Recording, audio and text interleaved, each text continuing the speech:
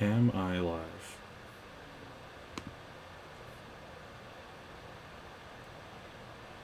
This is incredibly stupid.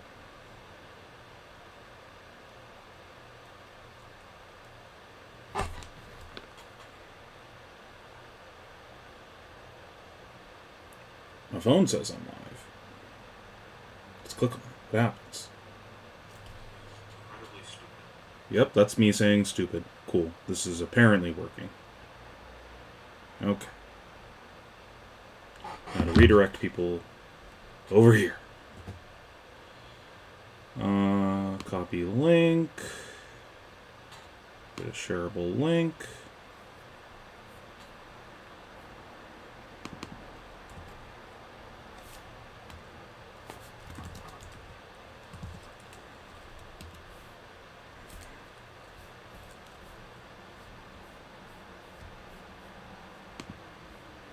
We're gonna delete this one.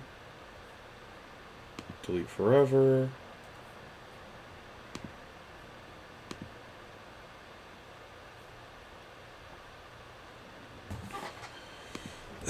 Gotta get a new chat pop out.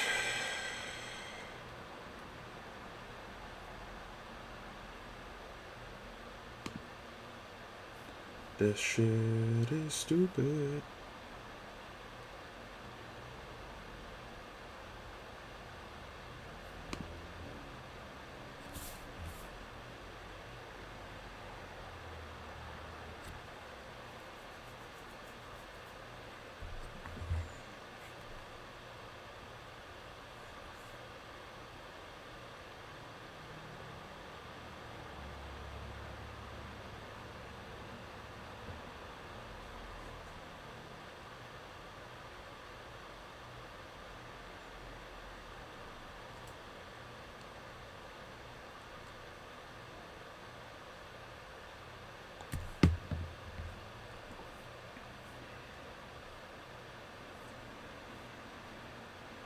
Chat pop out, please.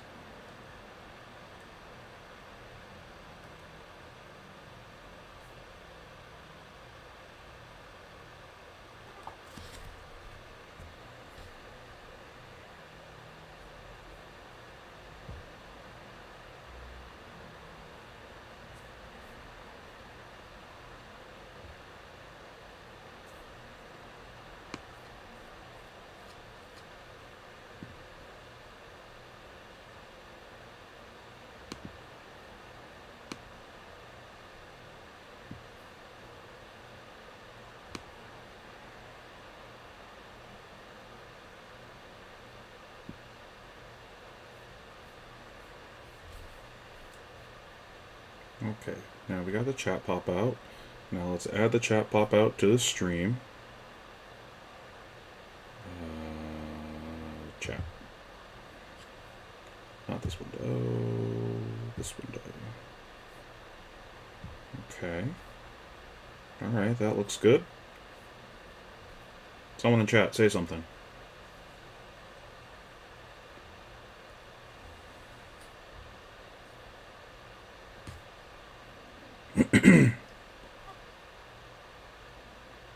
Hopefully the audio's fine.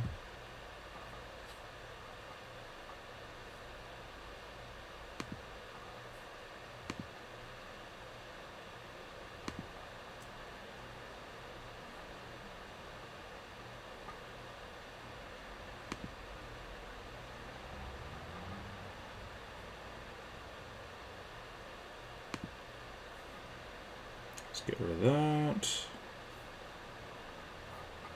Get rid of Twitter.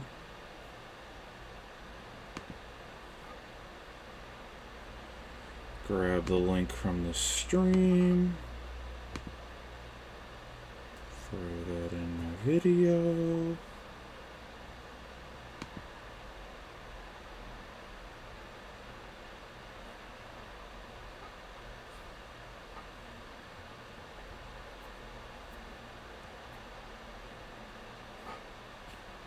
To the maybe one person watching, sorry that this is taking a while. My computer's being very slow and OBS is being very stupid. I promise there will be the things soon. I am new to this. Please forgive.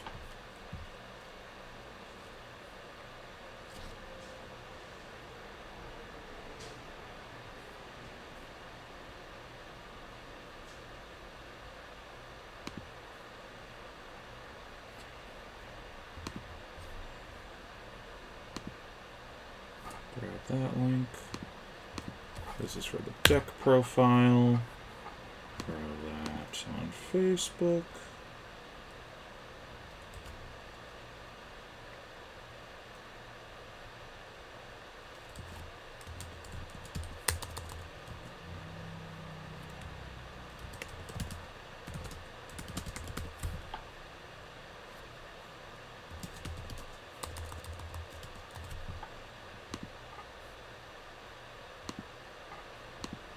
What?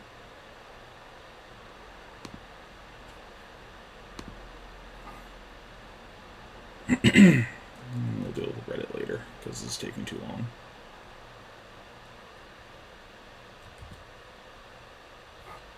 Okay. That's done. That's done.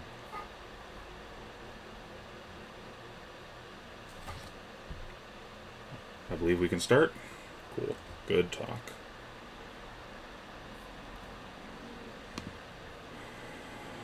Alright, hopefully this isn't all fucked up.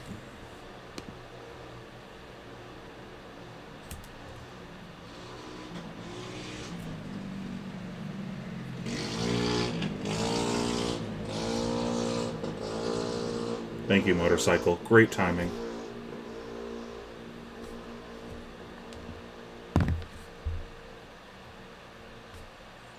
Ooh. Block 3s on the first turn of the game. Incredible.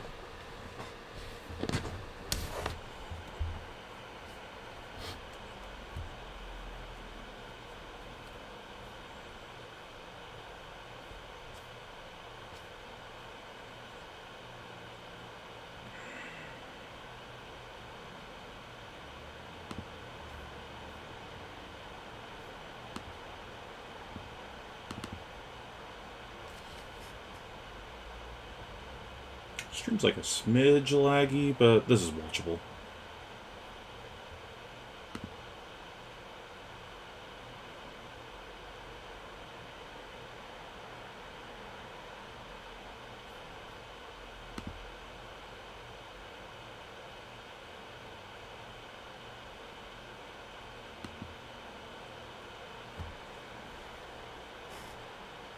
Nah, block a tunic.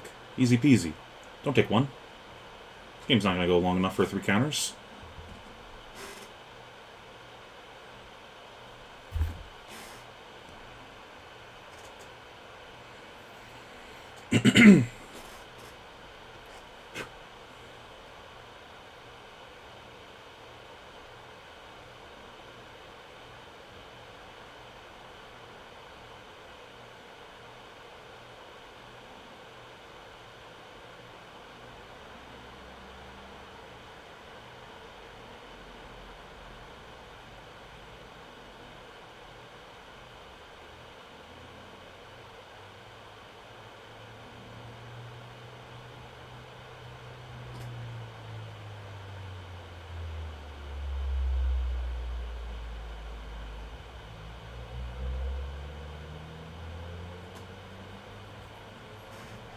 Yeah, play draw is huge in these matchups.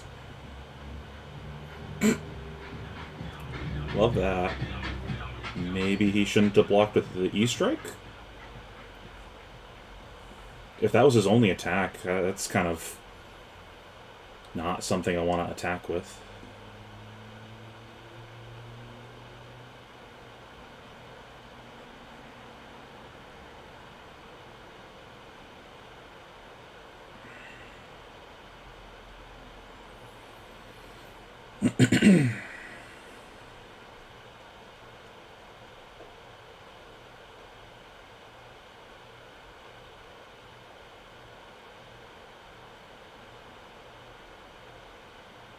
Seven people watching and no one talking in chat? 8 people watching? Come on, chat.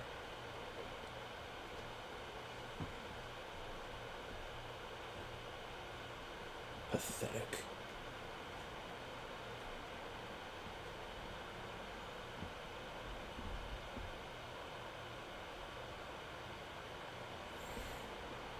Did anyone catch what the arsenal was?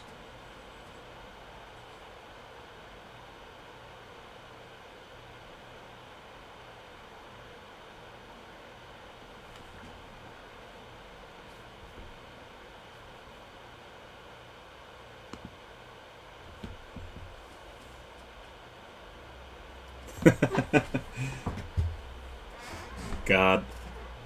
I've been playing Overwatch also. That game fucking sucks, man. I played it for a week on launch last time, and I was like, oh, I'll give it a try again on launch. The game's just a dumpster fire. It is incredible. My biggest problem is I hate the balance of the game right now. It feels like removing all the CC from the game was not a good balance choice. But maybe that's me playing at low elo. I don't know.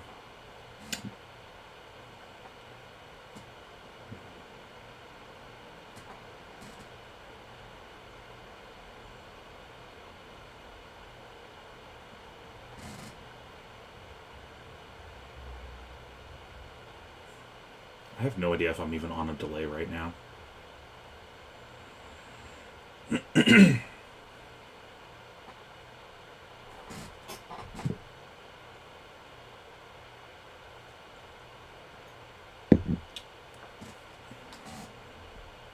Yeah, I love the IP of a lot of the stuff, but then, like, the game itself is shit.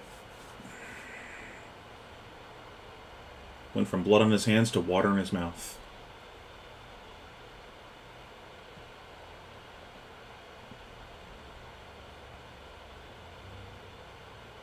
If his hand is good, I'm probably expecting an armor block here, though I don't know if that's correct. I feel like I would rather just block with cards, save my armor for the big turn. Is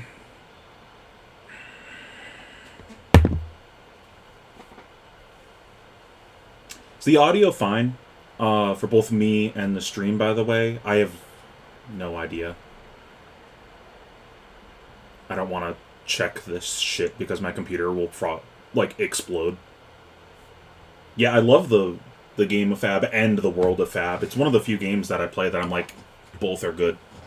Man, my fucking nose is itchy. Got like one beard hair right here that keeps touching the tip of my nose. Yeah, I don't know. I want to know how good his hand was there. Because, like, I feel like you just want to save your armor for a pivot round.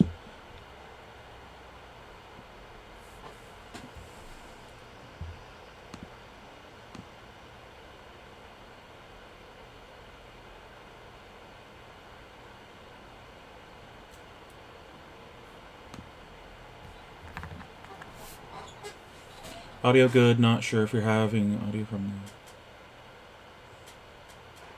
I set it up so there should be audio from the stream. Is there not audio for you guys? You can't hear the stream. Okay. Hey, Mar. I'm gonna see if I can quickly fix that. I'm just gonna pause the stream for a sec while I try to figure this out.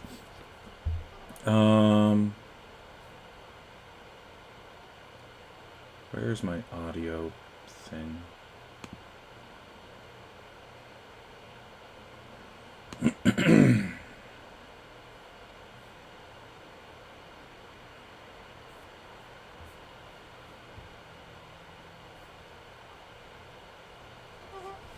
Nah, the stream just started, and it's barely started because it's scuffed as fuck. I have no idea what I'm doing. I'm new to this shit. I'm, like, setting this up for the first time, essentially, so...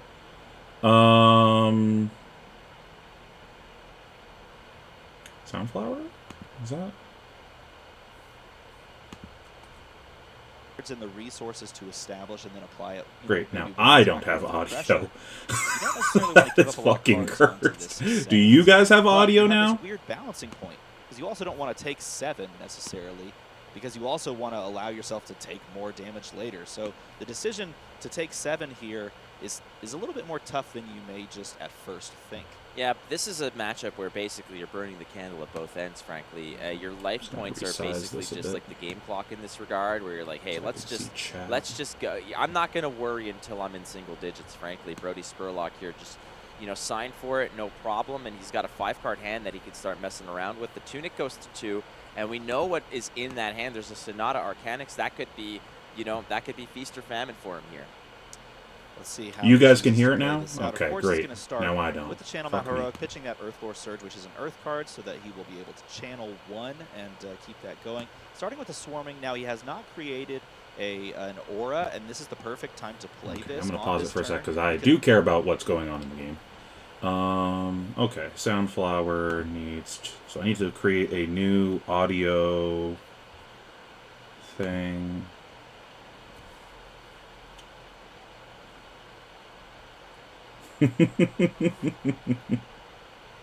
I mean, if you guys would rather no audio, I can do that. Whatever you guys want, honestly.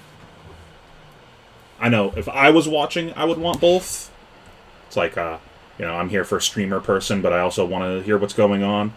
Unless can't tell what's going on because chaos of audio. Then okay, that's understandable.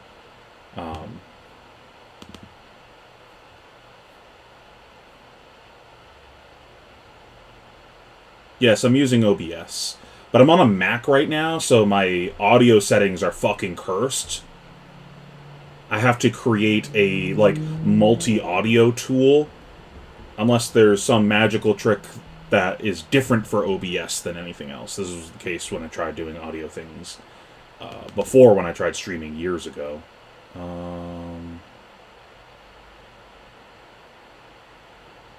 No audio for the game is fine. We can just listen to your commentary. You shrugged and come here for Flake. Wow! But I love Flake! I wanted to be on his podcast so bad. I've had a thing in the back of my head for almost a year now of what I want to say when he asks about the Go Again section. I've just been waiting to do that. Even though back when I first thought of it, I never thought I would actually have a chance of being on this thing. Because, this is back when I had never done anything in the game. But I still, when you think about these things for fun. In the audio channel in OBS, you can put the stream on monitor and stream or whatever it's called. I don't even know where the fuck that is. Yeah,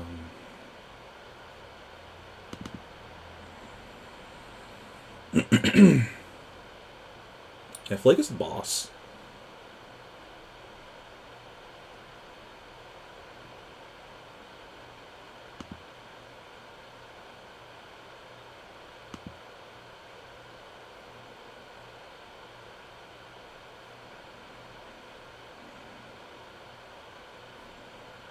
So right now I'm currently using...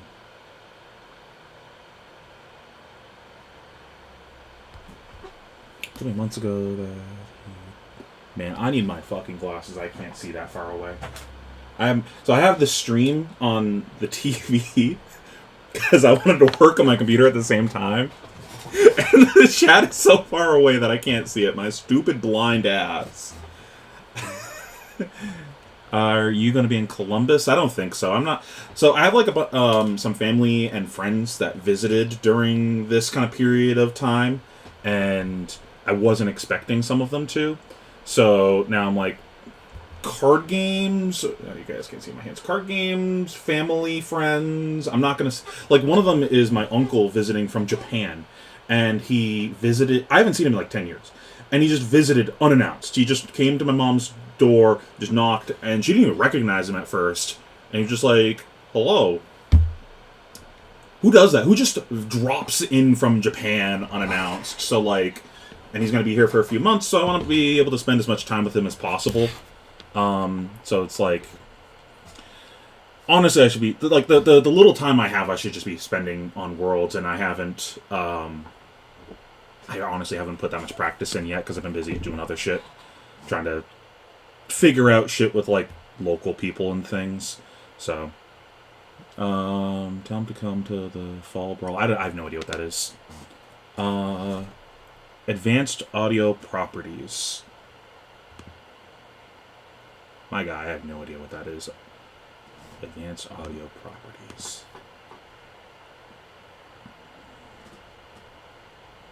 I don't know what you're talking about Fall Brawl. Is that the thing in Columbus? Wait, did I find it? Advanced audio set. Advanced monitoring device. Put it on monitor and output.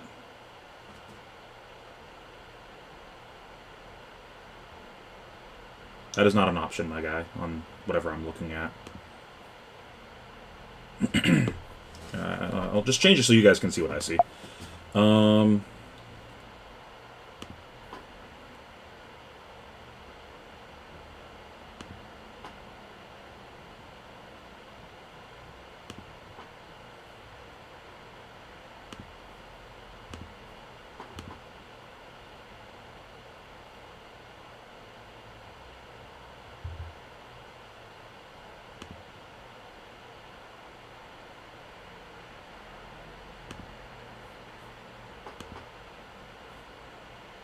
Alright. So this is... Wait. Too big. Pause.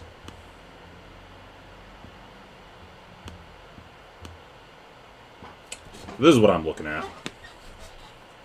So I have settings. You guys can see this, right? Yeah. And then if I go to audio, I have this. This looks like what you were saying. Default? Do I change it to, like, built-in output or something? Perhaps?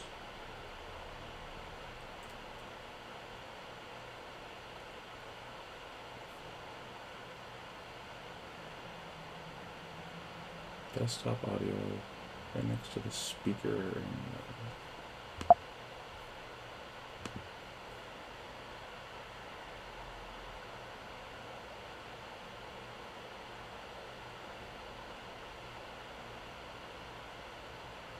This? Advanced audio properties.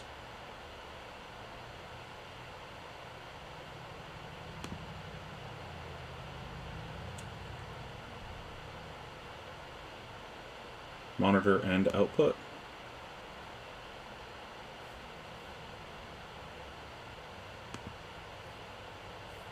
Let's play the stream and see if there's audio, and I will disable the other one so there's not an echo, I guess?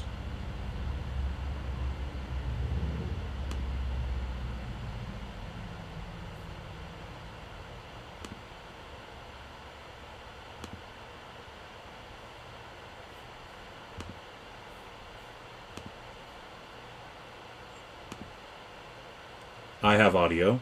Do you guys have audio? And then if you guys have audio, tell me if I need to adjust it, please.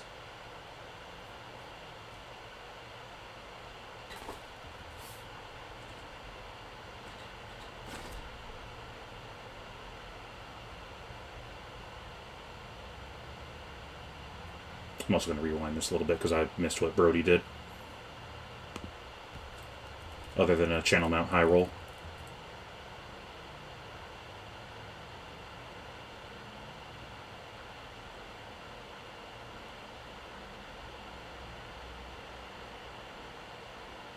Oh, two, Nick.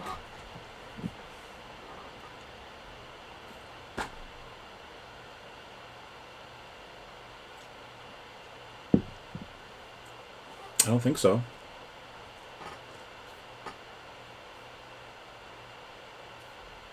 Oh, hey, Michael.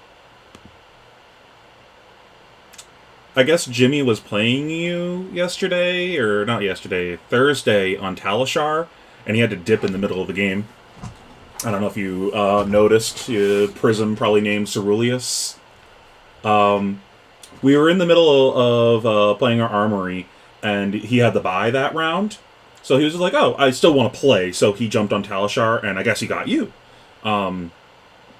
Unless there was someone else running around with the name that was, something Dalton or whatever. I don't know. I didn't hear what your name was. He just said he thinks it was you. And then someone cut their hand open across the room, and we didn't think anything of it at first. And then we saw a trail of blood behind him, so we were all like, "We're pausing what we're doing." And he had some medical training, and one of the guys there also had medical training, so they kind of took over. So he just stopped playing the game. One of them gave him emergency medical, whatever you want to call it, like took him to the bathroom, wrapped him up, got his hand above his heart, and the whole thing that you're supposed to do when someone's bleeding out. And Jimmy started calling 911 and shit. It was a whole thing. He was very sad that he had to leave that game. Is it just your name? Wouldn't know anything about that. Mine's more original. It's player 2. Because I haven't made an account yet. As far as did I mute anything else, who asked that? Bobblehead? This is what I'm looking at for settings. The only thing I changed was I adjusted where my audio's coming from back to my headphones.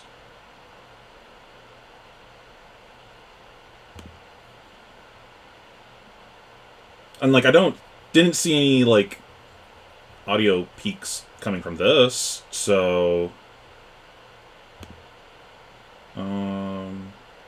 properties.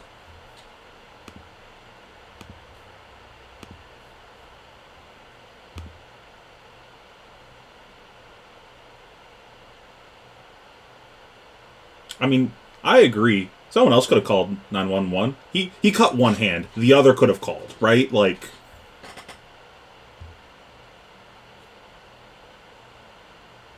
oh, that's a good idea, player 3. What about player 69? One of my buddies got place 169 at the calling. This one? Here, right here. Got it.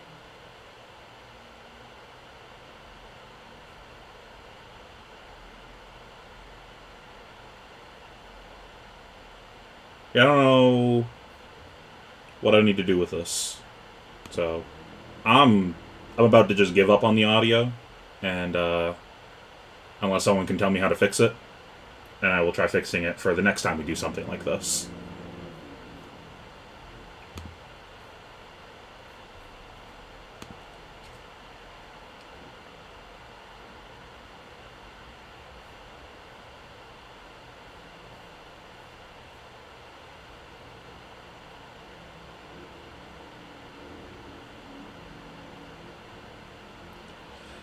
Yeah, Mac is cursed.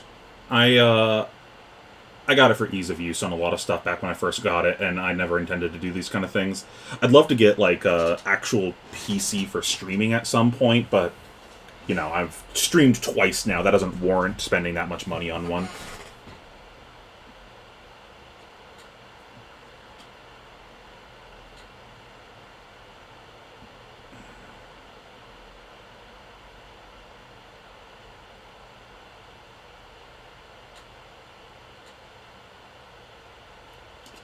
Imagine playing defense reactions in your deck at the same time as Sonata.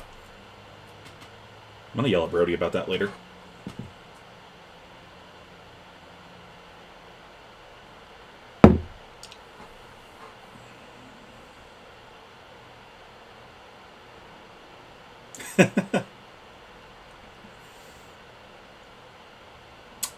Michael, did Craig qualify?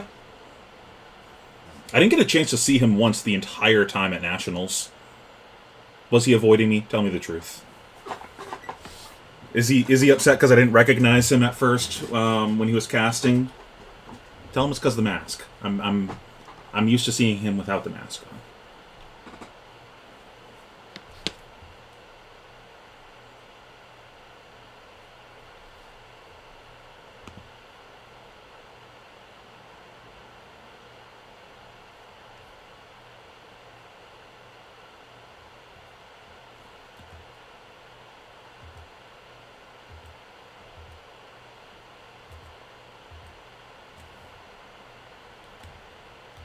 Too much.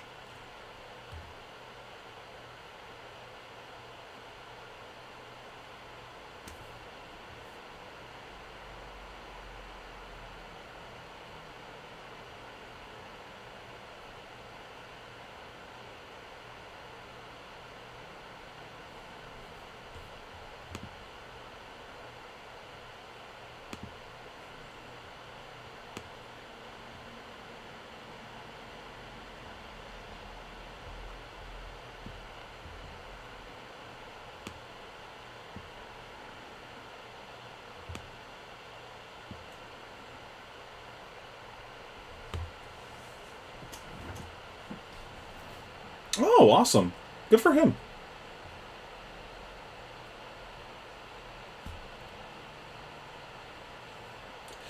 Joe had a funny qualification thing like that, too. I guess either he gave the win to someone where it didn't matter or something like that. I don't remember what it was anymore. But he, like, lost or gave the win to someone at the Battle Hardened, I think. And they ended up also qualifying as rank 100 on XP. The 3 XP he gave him from the win mattered. That's silly. See, like, this is the kind of round where I wish I still had that armor. I think I would rather have had one less attack under that first heroic, potentially, so I could keep the grip here. But maybe that's wrong. I don't know.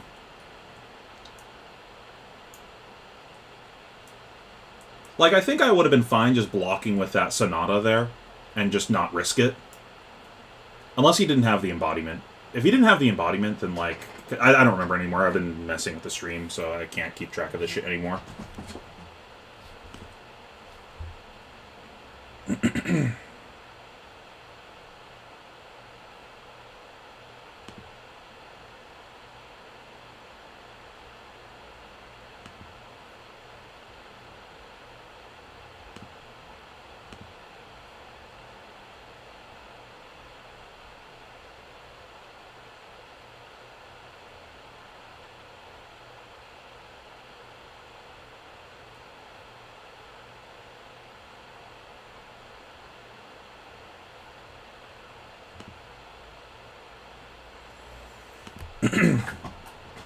I really just want to use my armor here to pivot as much as possible.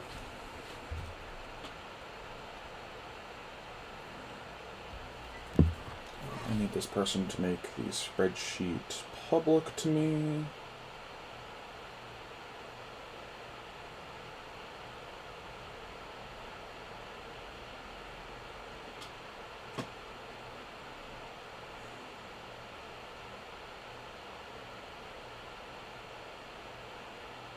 Creepers is nice here, too. Just the one block, if he had the ability to play it.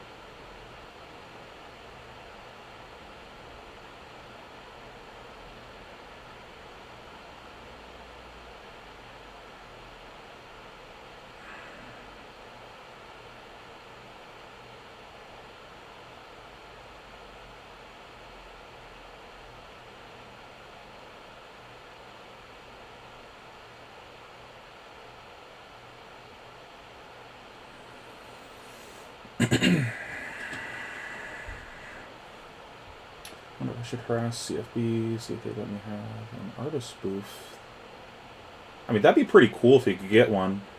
I remember seeing them do things like that at other things where, like, the not magic artists, the, like, I'm just doing my own cool thing.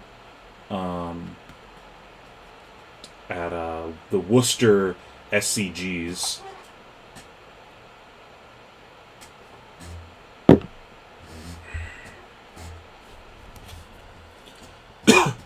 There's my water.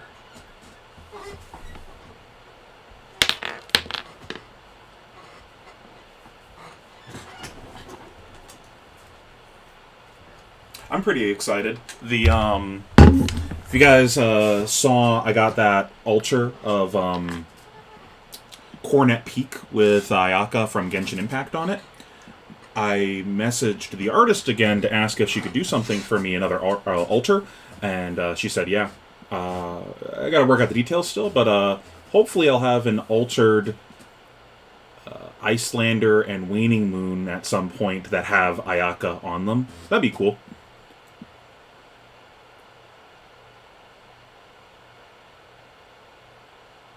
Oh, here's the legendary Blood on Brody's Hands.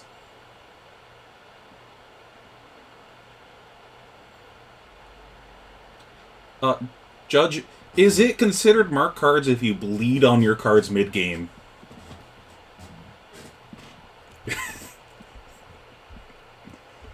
Oh, so Flake was the one that said do that meme. That's funny. Oh, so we probably ran into each other at the Worcester SCGs because I live in Worcester, so that was like the only Magic event I ever really went to for like the bigger things because it was down the street from me. I literally could walk to it, though I don't because I'm fat. See, like, imagine if he had the other piece of armor here. Imagine, like, we put this Sonata in the graveyard and just block with it last round, and then we just have another piece of armor here. We put that in front of the Phoenix Flame. You don't get a single card, and then we have a great heroic round. And, like, he used it to filter out his arsenal last round, but last round he did nothing with his hand. So ideally, whatever he put in arsenal was the best card in his hand, right? So, like, you're telling me that a random card off the top of your deck was better than whatever you arsenaled there? Unless he got the Sonata off the random card off the top. In which case, you know, things change. But I don't know. I just don't like throwing armor that early for no reason. That was very aggressive.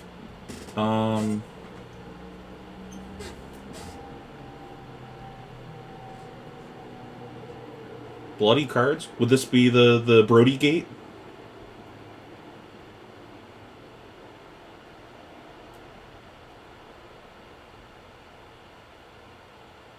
Oh, so you were an artist previously at those things. Oh, then I definitely ran into you. I just, you know... Probably never interacted with you because I was never big on those. I'm all about the artist proofs. I don't usually go for the, like... the other art stuff within the games. I really loved getting the, like... the artist proofs altered by the artist that did that card. That's like my favorite thing to get. Anything else I usually don't care about. Not that there's anything ever wrong with those. It's just, you know how it is. Not enough money.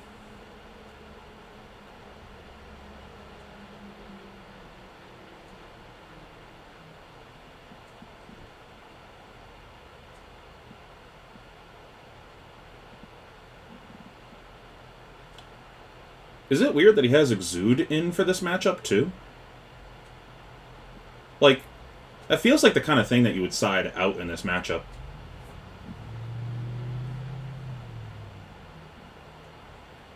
Yeah, I know.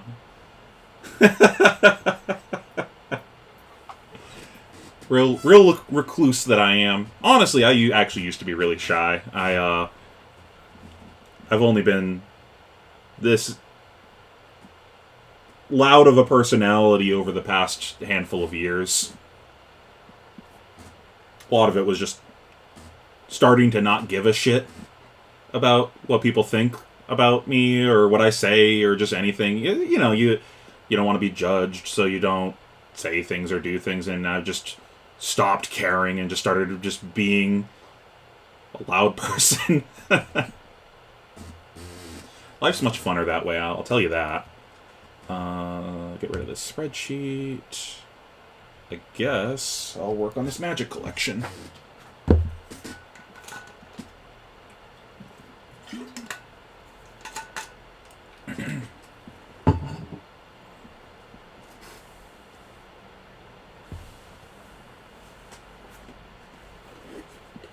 Yeah, this ain't it. It's just damage, and you're at 10. He really needed to keep a full grip here, I think. Like, getting to keep that Nimblism was probably big. Because assuming either of those cards is a non-attack, he gets to create an embodiment here. And then the Entwine has go again on its own. Then the Surge gets go again from the embodiment. Then he gets to Rosetta for free from the Tunic counter. Like, that's such a massive round. And like, I think he could have won this game off of just blocking differently there. I don't think he lost this game by getting unlucky.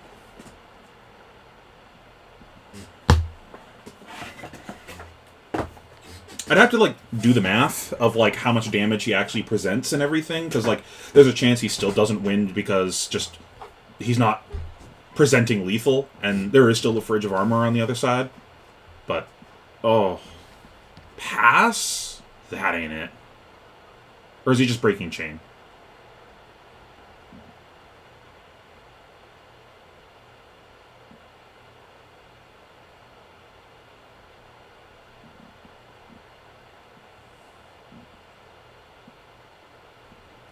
That's not it. That's not it. That's also not it. It's 10, not 7.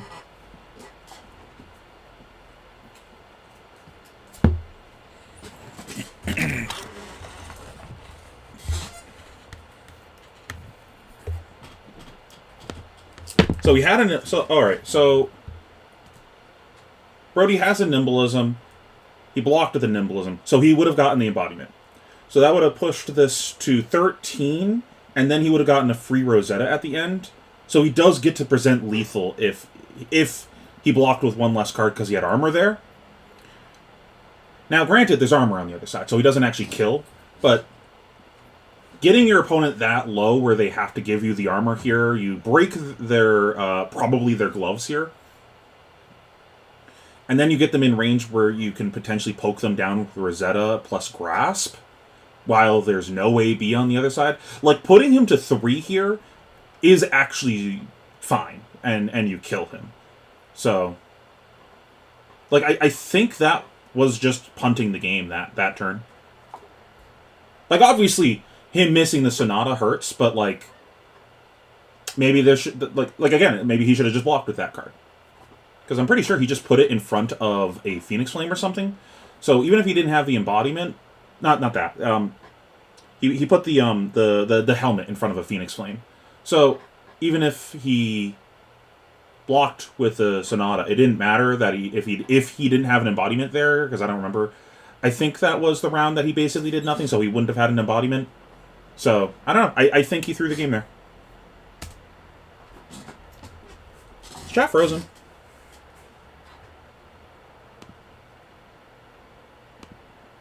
Are you guys still here?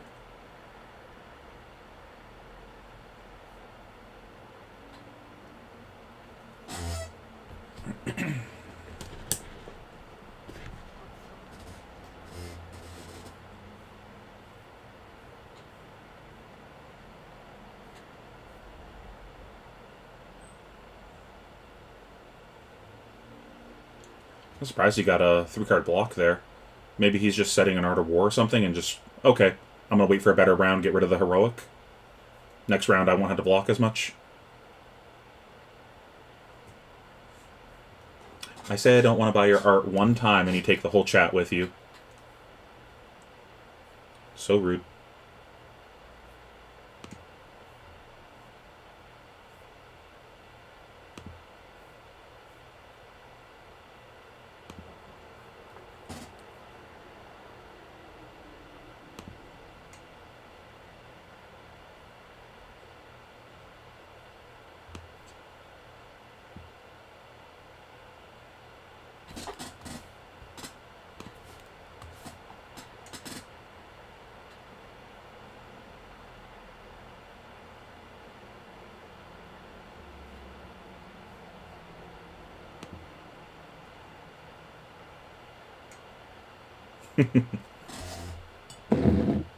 Tell you what, there is one thing of art that I do need. I need to get that Prism body pillow art.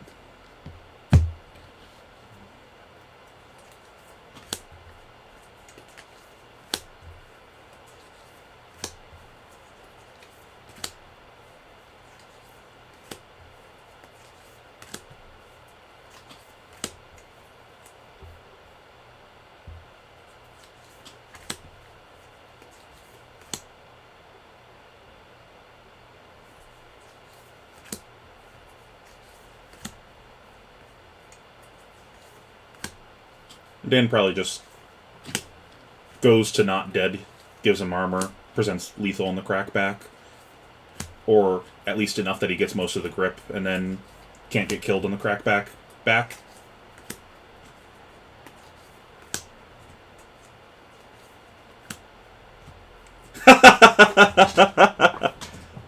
Oh yeah? What's Flake doing?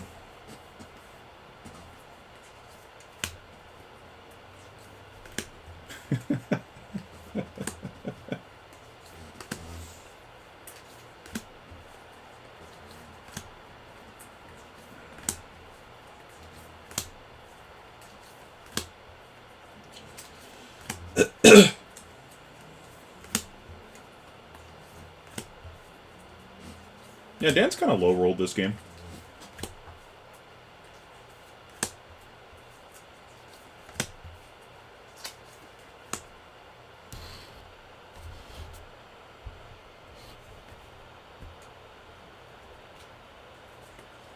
It would make sense for that to be an Arsenal too, because he potentially would have blocked with another card, and that just doesn't block.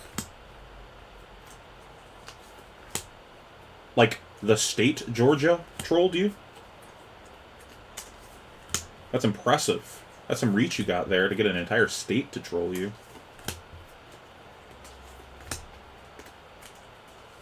What did he reveal?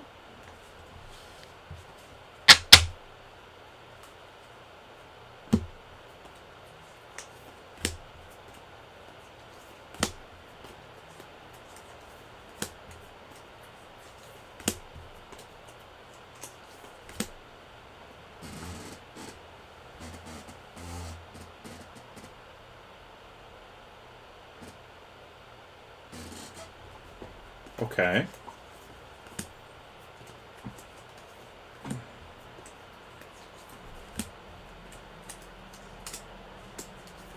Yep. Like I said, here's the fridge of armor. I would like tempo back, please. Now this is kind of what I was saying Brody needed to do. Use the armor on the right round.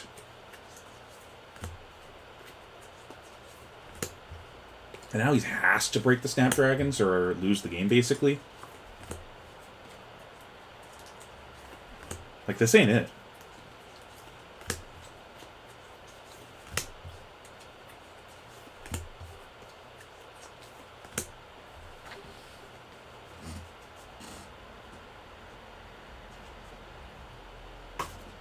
Fuck.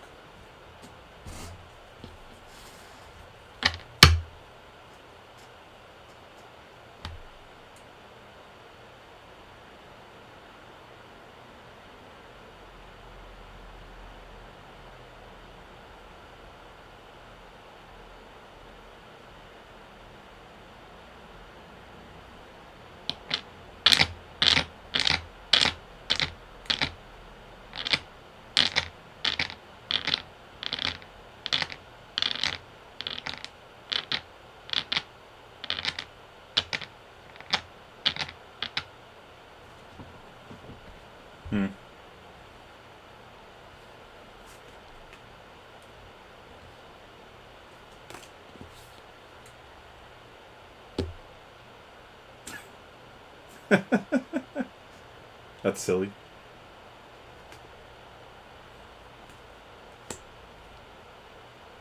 Flake and drone match made literally in heaven because it's in the sky.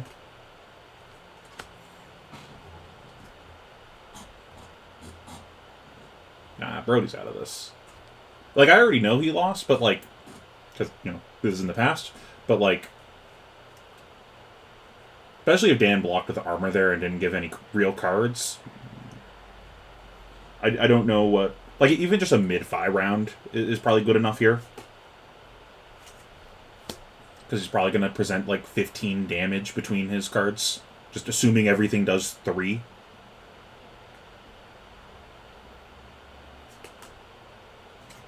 And if he gets Brody to block with real cards, it's kind of over.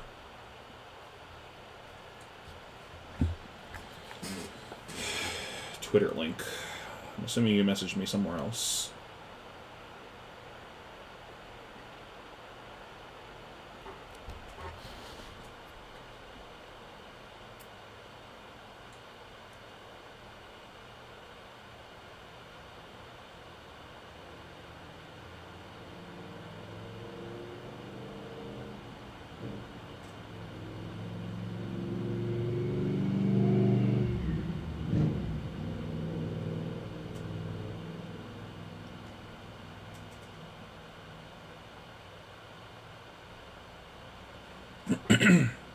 I suppose it would be an intelligent thing to do to put the live stream link in Twitter or something like that. Share. Copy link. This is much easier to do. Discord chat? You mean Discord chat?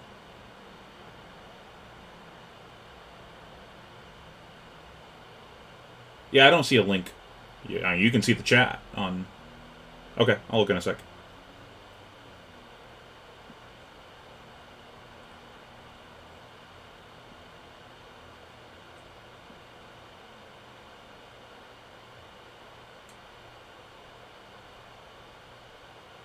I don't know if I would have blocked like that if I was Brody.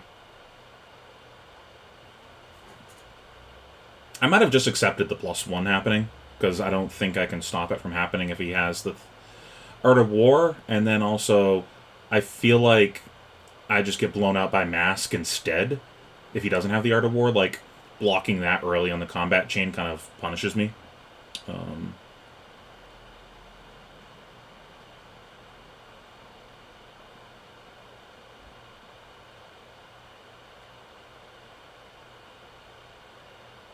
I'm gonna look at the link in a second.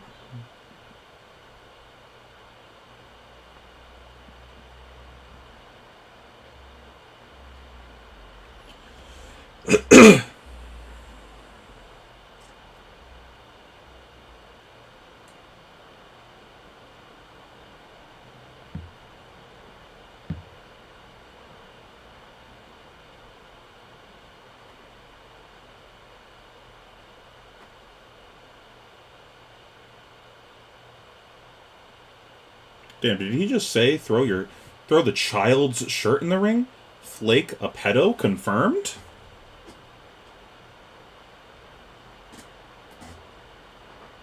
Man, I can't fucking type. Holy shit. There we go.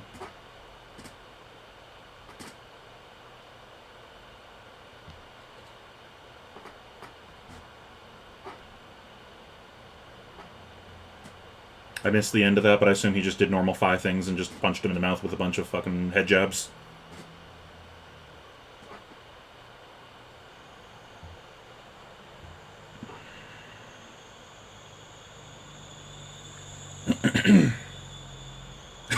That's silly.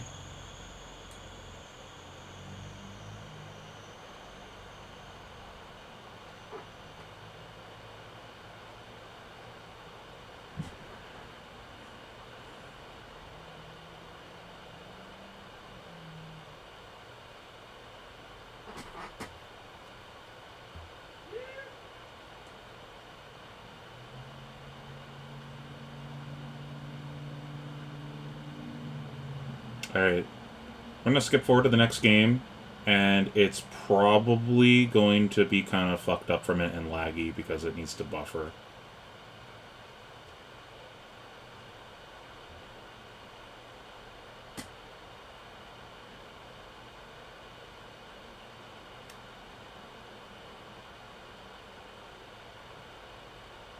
So it's just the same game. Is it still the same game? No.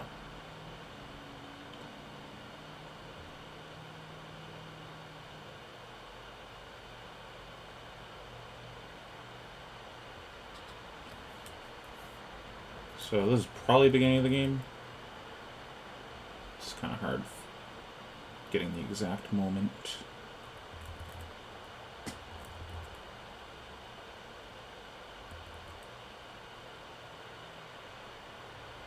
Holy shit, rewind. Ah! Oh my god, stream please.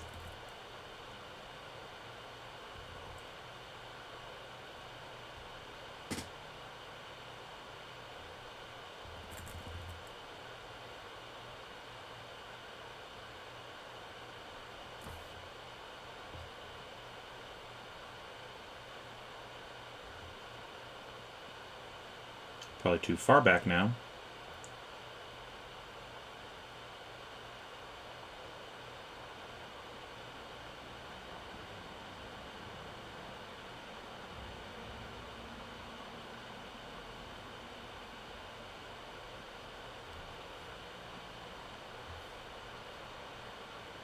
I would like to go this much back, please. Please, go back. Nope, we're just going to keep jumping to the exact same point in the game.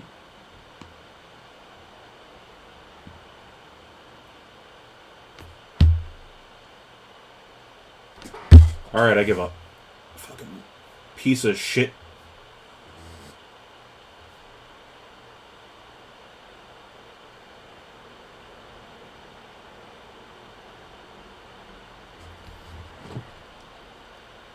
This is probably like the second round of the game, so whatever. Whatever.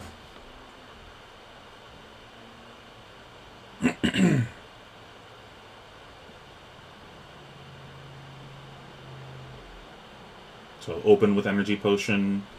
Pass, I assume.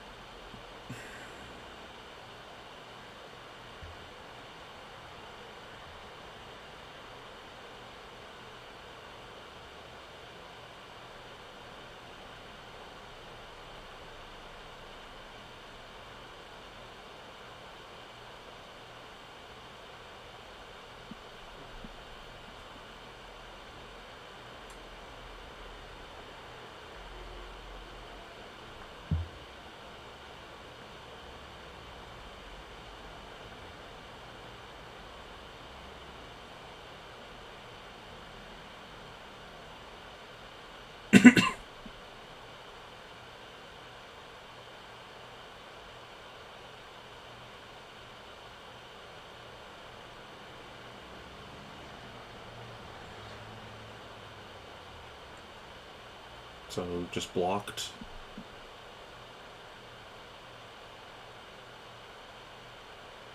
Interesting. So he still plays the attacks in this matchup.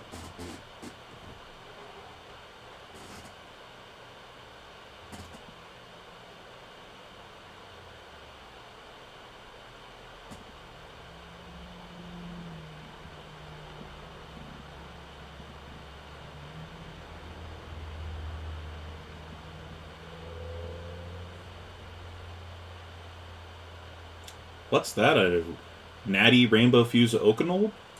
I'm sure Hamilton knows a thing or two about that.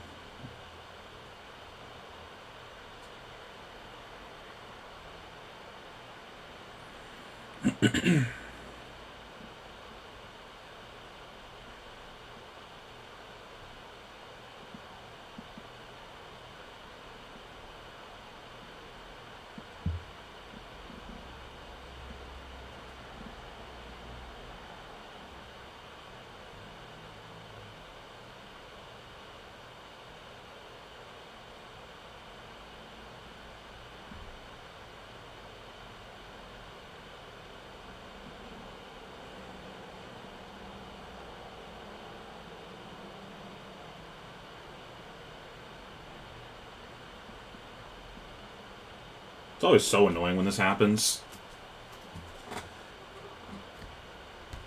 Because it's like... you can't afford to take that much leak damage in this matchup.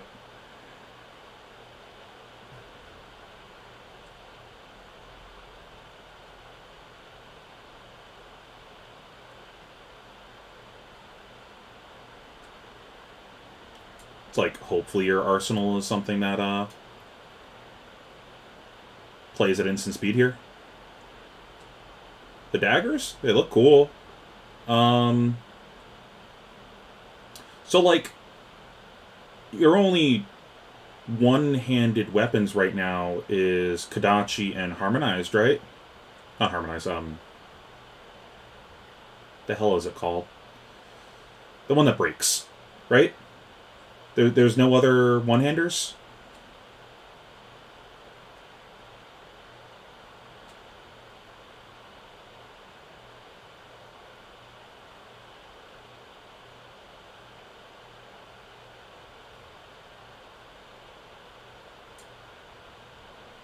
One thing you can do too here as the Icelander is like block with something just to get it out of your deck, and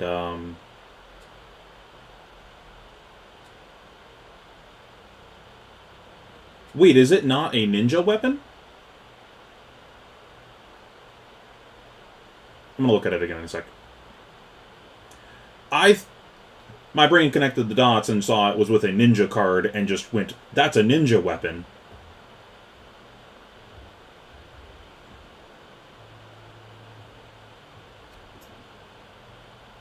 Okay. It's a warrior weapon. My bad. Huh. Are there any good warrior cards right now that specify dagger that we don't really get to utilize?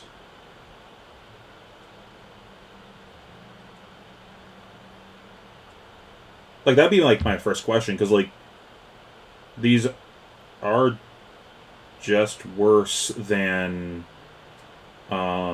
sabers, right?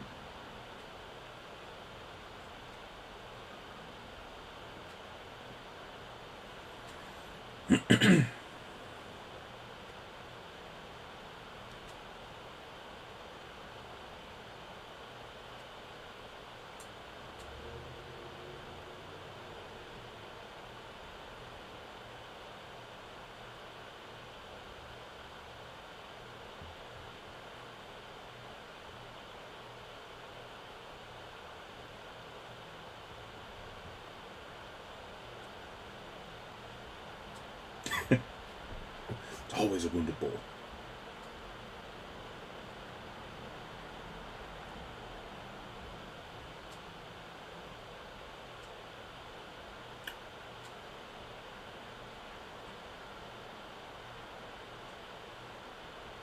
Yeah, I don't know, like,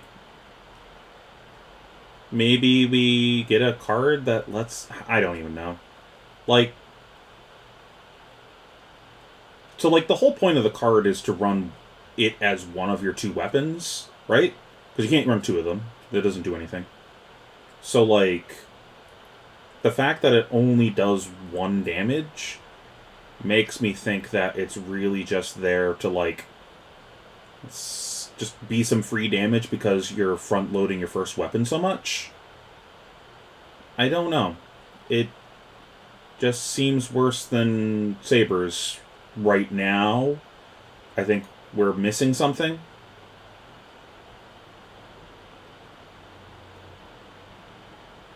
Because it doesn't even work with axes, right? It gets go again if your other weapon had go again or something like that, and axes don't normally have go again. Maybe the ability to go an axe in one hand and a dagger in the other could be relevant. I don't know. It's another one of those instances where we're missing information to get the full puzzle, I guess.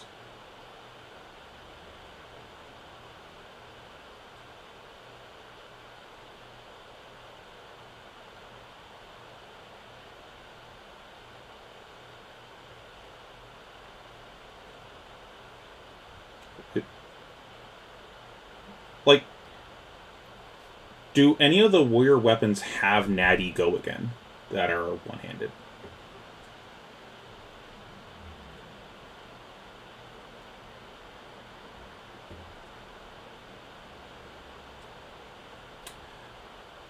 I'm very surprised that the Oldhim matchup is just punch him in the mouth with 7s. I was expecting a lot of that to get sided out. Makes this matchup far more brain dead than I was expecting it to be, which is nice.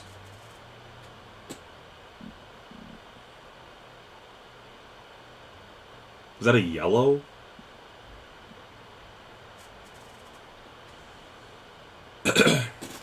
Okay, here's something that okay, I found a use for it.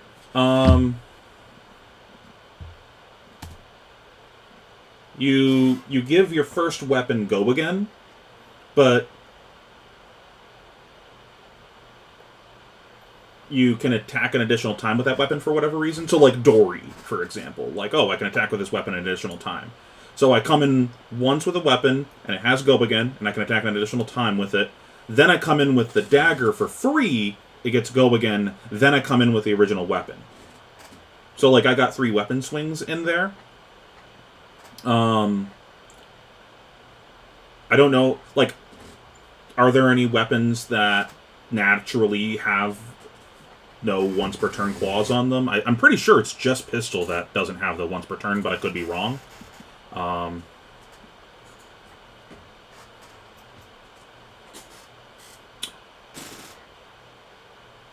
in a what blues and just like in general blues.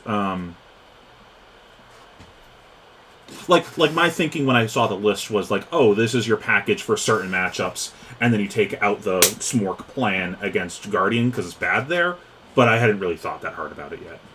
That was just like my initial first thought with that kind of strategy. But it seems reasonable into this matchup. It buys you time to set up and chips them so that way you don't actually need to OTK them, which I like. The OTK is so cursed that like I like not having to go for that. Just a lot of damage, not a full OTK. But yeah, like I think the dagger could just be that I want to swing with 3 weapons in a round. What's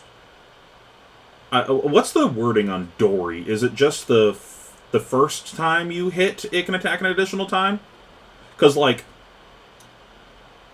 if it's the first time for each weapon, that'd be interesting, where it's like, oh, give this weapon go again, swing, hit, swing with the 1 damage weapon with go again.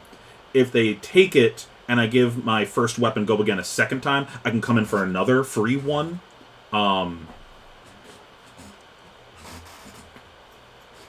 Like, that could be the use case. Just it's a Dory card, like 1 axe and 1 dagger or something like that. I don't know.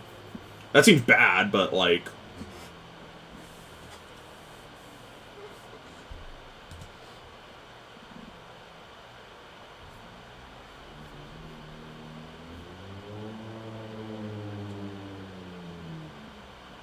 So only the first weapon's gonna get the buff.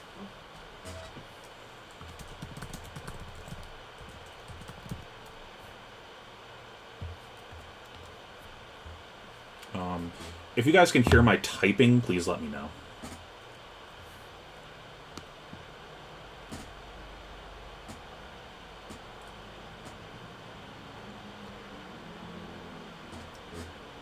That's true. Well, sword, because it's like a dagger instead, right? They're not full blocking a sword. They're full blocking a dagger. So, like, your Dory, you're not front loading a dagger. You could.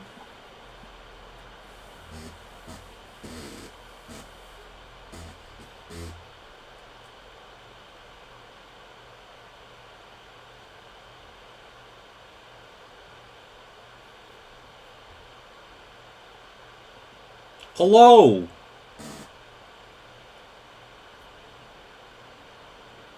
Are you the guy that gave me the token? Stream's lagging a little bit, sorry guys. Okay. I'm buying a Magic collection right now, so I'm just pricing up stuff.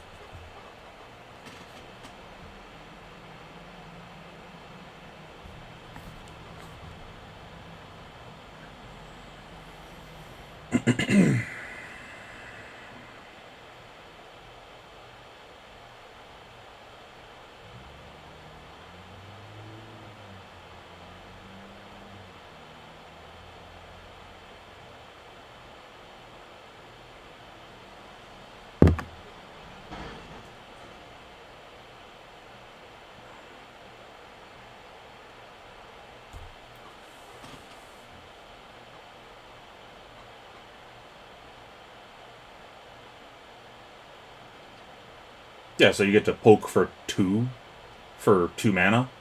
That's fine. I think you really want to come in twice with the first weapon, though. I don't know. Like, that's a use I see for it. It could be a popper strategy, potentially, also.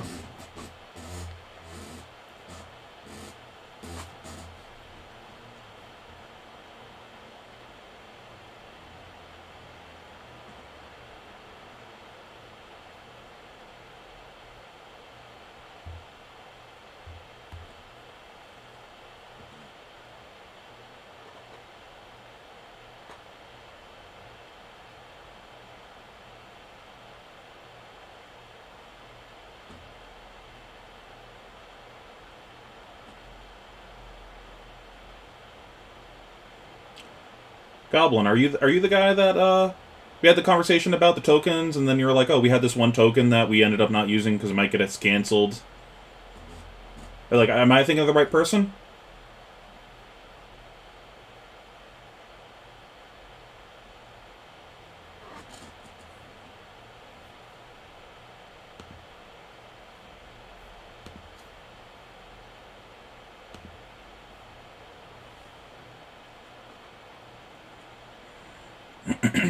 It could be good if we get like a plunder run style card for warrior, where just like all of your weapons get that on hit effect. Does steel blade supremacy only work on one-handed swords? I don't remember the wording. Because like one go again on hit draw card is decent, potentially.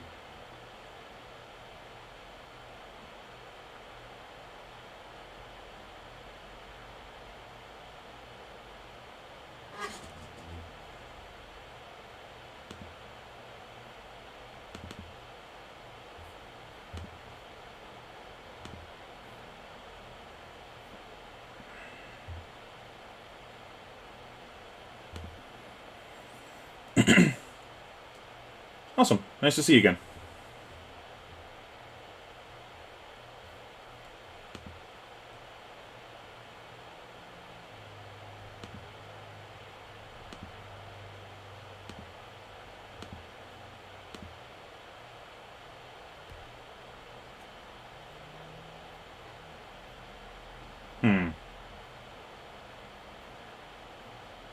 So that's probably not good enough. I think you would need just like actual plunder run. At least it does push it to 3 damage. I don't know.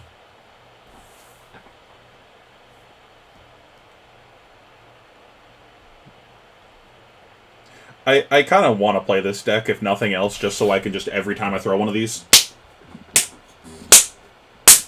I love doing that to people. I miss doing that with Prism. War Tomb?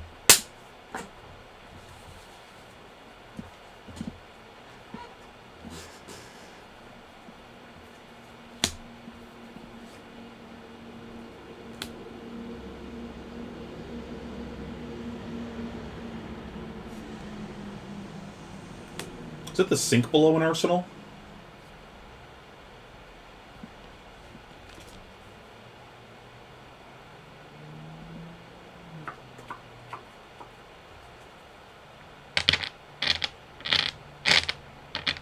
Did we play against each other?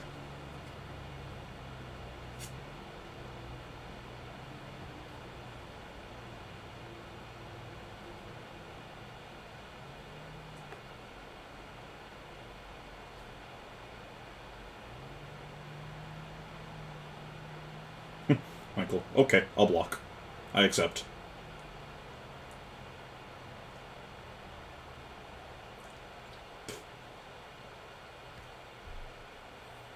I'm so sad. I yanked all the Prism foils out of my deck before Lille, because all the people getting in trouble for playing with foils in their deck, I was like, that's unfortunate. I gotta yank all these foils out. I don't want to get in trouble.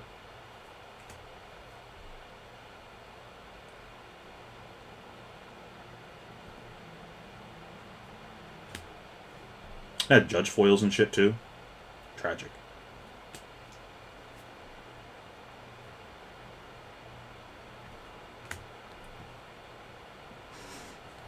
What is that? Oh, Aether Vein?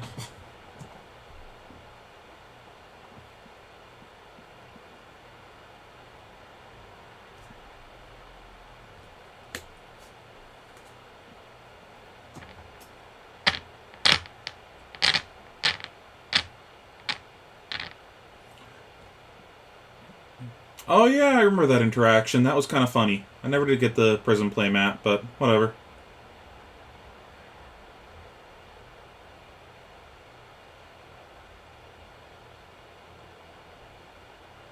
Yeah, I'm just not gonna bother with foils anymore, which is tragic. I love foiling out my decks for decks that I fall in love with, like Prism. But like, can't really do that now. Sag.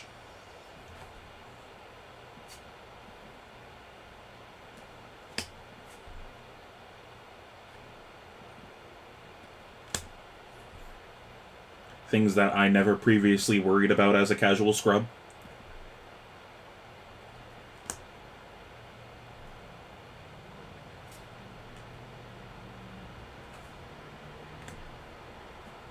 Nah. I was explaining earlier that I got some like friends and family in the area that I haven't gotten to see in a very long time, and I want to spend some time with them. Also, kind of hard to justify spending that much money on travel when I just went to Europe for 2 weeks and then to nationals and then to worlds. It's just too much shit in a small time period.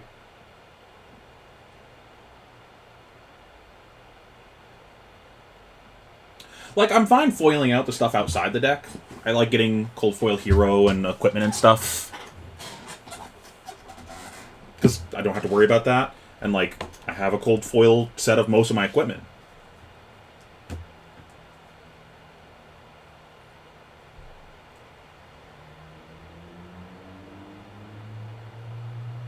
So maybe he just boarded out Scar for the attacks?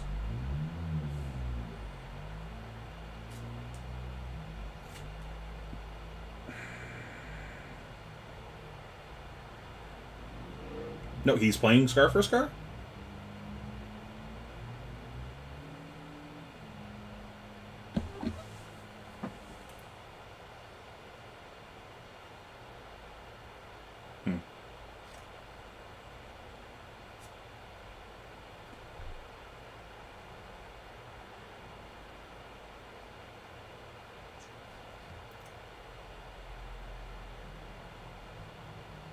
I throw the shield there.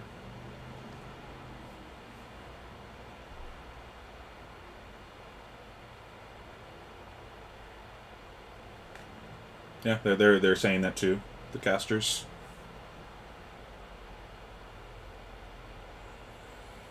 I haven't had too much of an issue with the Uprising foils, but I sleeve everything immediately as I sell cards, so like I need to make sure they don't curl.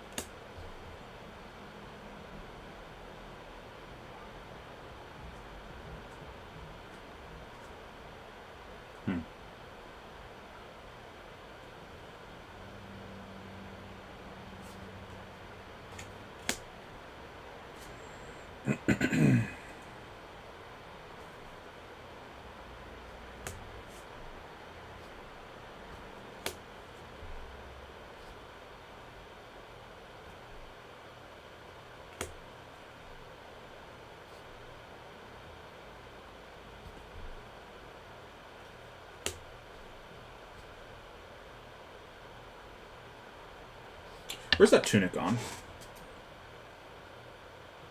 It looks like the tunic's on 4. That ain't right. Maybe it's 2.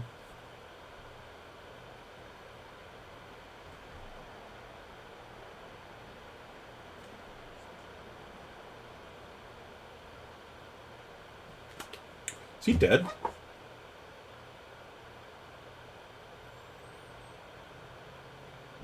Is he dead?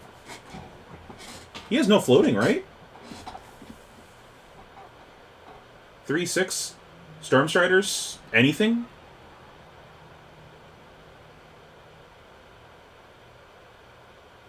There's another Ice Vein in hand. He's got the E-Pot. Yeah, he's just dead, right? That was a big overcommitment.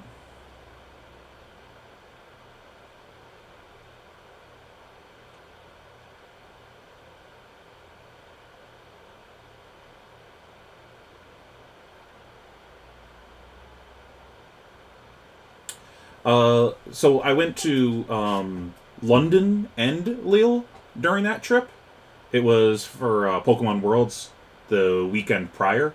That's the first time I've ever actually left the country. I just got my passport like a week before that. Yeah, he's just dead. GG's. Shouldn't have overcommitted. But I don't know if he really had a choice. Really depends on what the arsenal is here. Like, I don't... Oh, yeah, I guess he's got a crown.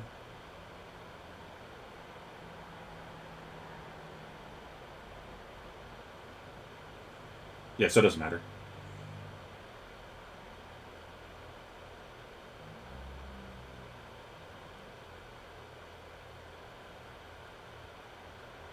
So... needs to be a red Ice Vein.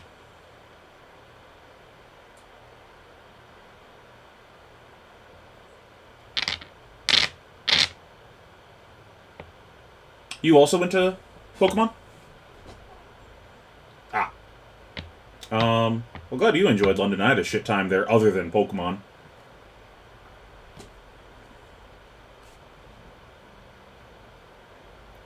Yeah, I don't think he was supposed to leak one on that, Scar for a Scar.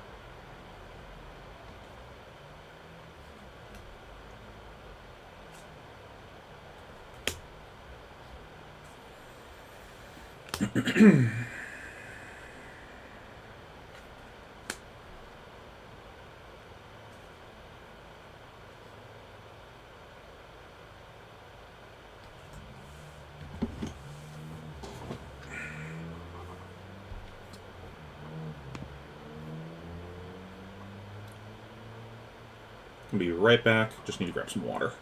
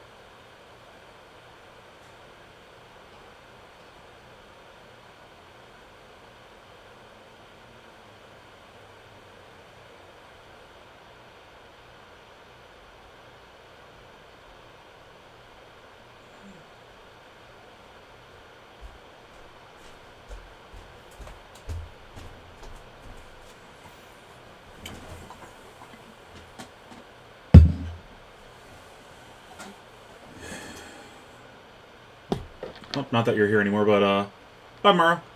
Hope you have a good night with your boyfriend. Alright.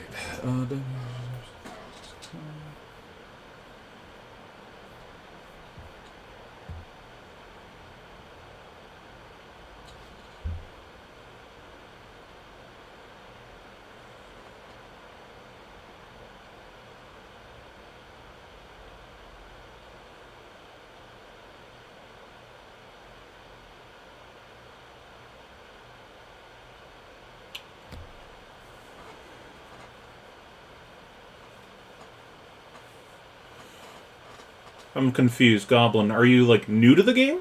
Like, are you busy on the business side of the game more than actually playing the game? Bye, Mara.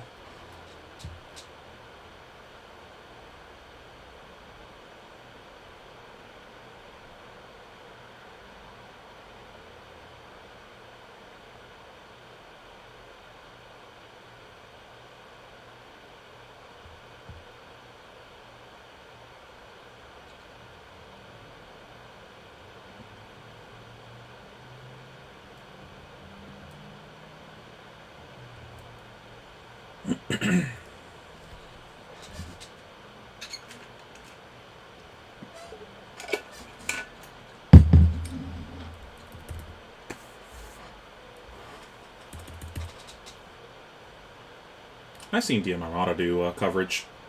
I like him too.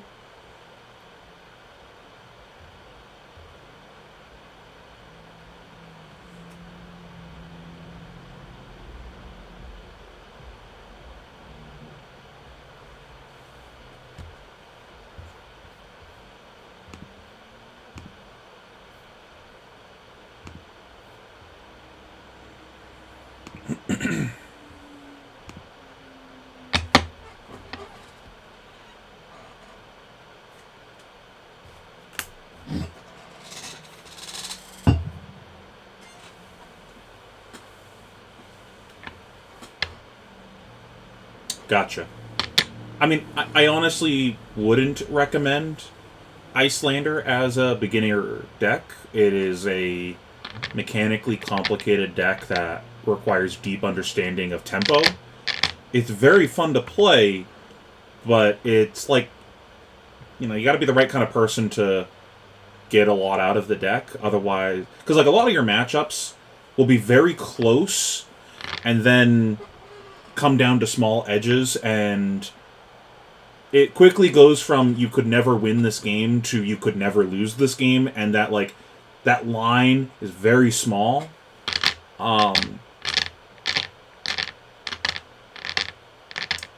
Yes, it was. That was the deck I was working on with Jamie. His list was a little bit different. We disagreed on a couple card choices.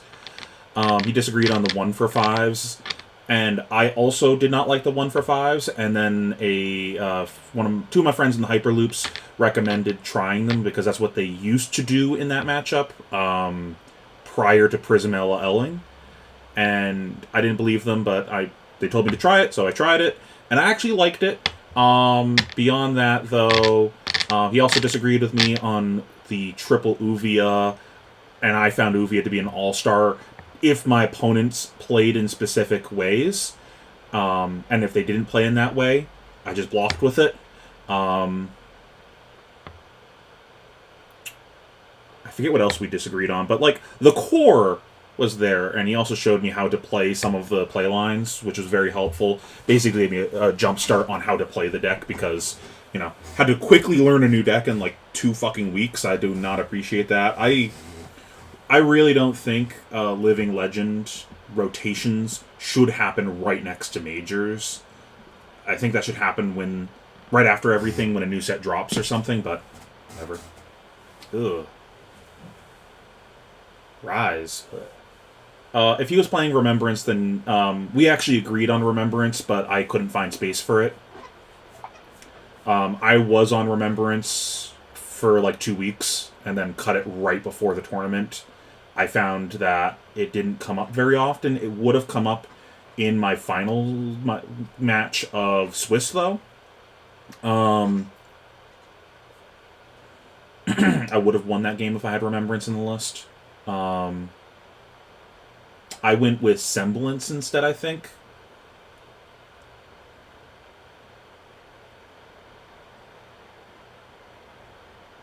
So, like, if you got a lot of reps with Icelander, then go for it. It's just like, go into that understanding you're looking at an uphill battle for learning the deck, but if you're into that, go for it.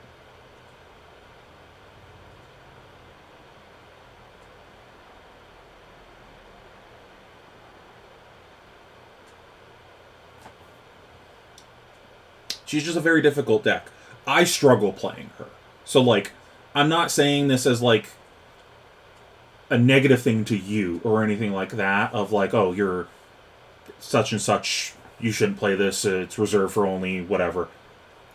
She's a very difficult deck to be good with, but there is that, if you're looking for a deck to grow with too, that's very good. Like, the skill ceiling is super high, so you'll constantly be learning new things and growing with her as a hero. And I personally like that in decks. That's one of the things that made me gravitate towards Prism. A year later, I was still learning new things about her, and I could feel myself getting better constantly with her. I need that in a game. I need that in a deck. I always gravitate towards decks that do that, but it's, what do you want out of the game? What are you looking to do? If you're just looking to generally broaden your skill base, she may not be the best for you, because you're also getting a lot of skills with her that are not transferable to other heroes necessarily, where, like, if you're just trying to just generically get better at Flesh and Blood, she's not good at that. You're going to learn how to play Icelander really well. And then if you can't play her for whatever reason, get fucked. Prism had a lot of that. But then Prism had some transferable skills of teaching me how to use armor, because I had so little armor that once I finally play a deck with armor, I'm like, oh man, the shackles are off. I get to play the game. So, there's that. Just food for thought. She's a hard hero. Contraband, top of deck. Cadaverous and what? Icelander or something else? I'm sorry, I missed what that thought was about. Dromai. You're talking about Dromai. Yeah, that's fine. I considered that for a second, but for the matchups I wanted in, I don't want that. I would rather Remembrance, where it's a guaranteed this happens and it's 2, but the other problem is I don't want to shuffle my deck. That was the real thing that made me not play it. I don't want to shuffle. And I didn't feel like I needed it in the fatigue games. I basically went with the Uvias instead. I was like, okay, I want a few more...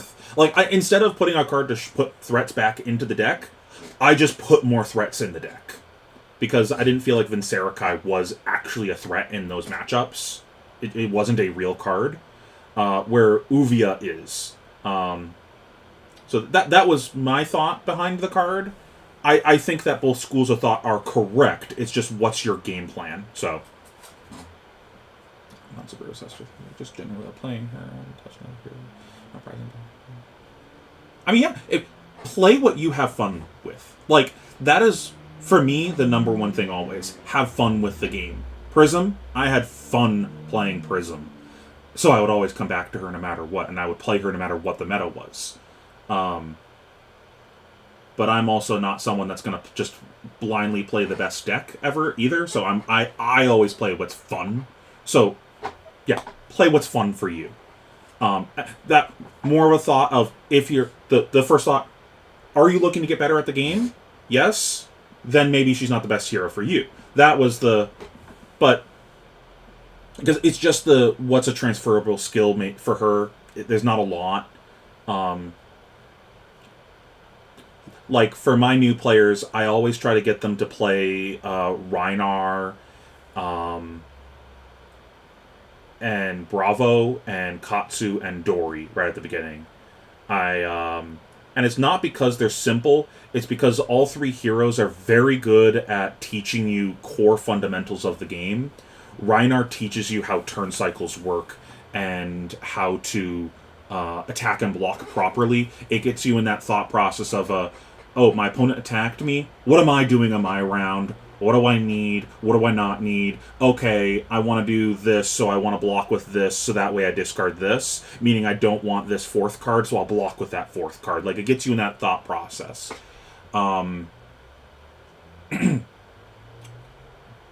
Dory teaches you the reaction step very well, but it also teaches you what matters in games. Katsu teaches you sequencing. Bravo teaches you how to set up late games.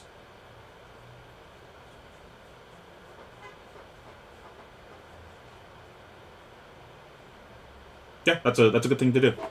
I'm sorry, Chris, I didn't get to you yet.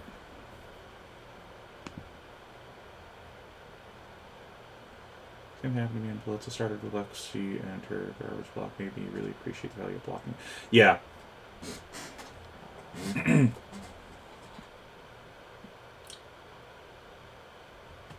Yeah, blocking is OP. That's one thing that I always try to beat into my new players. I do a lot of teaching at our armories. We usually have 1 to 2 new players joining every month, so I just sit down doing a lot of teaching. So, like, these are a lot of just, like, things that I'm just constantly... I can't think of the word, but you guys know what I'm trying to say. I'm completely not paying attention to this game either, which is, like, not annoying, just, like, that's unfortunate. I actually care about this game. There's a reason why those heroes were... Yeah, WTR is one of the best sets I've ever seen in a card game before.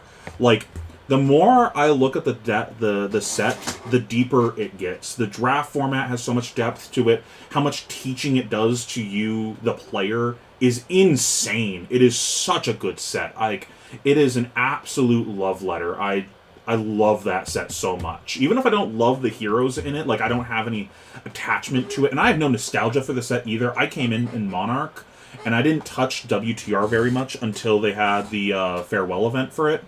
It's such a good set, though. My god.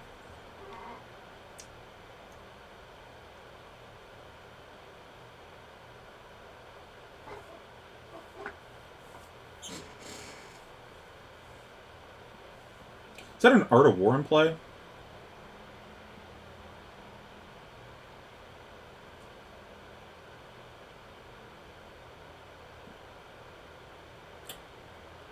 Was there no mass trigger there? Were one of those attacks not a red? I don't know. Hard to pay attention. Won 3 matches in a row and then lost the final match in the WTS.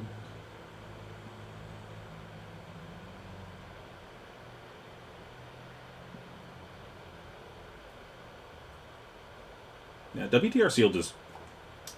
Draft is insane in that format. It's so good. I love all the archetypes within it, and that's like something that's missing from all the new sets. There's no archetypes. It's just draft the hero. The generic slot was insanely well designed in that set.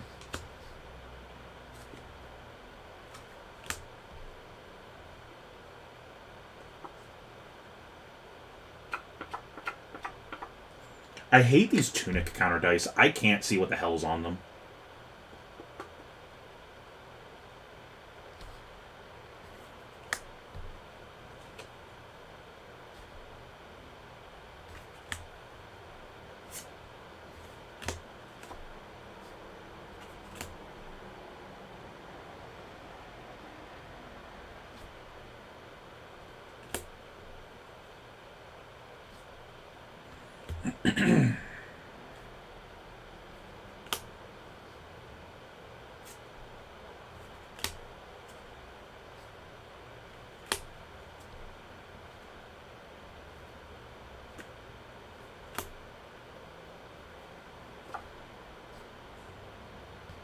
So they're talking right now about how the aggro decks have adjusted to beat the ice decks by adding more resource generation through E-Pot, more blues, the little Minnowism. That's one thing to say about the physical Icelander list, too, where it's like, if the level 1 of the meta is ice is good, and the level 2 is play aggro decks that can beat ice decks through more resources or whatever, then level 3 is, well, then I'm just not going to bother taxing you, and I'm just going to fucking punch you in the mouth. That is one thing that list has going for it.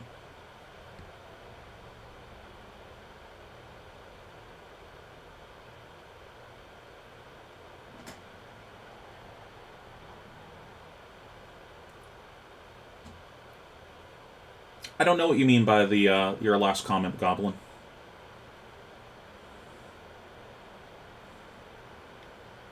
I'm assuming Asker is supposed to be easier, but I don't. Regardless, I don't actually know what you're trying to say. Sorry. Is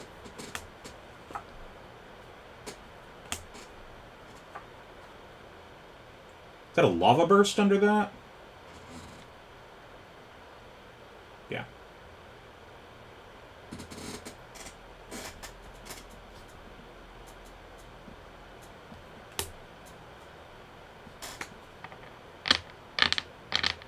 I don't know what you mean by stripped back. Do you just mean that they're simpler?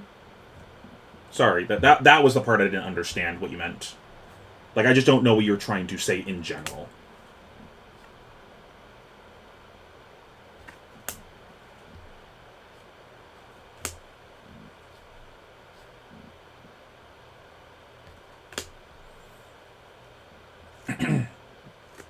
Ooh, that's big. That's big. That's actually like a really good arsenal here too, because your opponent's going to be incentivized to just go for the arsenal this round, and then you can just freeze the arsenal. I don't know if that's correct though. It might be correct to just arsenal the channel, because you're expecting channel to go. Oh no, I guess you're keeping around channel for another round, because you haven't even put a flow counter on it yet. Never mind. Never mind. Never mind.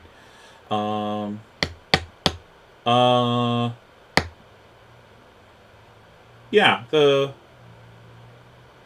like, it's nice that those decks are simple for learning, but my big thing is that they teach you course game skills, which is huge. Very ice heavy, so I'm building main deck with transmog.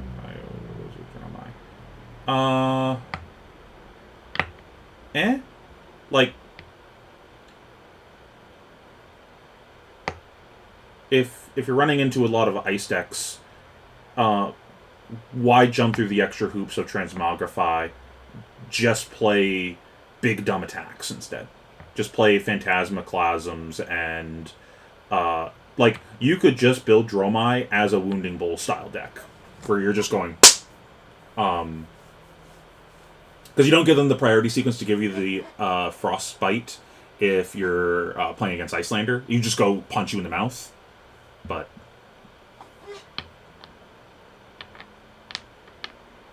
yeah, like, there's a value to simple decks.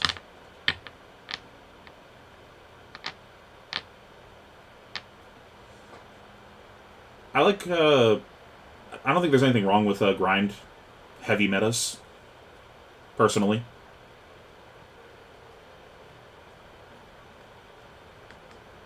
I think my problem is that every deck feels like that right now, which there's nothing wrong with. A smack counter? What do you mean smack counter? Because I'm itching myself? I'm an itchy boy. Or is it my lips? My lips are cracking. It's the weather change. I need some lip balm stuff, which I don't think I have right now.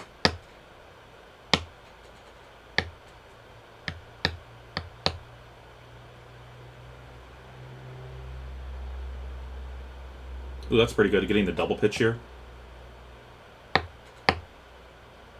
yeah, I just don't like that every deck feels very samey as far as the grind goes. I like more diversity when it comes to that, where some people are trying to go for that, some people aren't. I just don't like every single game feeling like it's going to go forever and we're all just trying to grind out small advantages.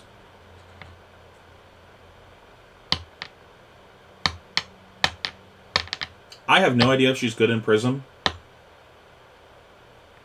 And I generally don't teach people Prism, unfortunately. She's my baby. I don't want other people knowing how to play her.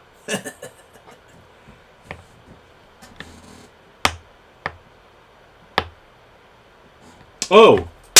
That? Yeah, that would be good. You got, if I get on stream again, you guys should do that.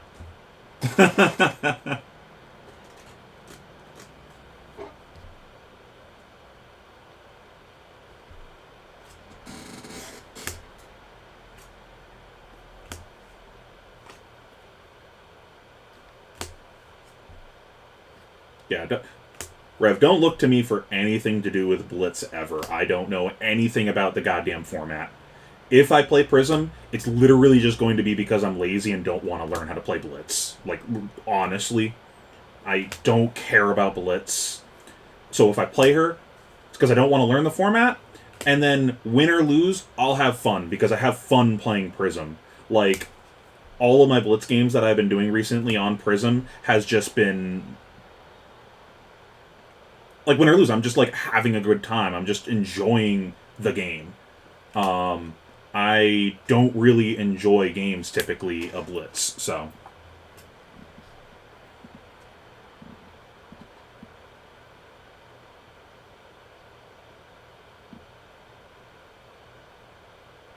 Yeah, that could be interesting. Hard to get other people to do that though. Yeah, wounding smack.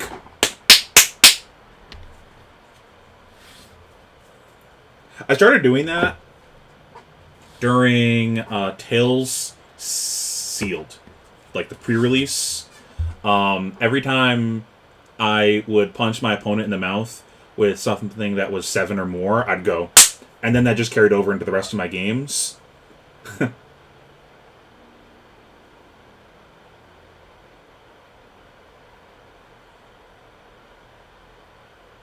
Yeah, Reiner just sucks. Like, it's such an unfun deck to play against. I'm not.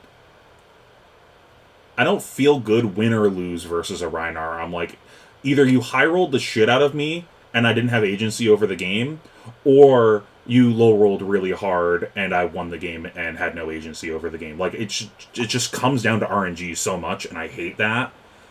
That's one of the reasons that I play this game, because I don't like RNG in games.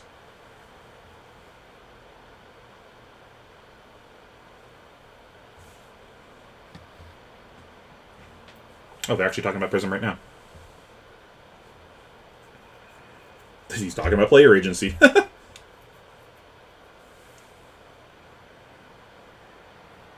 Flake saying that he liked how many decisions and player agency you had on Prism, and that he kind of wants to learn Icelander for that same reason. Stormstriders.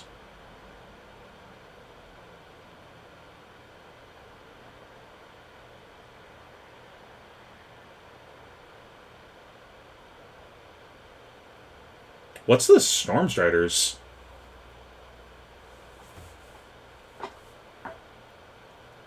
What? It's his turn, right?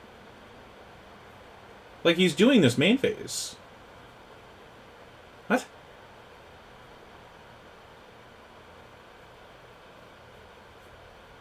Pleasure. Have a good dinner.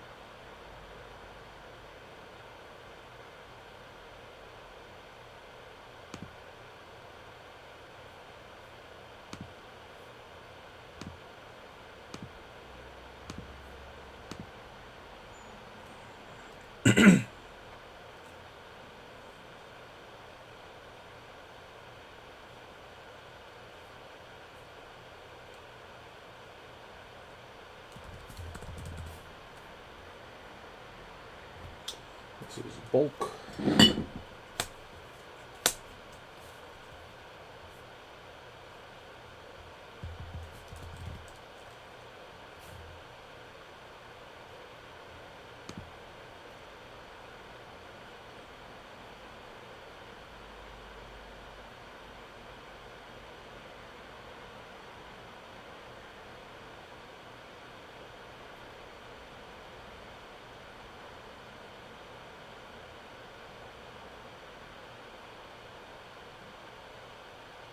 I'm so confused with what just happened here. All these Icelander things happen at instant speed, but what priority sequence?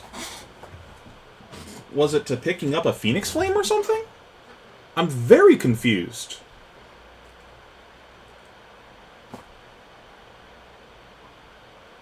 Like, I didn't see anything on the combat chain. Just all of a sudden, all these Icelander things started happening.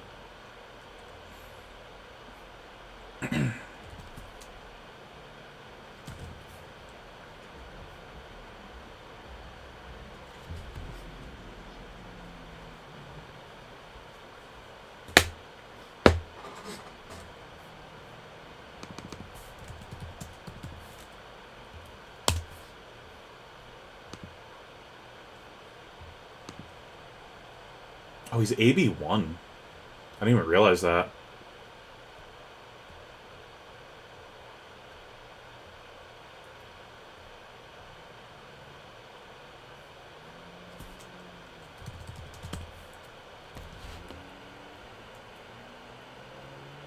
Like, you can't just do things. You have to have a priority to do them. So, like...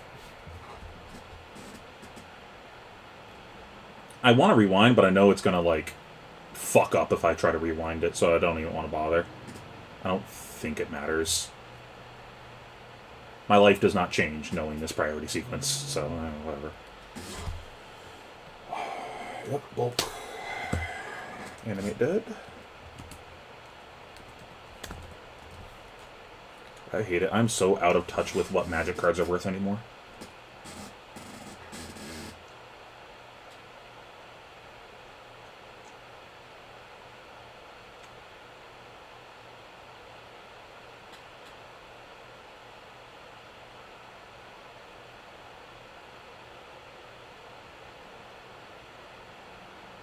He already mooned.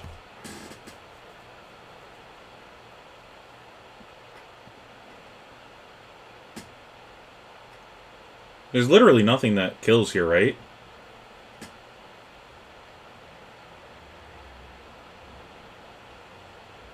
Like, even, the thing that does extra damage if you play it on your opponent's turn at blue, even that doesn't do it because it's 4 and he has 1 floating.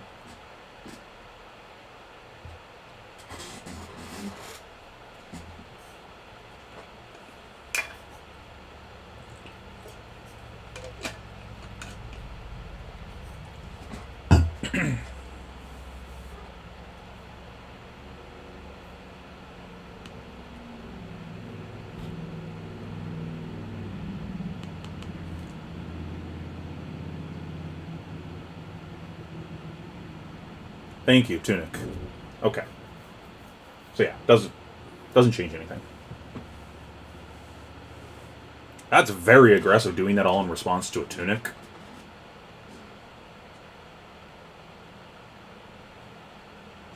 It's like... I don't... I guess it would make it awkward if he has a Belittle or something. I think that I would just play my Arsenal out if it's an ice card to give him a Frostbite in response and just slow roll it.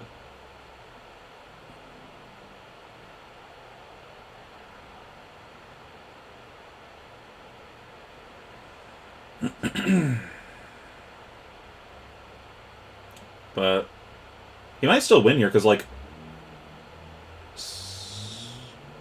he literally can't stop the moon, right? So if his Arsenal does damage,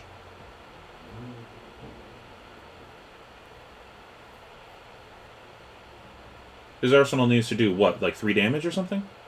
AB1 deal 2, AB1 deal 2. Yeah, so he needs to have an Arsenal that does 3 damage to win this game. But if he doesn't, he probably loses the game on the spot unless he draws a Blizzard.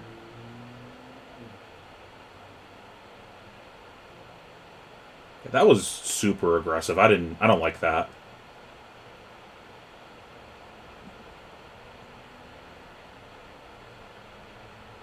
That does it. I still think that was way too aggressive.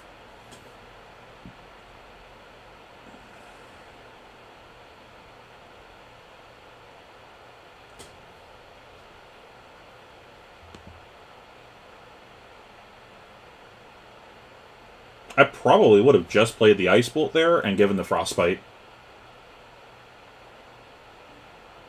And then look to Arsenal the Ice Vein instead.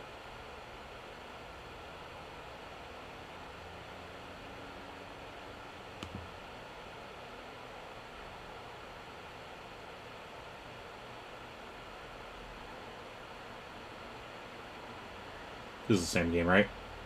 Yes.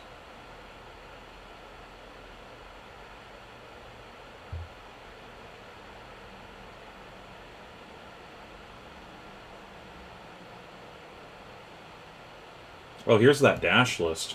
I wanted to see this.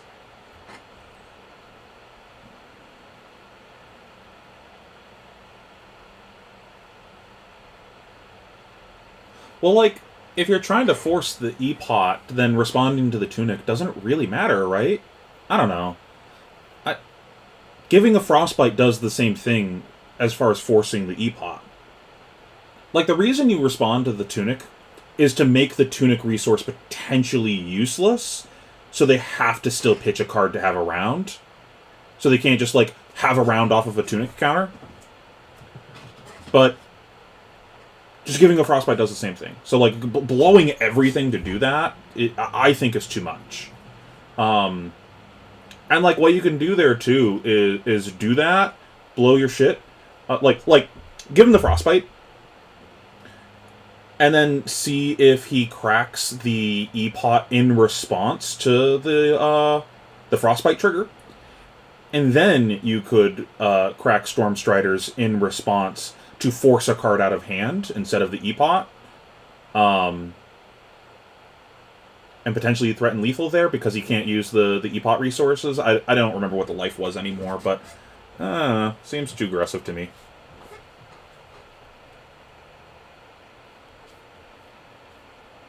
Like, it's one of those situations where it's like, you got rewarded for the aggressive play, but that doesn't mean it was correct. I could be wrong. It could have been the correct line there. I don't think it was, though. I think I would have played that a little slower.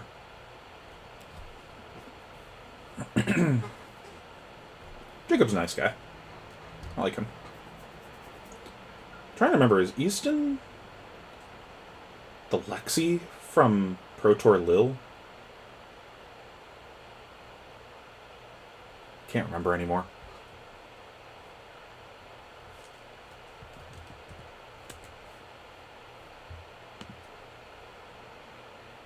It looks familiar.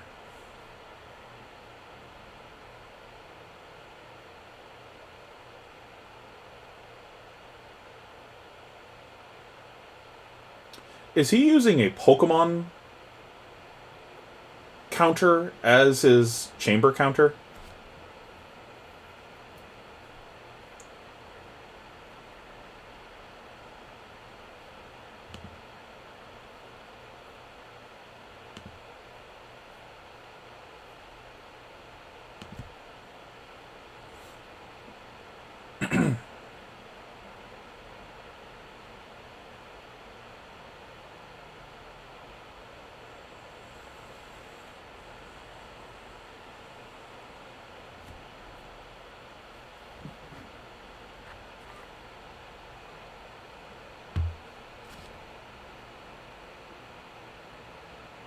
That is the Lexi? Okay, cool.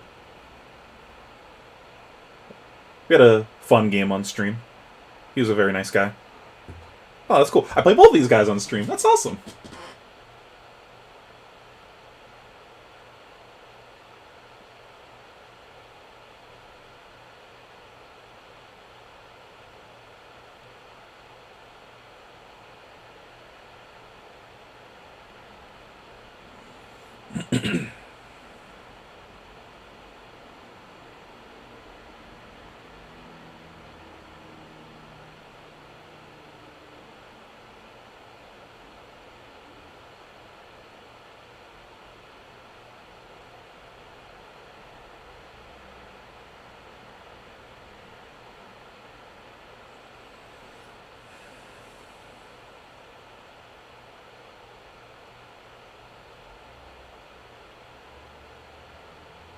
Surprised how many people were playing Command and Conquer with the prevalence of Crown of Seeds and Crown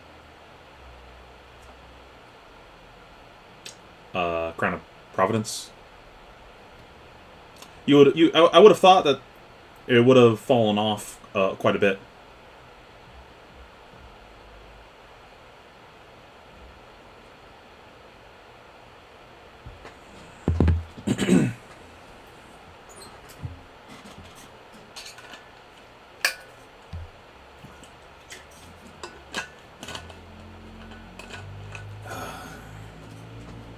Interesting. Jacob's on Skullcap.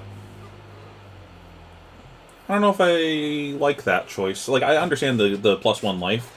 I personally really like not having to deal with Command and Conquer Pummel against these kinds of decks.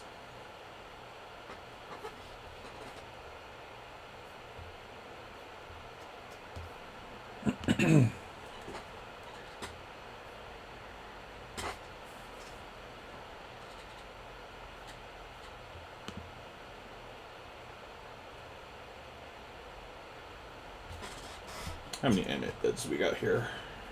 One.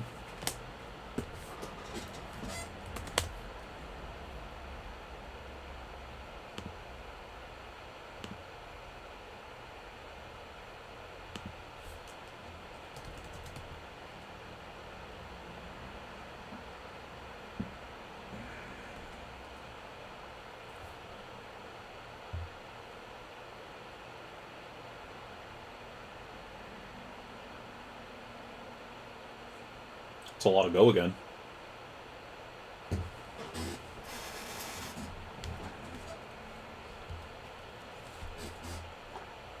Imagine if you had Plunder on here. Sheesh.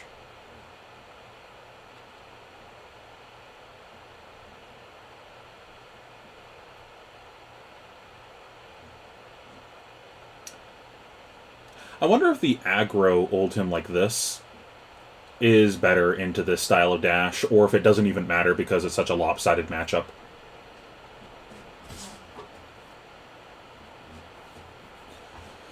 I feel like pummels are definitely very good in this kind of matchup, where you kind of put them in a situation where you force them to block with a bunch of cards, and then they're stuck with the 0 block in hand, so you pummel that out, so they can't set up the full Tron.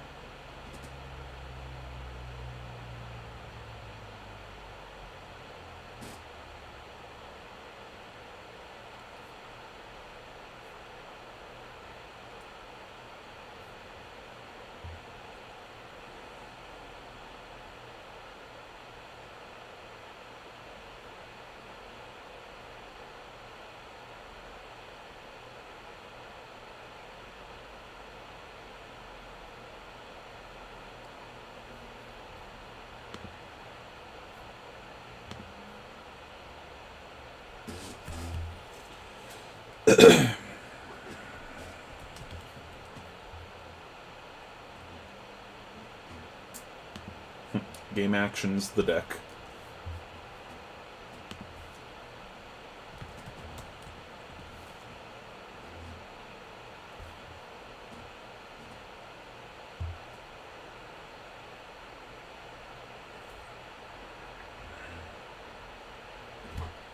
Bulk, bulk, bulk.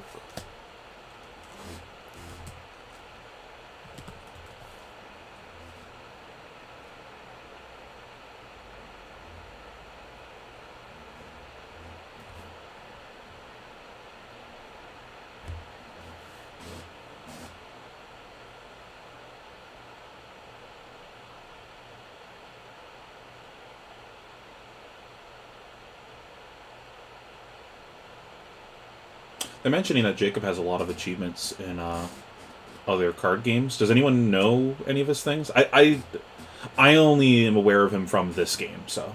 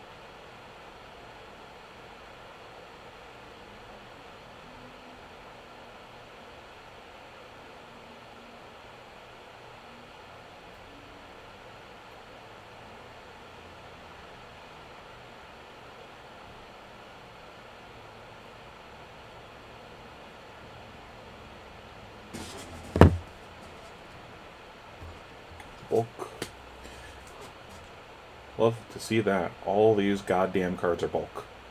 It's probably like just Strip Mine and Sinkhole that are worth something.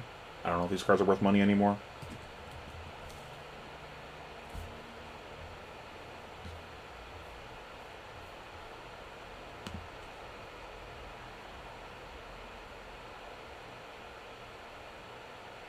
Okay.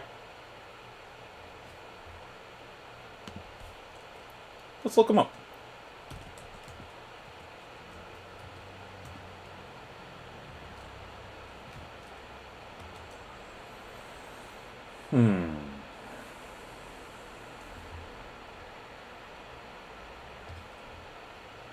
Help if I spelled his name right.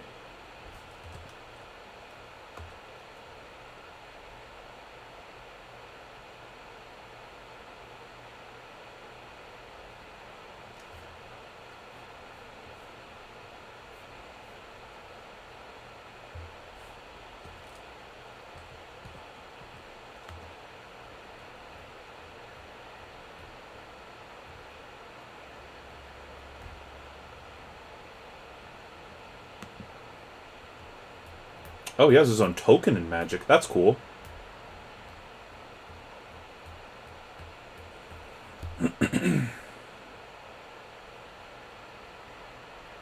So...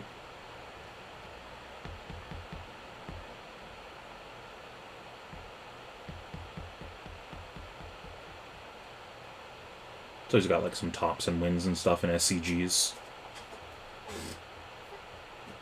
That's cool.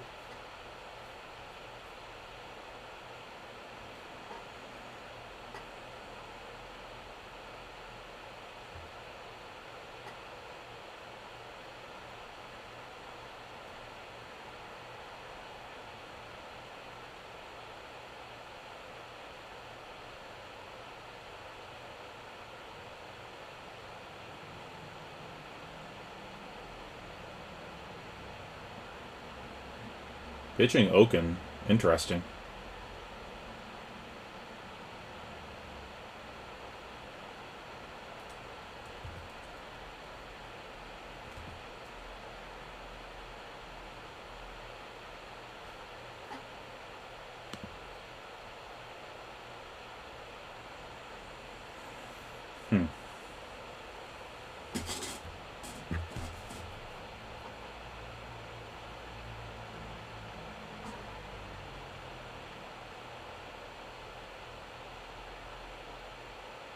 That's a second Oaken pitch.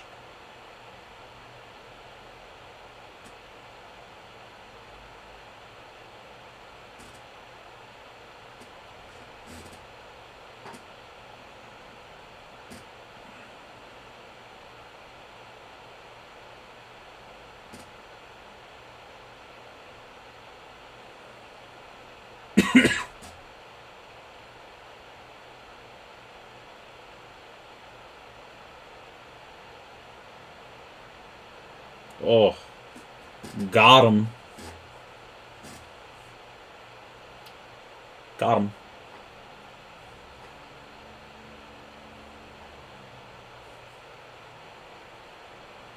Baited and outsmarted.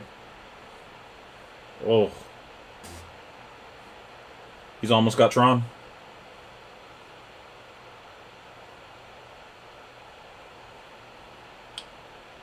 Importantly there, though, like, his pitch stack is kind of cursed now, right? I haven't been paying attention to the other cards, but Oaken, that's not what you want.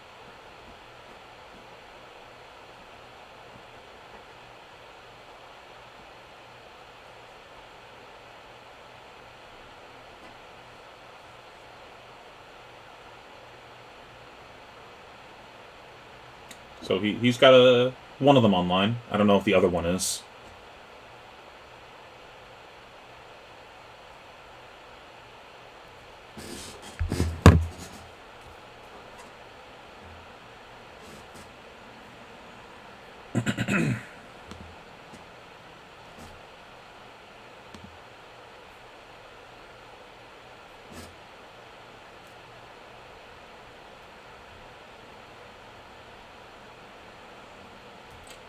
So he's got one more piece left than he needs to find.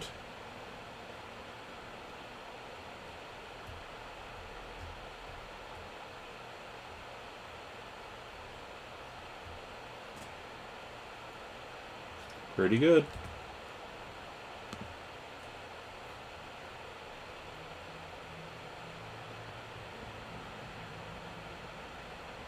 I heard this was like a list that people used to run something similar to back in the day during crew.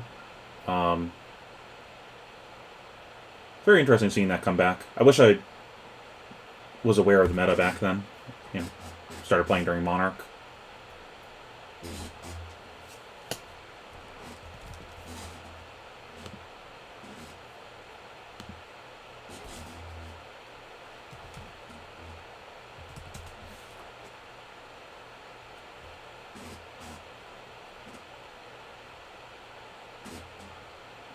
Susan Van Camp.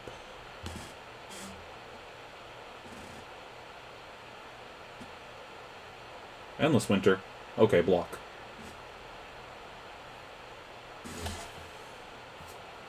Bulk, bulk, bulk, bulk, bulk, bulk.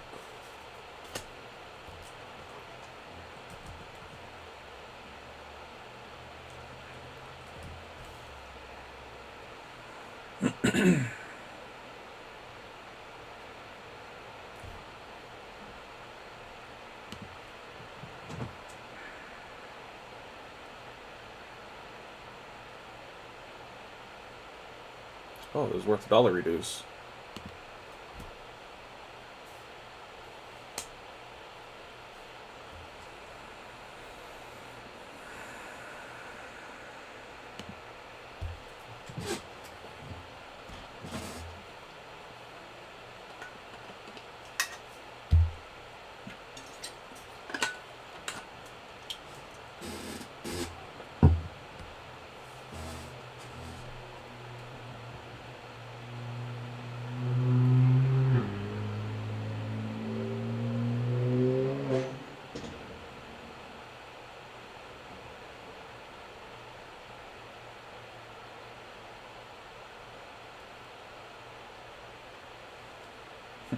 Okay, block.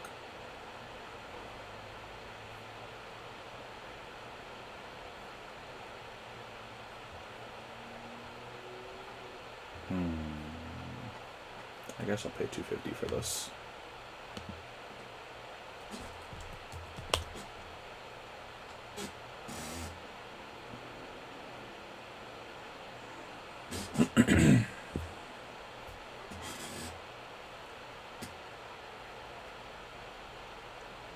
Mulch is interesting.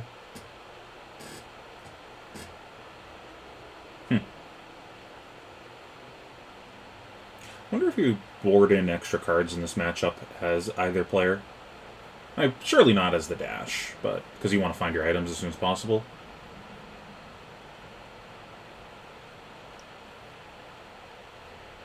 Interesting seeing that D-react in this matchup. Gotta stop slouching.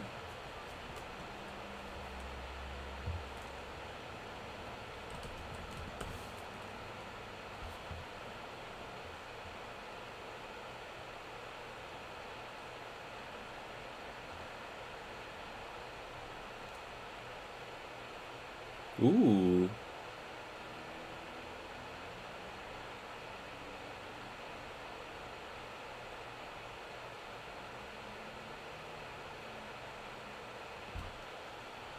Hulk.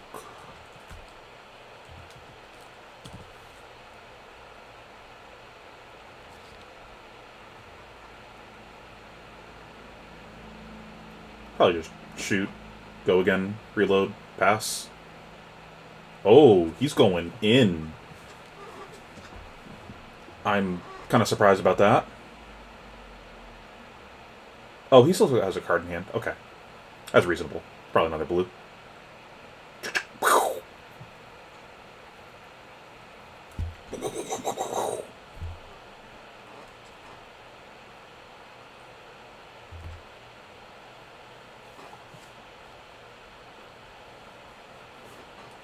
Bulk. Curd Ape. One of my favorite cards.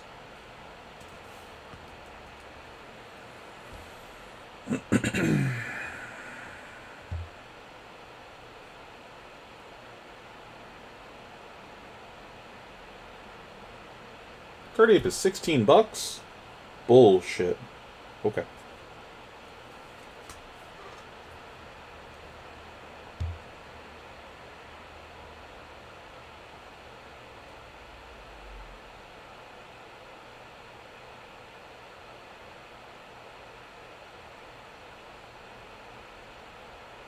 Really? He just... He didn't reload? Huh. Interesting.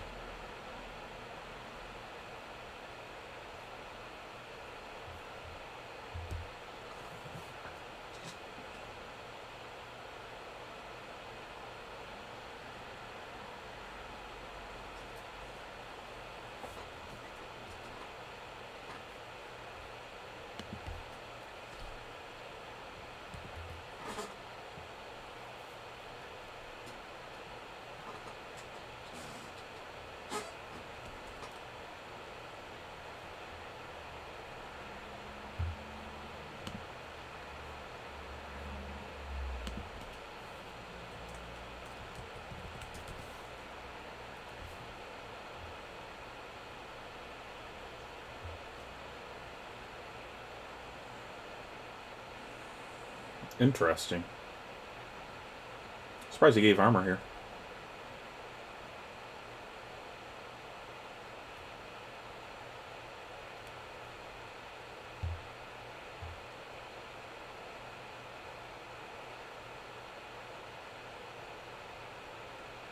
Maybe expected a pummel.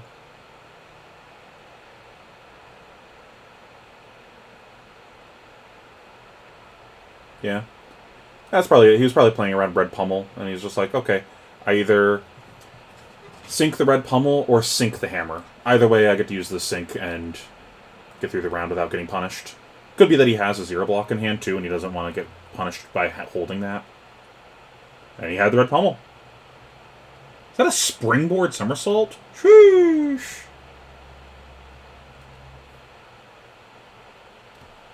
He said, nah.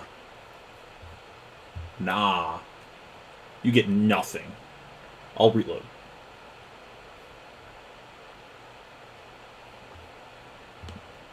I love springboard somersault. I've tried putting that in Prism so many times.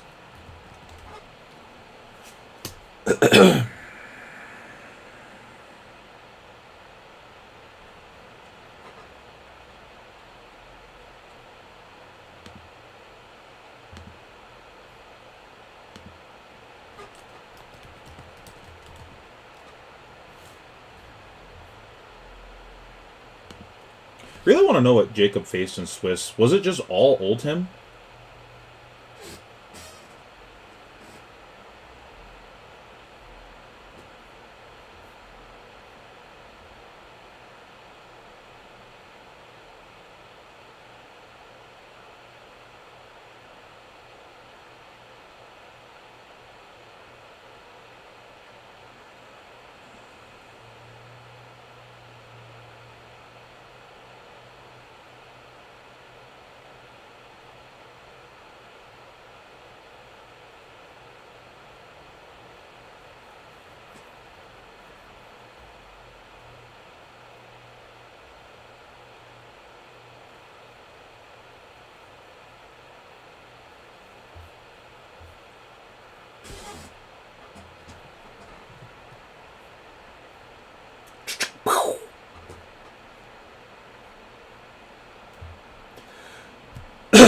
When I played against Matt Rogers in Indy, I had a shimmer counter on one of my auras, and I kept saying pistol for 2 whenever I attacked with it, and he was just like, you son of a bitch.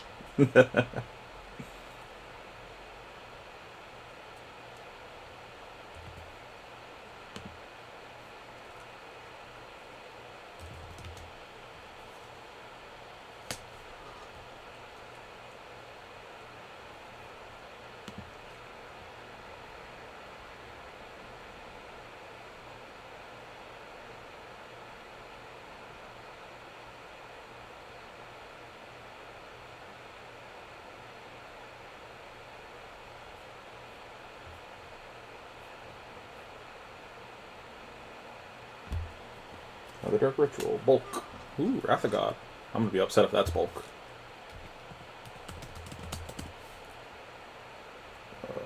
Revised.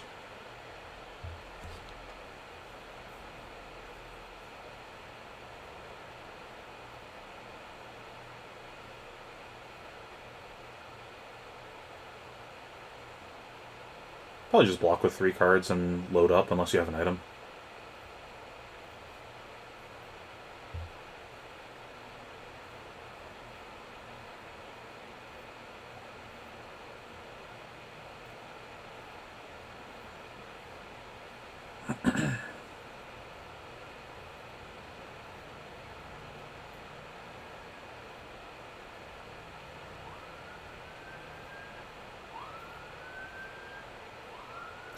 Was it dominated? I didn't notice.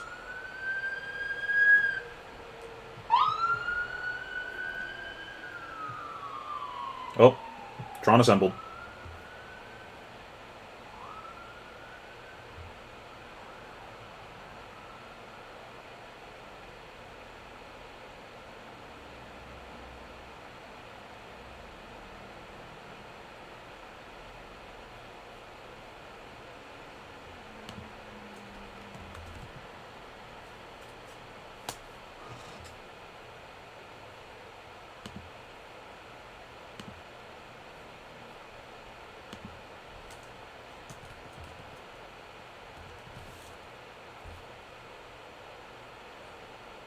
I did not realize balance was done by Mark Poole.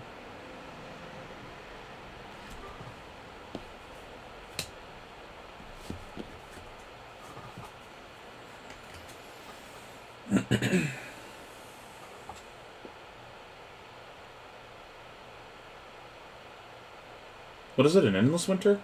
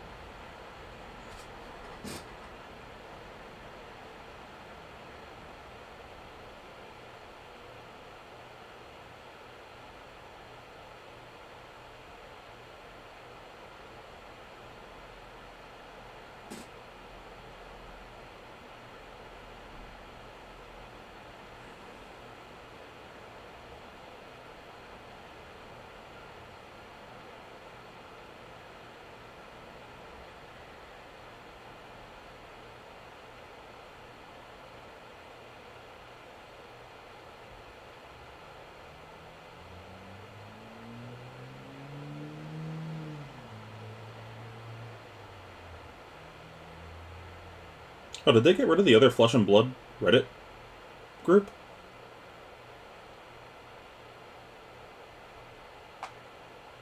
Nope, there it is.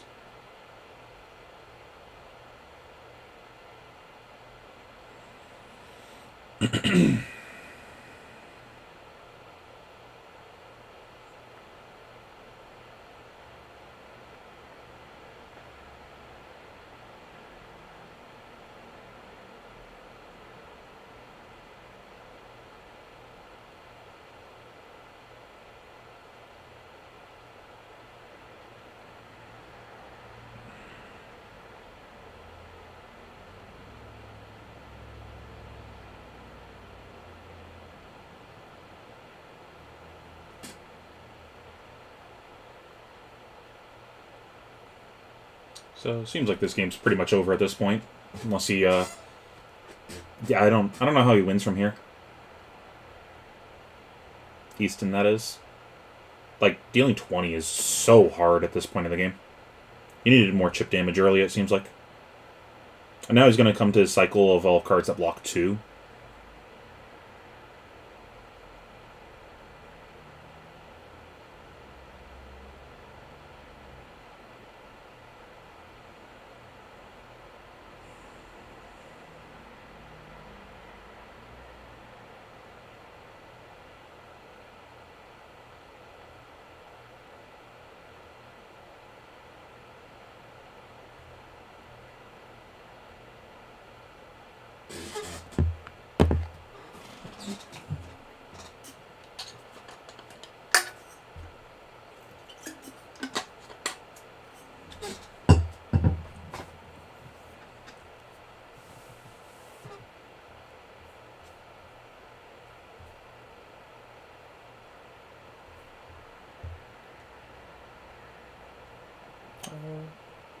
I mean, that's pretty good here.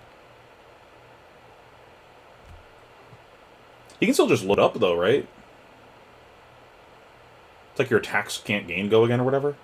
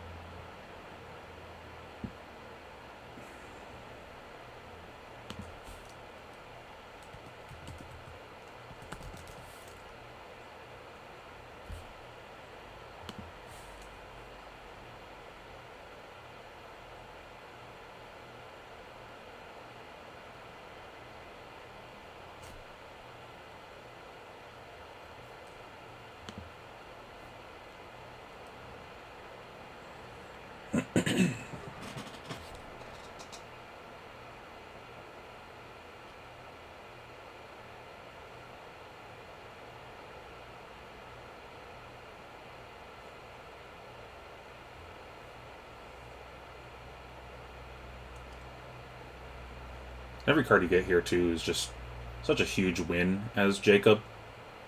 Because he needs to be able to... Easton needs to pressure life total to win here, and he can't do that while blocking.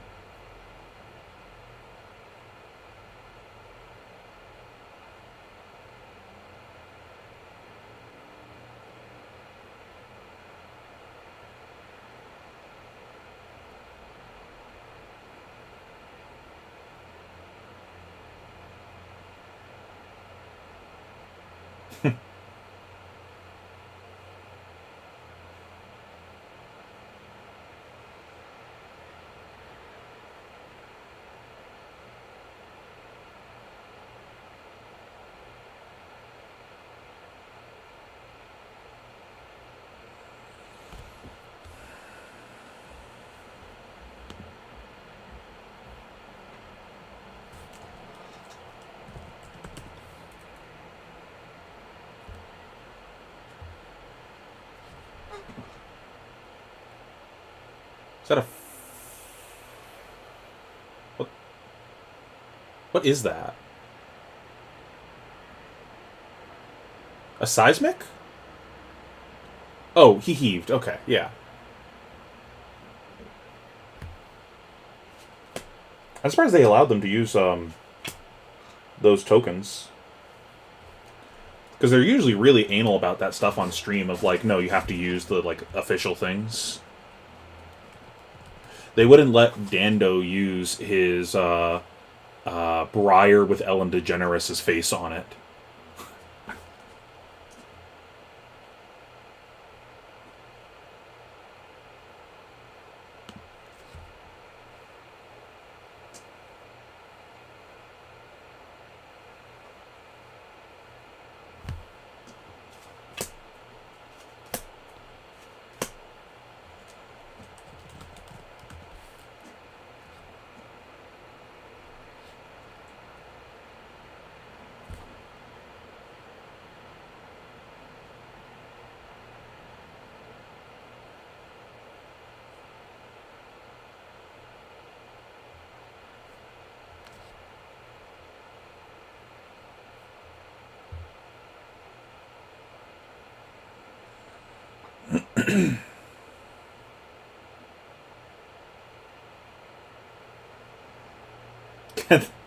I mean,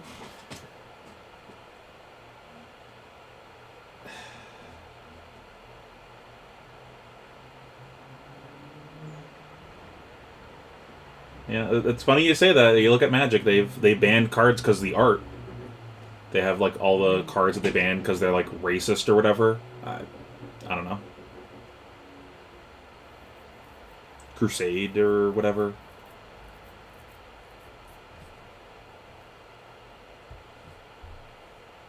Earthbind? I think that was one of them.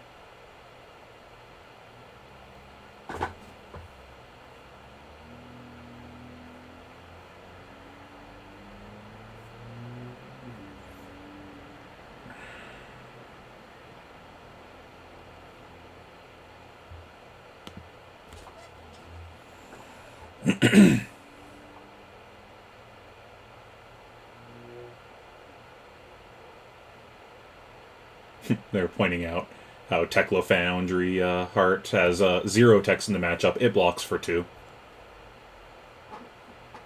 It's kind of funny.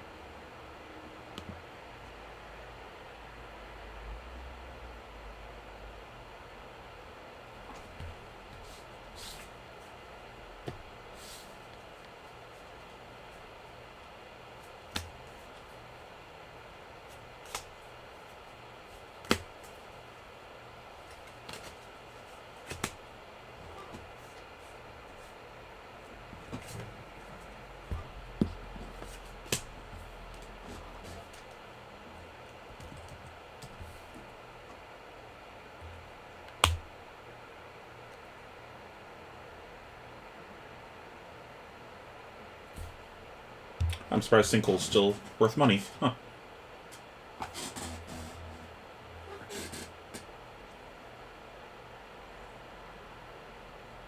I almost want to skip past this just because it's so inevitable at this point.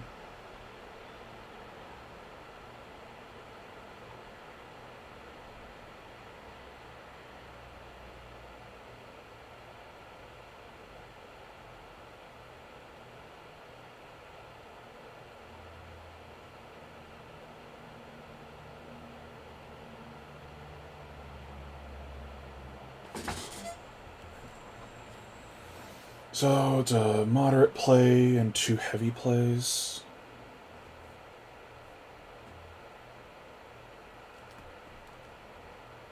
It's 5 for that, and oh, so we're at second cycle. So he might have a Rainbow Oaken in hand right now, but then he has to pitch. So it must be next round, because that wasn't a part of that pitch stack. So next turn should be a Fused Oaken, but how are you going to Fused Oaken with when you're at 2? He needs to keep 4 cards to do that.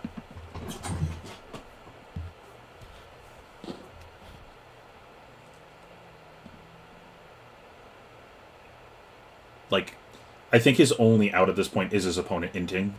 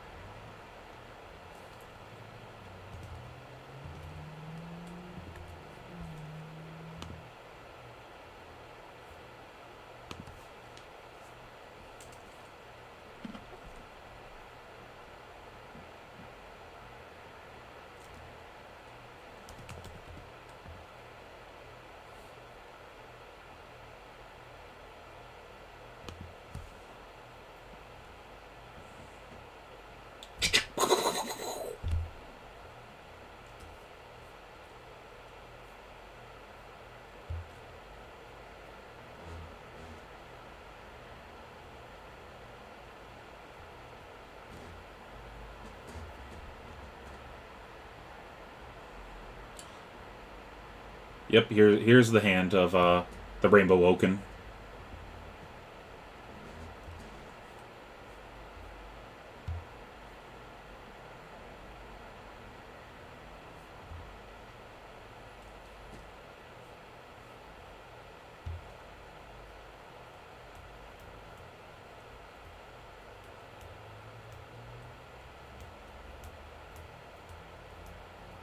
Surprised he hasn't used his Crater Fist a single time yet.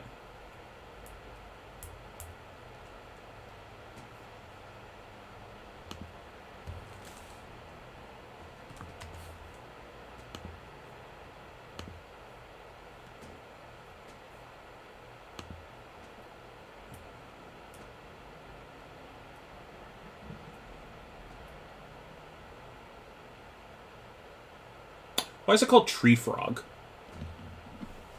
Is Tree Frog item dash?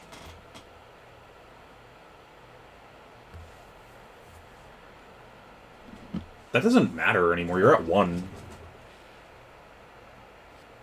Ooh. 2 reds? That ain't it.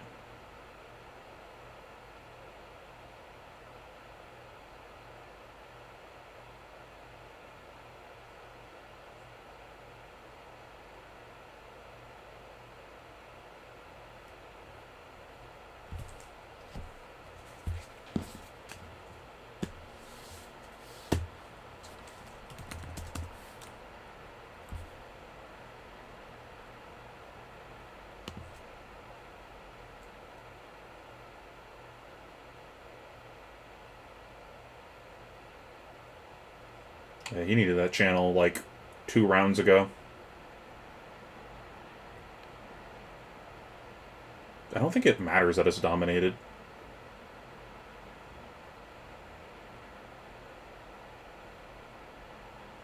Like, I almost would rather my opponent block with cards here.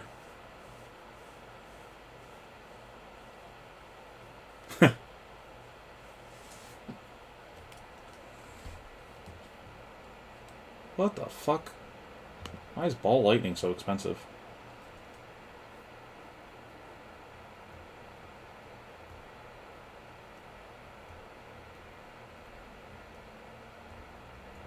That's funny. Take no damage. Oh, no, some damage.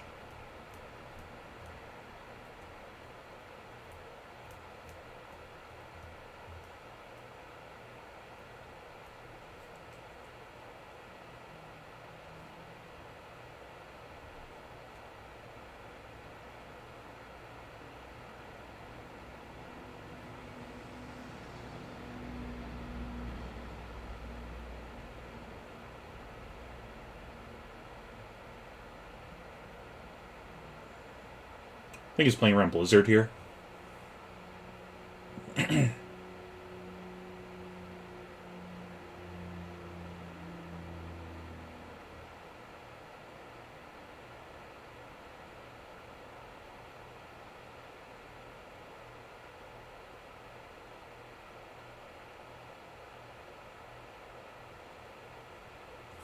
He's putting himself in a spot where he can't get Ice React Blizzarded.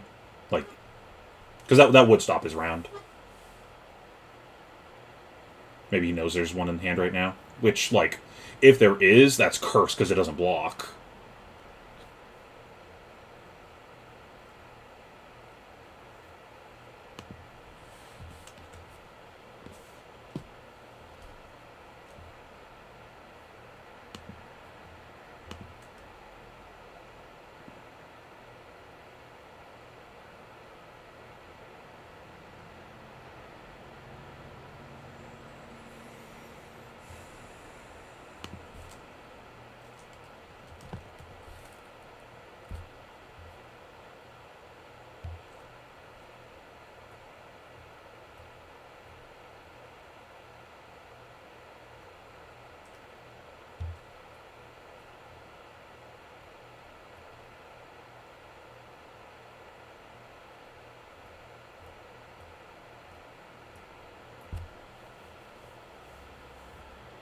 Did he pitch a yellow or something?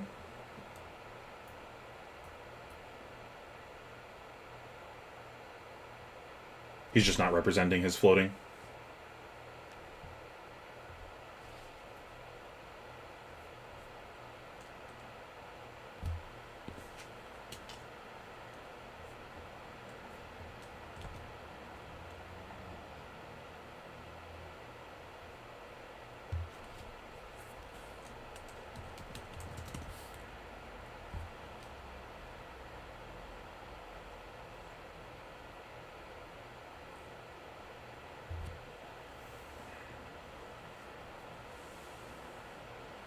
What?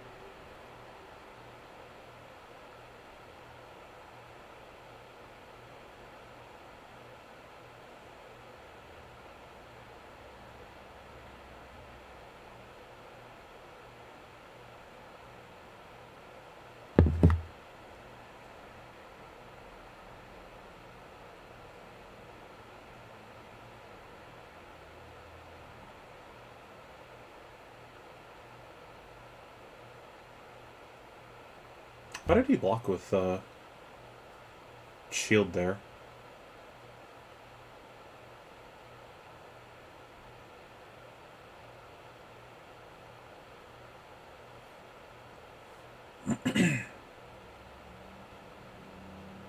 Maybe it wasn't shield and it was shield crown card. I just missed the crown.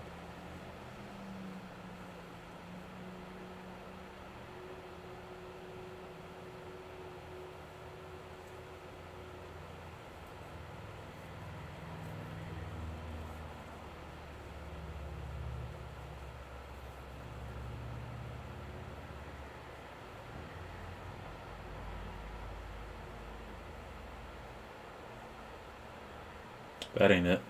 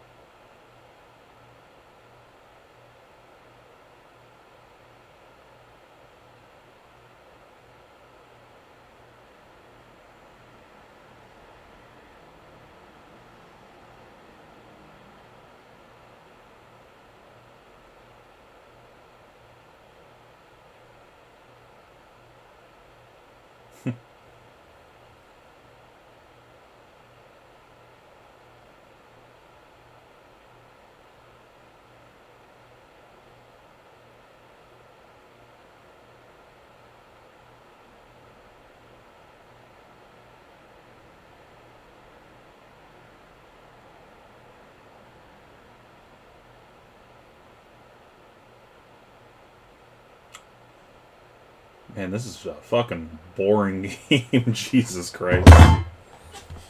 Oh, my God. This is the problem I have with this format right now. Like, some of the matchups are like this, where it's like, is this interesting to anyone? I don't feel like this is an interesting, grindy game. We're not playing a grindy game. We're playing with super late-game fatigue. We're going to go through our deck 3-4 times. And that was the problem I was having with Dromai, where it's like, it's so boring. I like going to second cycle.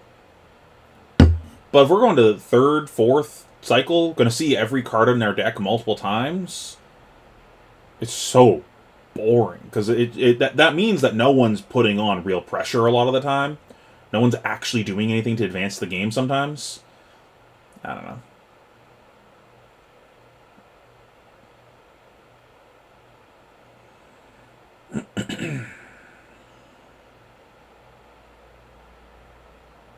Now there's no arsenal, so probably loses this round or the next round.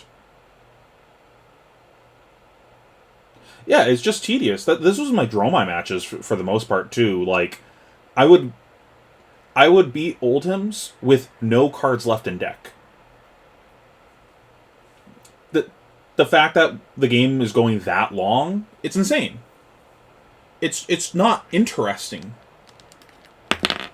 Like, there's the interesting puzzle on the first half of the deck of trying to figure out how to set that up and everything, and the deck building portion is interesting for, like, figuring out that game plan. But the playing that out, it's boring. It's dumb. Like, I'm not having fun with that.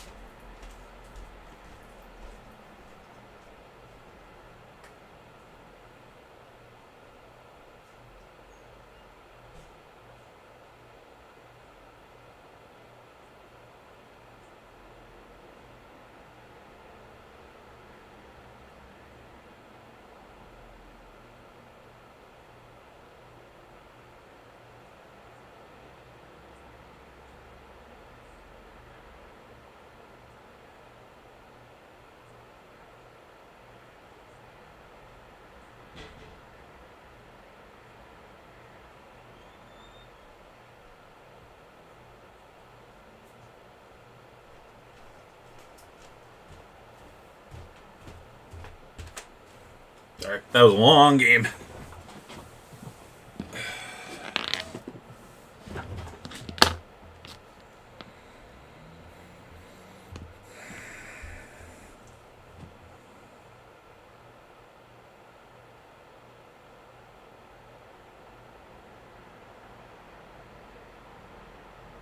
Oh, I didn't realize Jacob beat Joe for his win-in.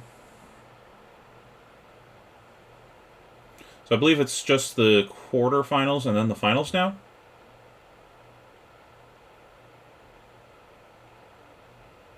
Ooh, Icelander mirror. Oh, interesting. He's not playing the AB chest. He went for the gauntlets instead. But they're both gauntlets?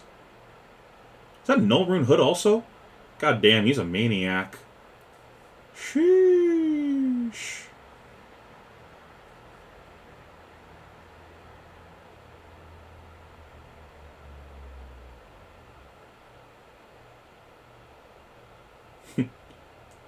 Pass priority. Think. What are you going to do? It's the first turn of the game, my guy. Oh, you're just mulliganing, I guess? That doesn't seem correct.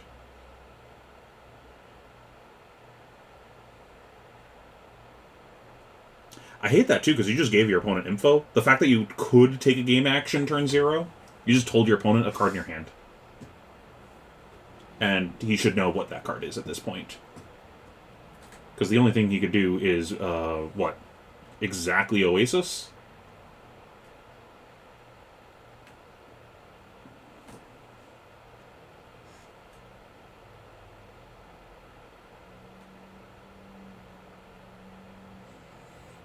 I kind of like that, putting the card down with the fuse card. Like, yep, these are both in my hand.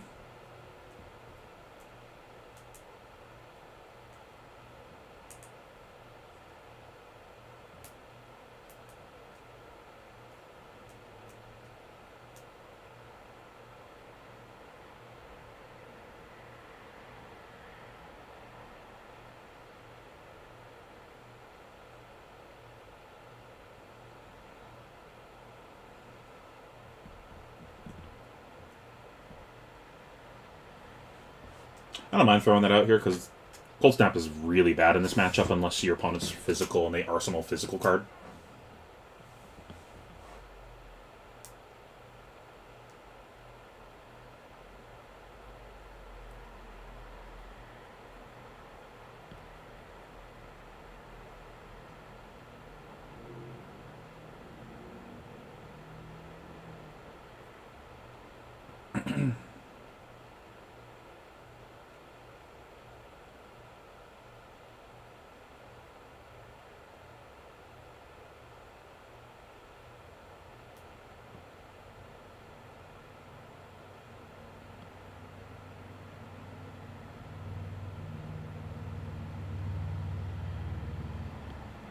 It's really just pass priority here. Like, I do not shoot with staff. Yeah. Oh, I didn't see that you said something, Bobble.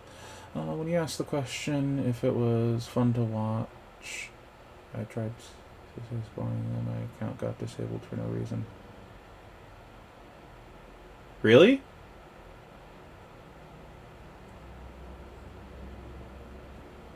Like, actually?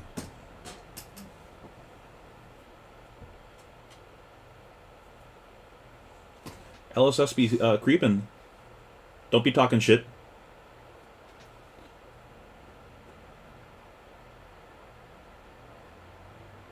What are they talking about?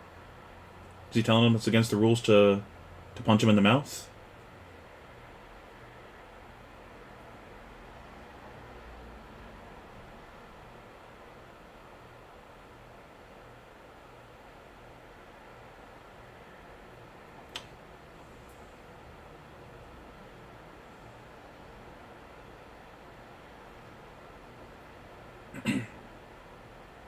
Just trying to figure out whether or not he can shoot him before or after. Like, when is he allowed to shoot him?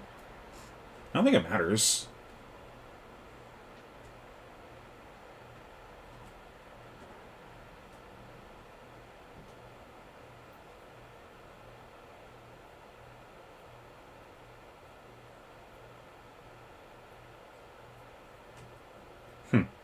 Interesting.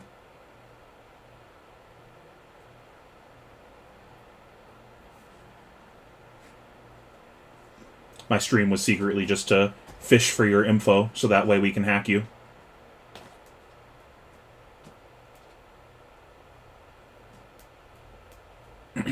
Frostbite. Okay, I sleep. What about this 7?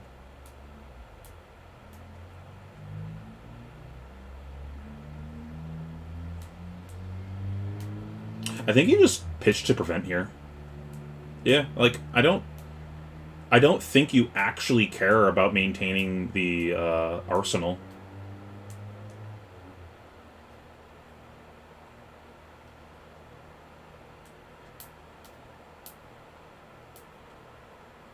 I think Michael won that turn cycle really hard. But it's so hard to, like, see that.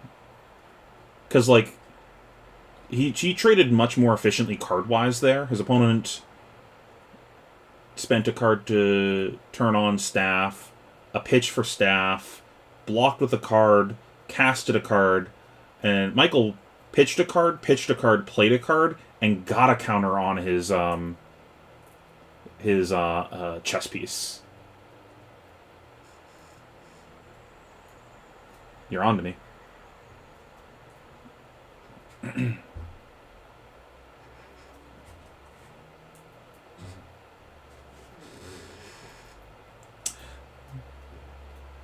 Kind of funny. Your name, Bobblehead, is the name that I was toying around with for doing a podcast.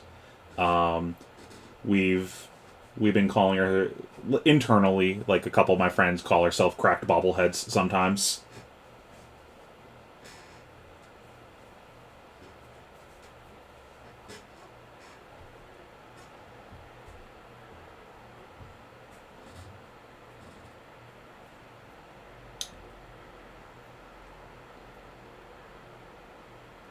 Yeah, Michael is just, like, so grossly favored in this matchup just because he has the chess piece, I think. He's probably drawing, like... It's at least a full card every round off of it, probably. Maybe... No, it might be, like... It's probably, like, 75% of a card a round. Scott Falco, I don't care.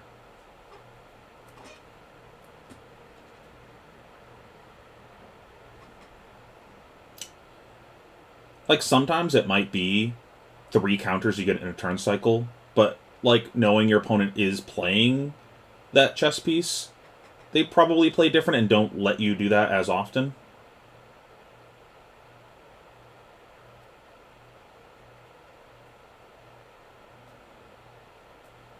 I take it they picked up a card by mistake.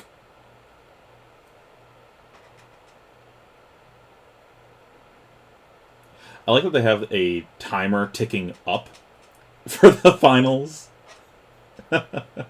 Let's just track how grossly long these games are.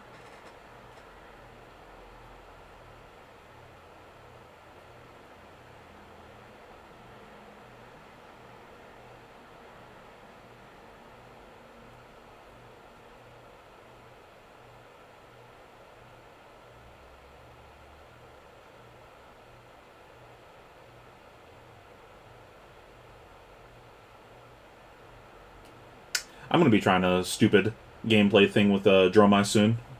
Keep tuned for that. I'm going to be trying a crackhead build out that I've been toying with in my head. It's probably bad, but it's going to be funny.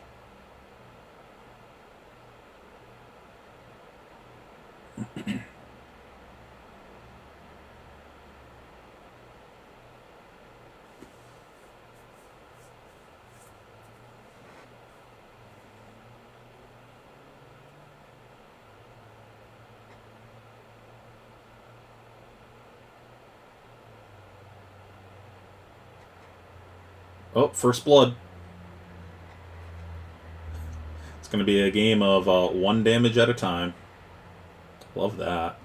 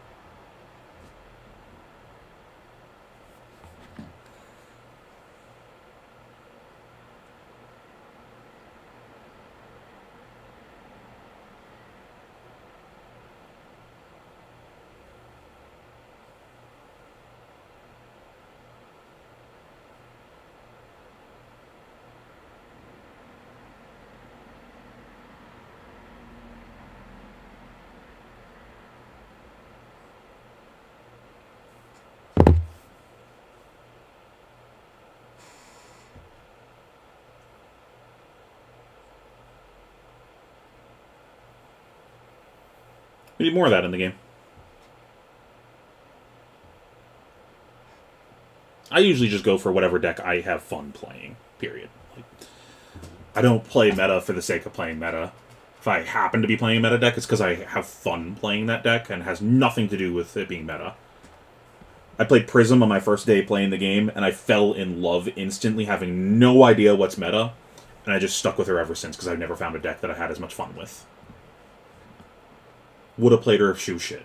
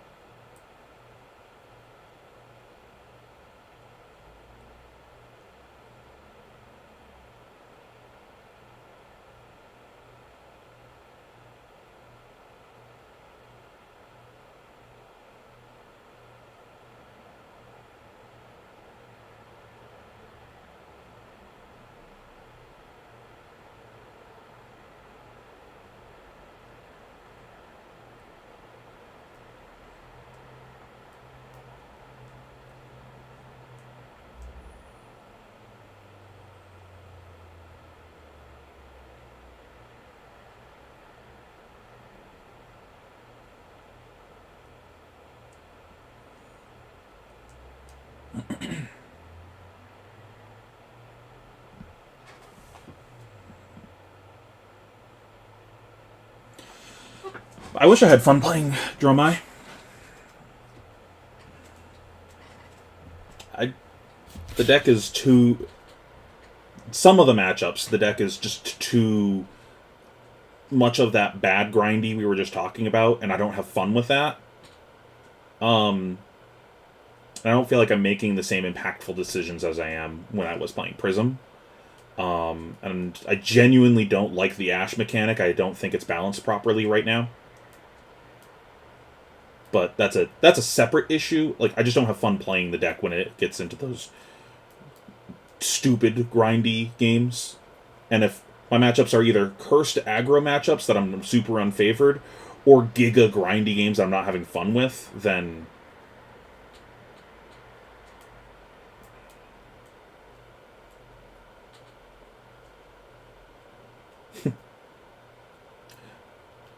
I like the way that they're playing this, the constant pass priority with cards in hand, because nothing, like, why take damage for no reason?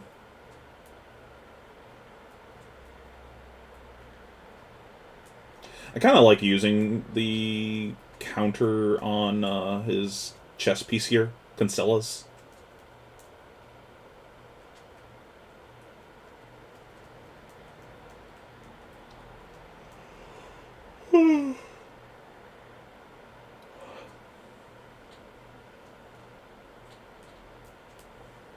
I wonder if Hamilton's playing those in this matchup.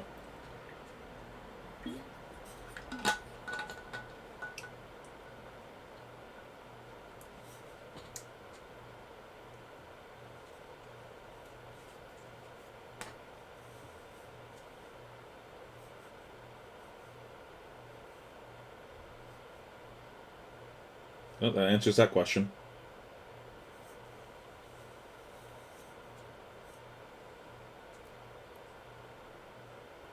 I feel like this game is going to come down to like an explosive round where a lot of the jockeying ends up not mattering.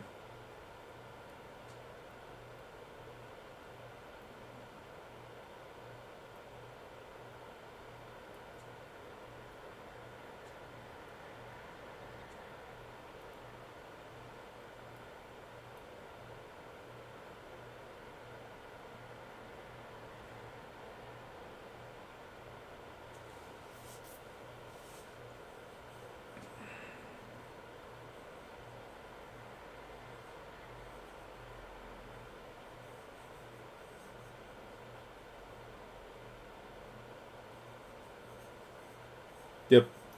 Like, these things can be fine. It's just I just don't find that fun, the playstyle of it. It's not Prism. And the big thing is that I don't feel like I'm giving my opponent necessarily the forked decisions that I was on Prism, where I'm like giving them a bunch of choices and only one of them is right. Um, she doesn't quite do that.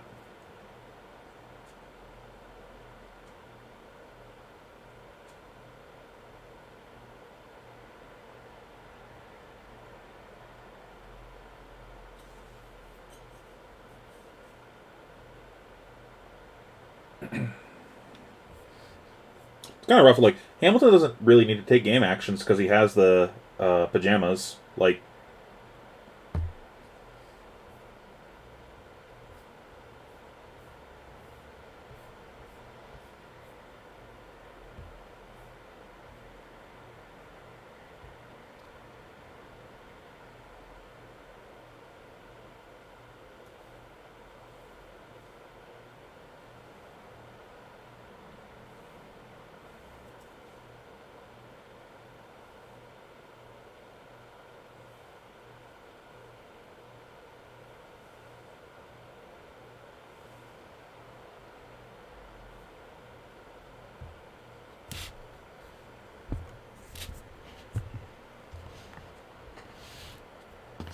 go.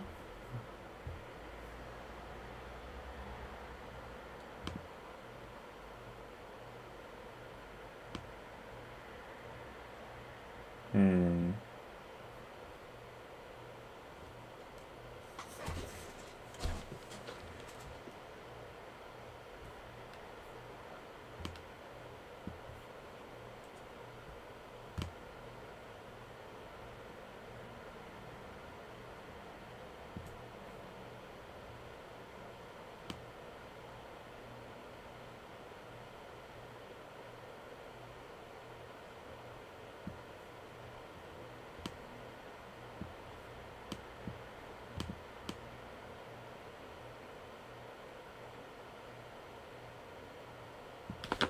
Good enough.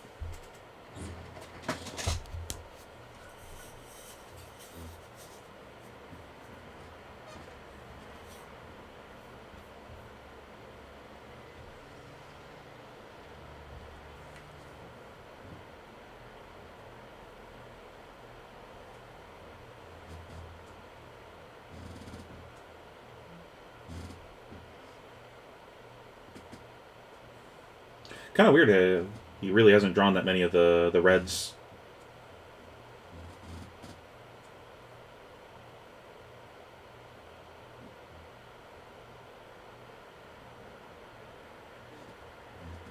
Surprised he's pitching that here. That's a really good card.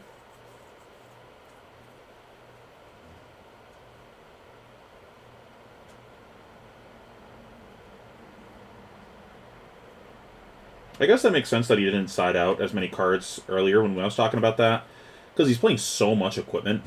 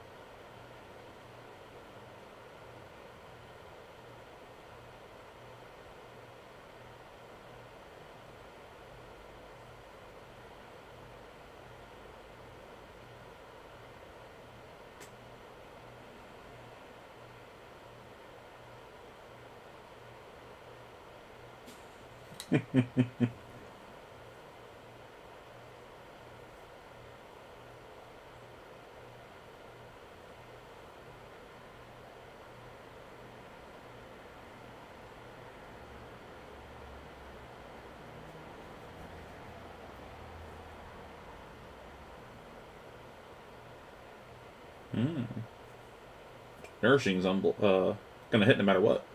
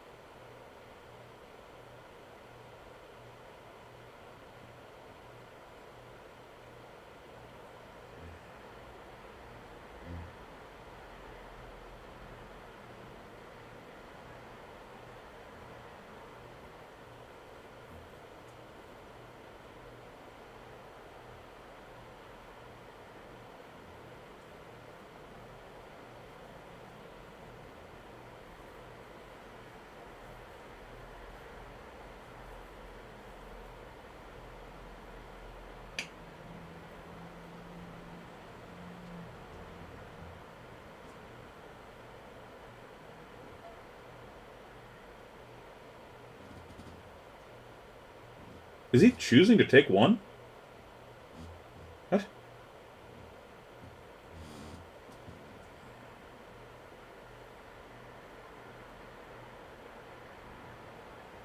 Man, this pace of play is killing me.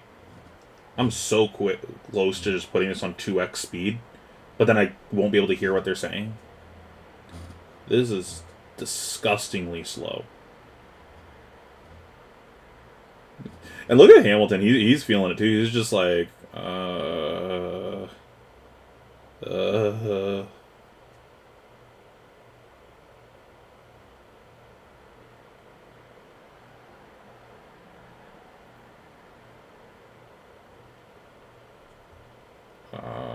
okay. That seems bad. Unless he just doesn't want to pitch it and have it on second cycle. But, I don't know. I feel like I wanted to Arsenal that. Maybe not? I don't know. Maybe he thinks that he's not playing that many more attacks and it's just a bait. Like, saw the one attack to trick him.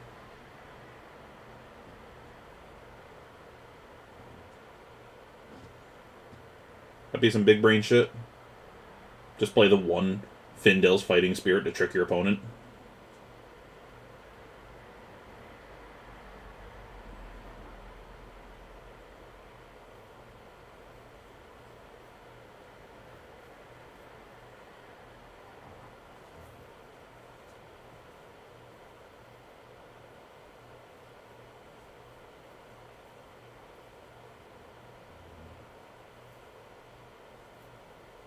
Is that a Findale's in his hand? Right after he discarded the sink? Got him.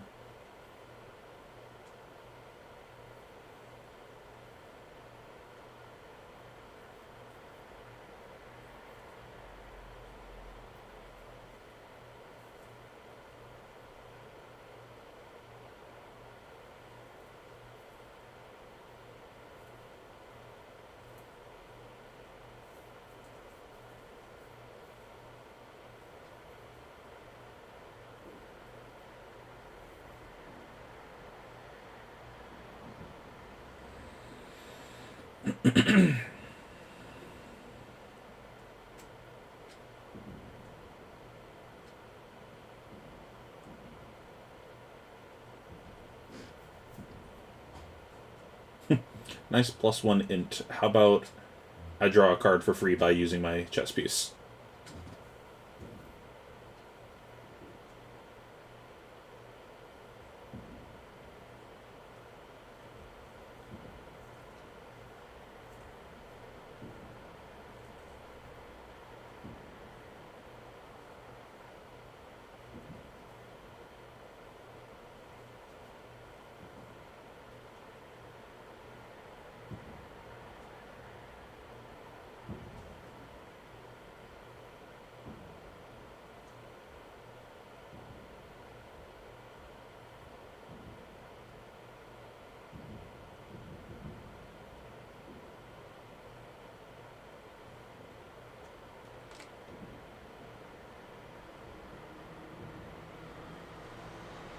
That's odd.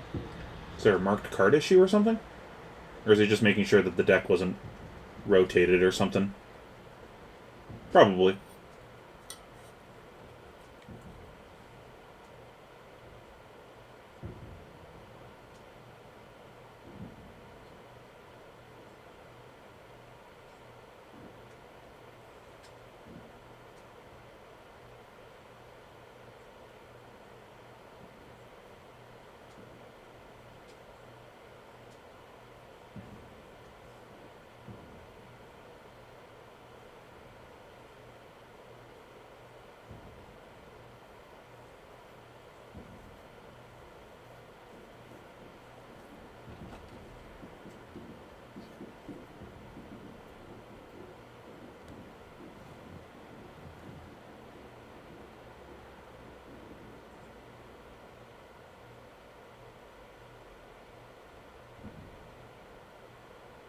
Makes sense.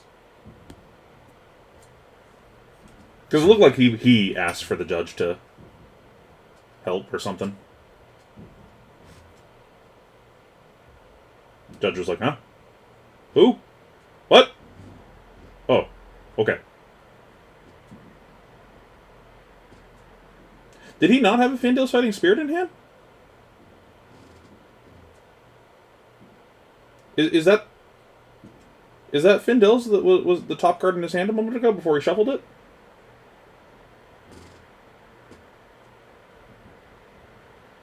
I'm surprised he didn't throw that and just hold a card in hand. And then just pitch it to prevent damage, the last card in hand.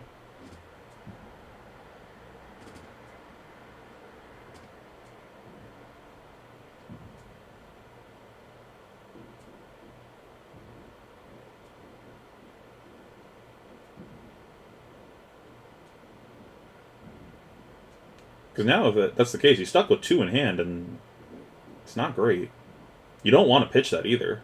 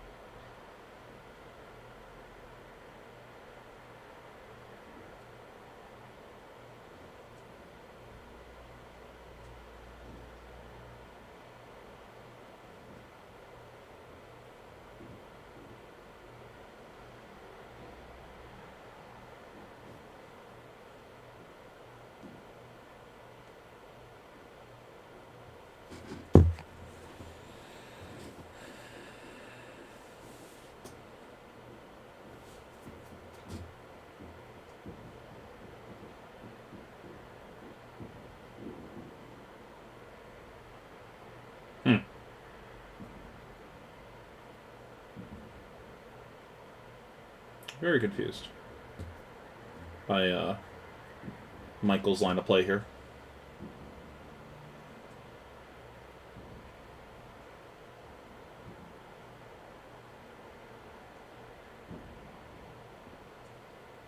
No, it was. I'm confused. Was his hand like too much? Reds or something? I don't know.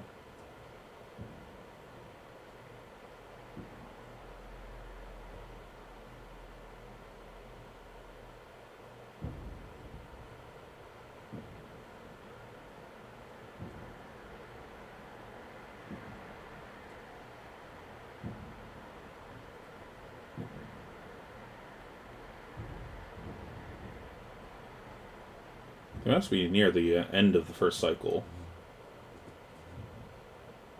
Maybe not. It's just this game is just taking so long that it feels that way.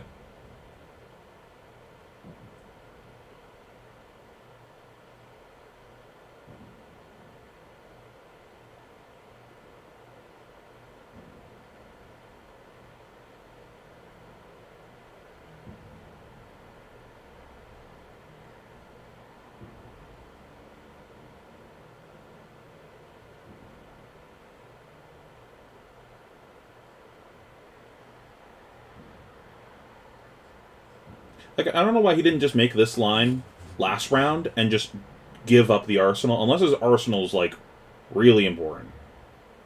Maybe it's a Frost Hex?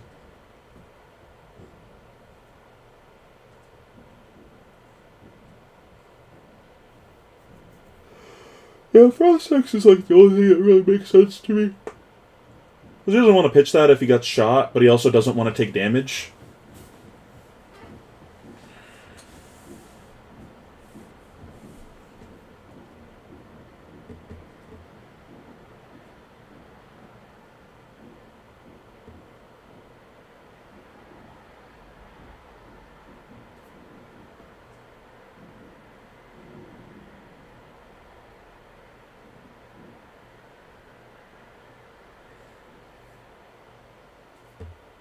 Whose turn is it?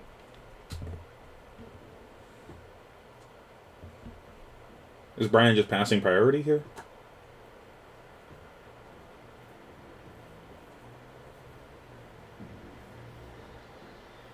Is that just a damage spell? Okay, now I don't understand why he took that line of play. All right.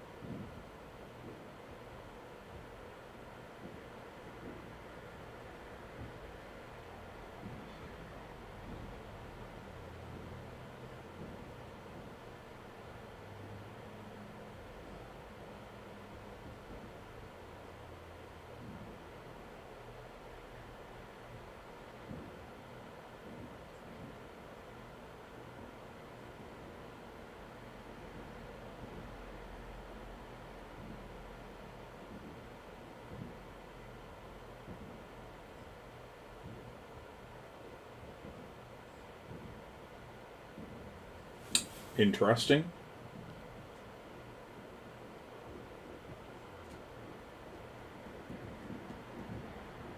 I love how the dominate is actually real text in this matchup.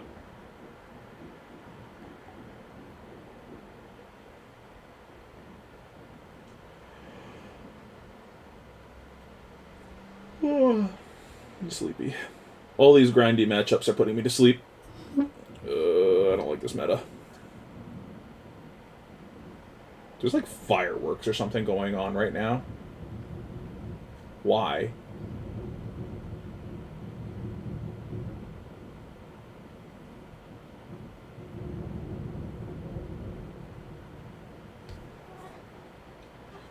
October 15th. That's the day we do fireworks. What?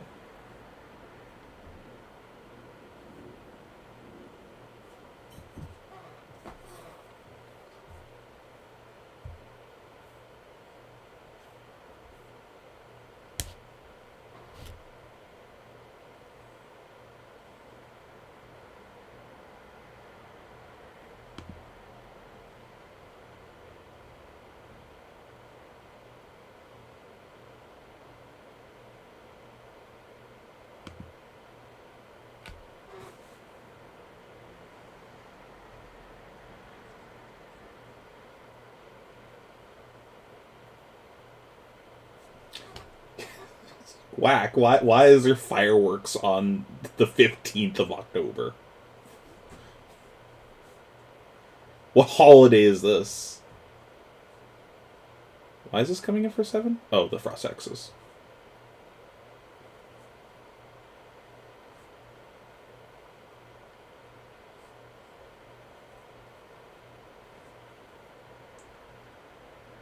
Where's that frostbite coming from?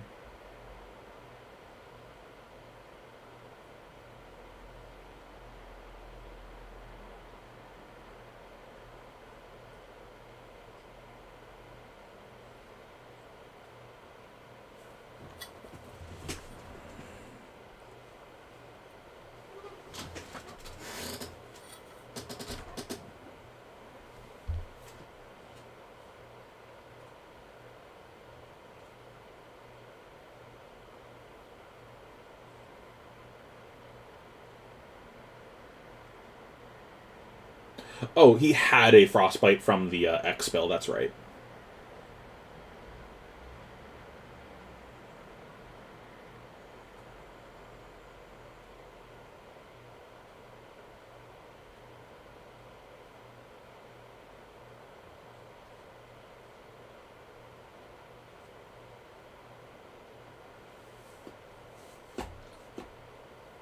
You probably just like 85 this and move on with your day, take 2.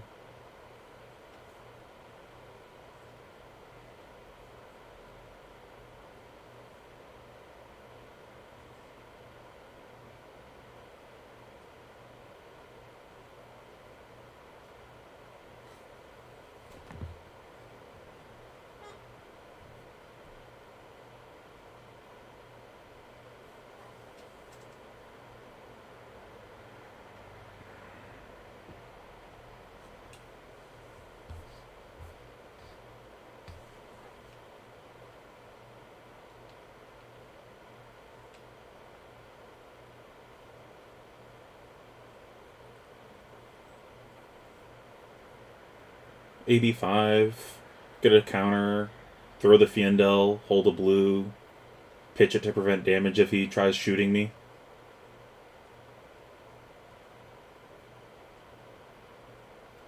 Ooh, got 1 chip damage.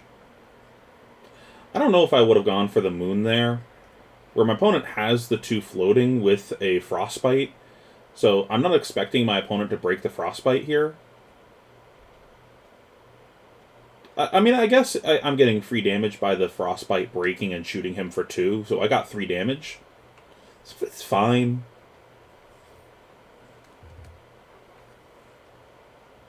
Yeah, that's probably fine.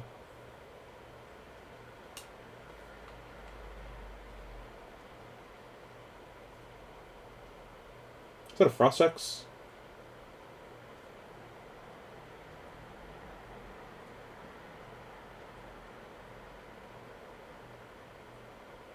He's choosing to hold a blue here. It's kind of surprising.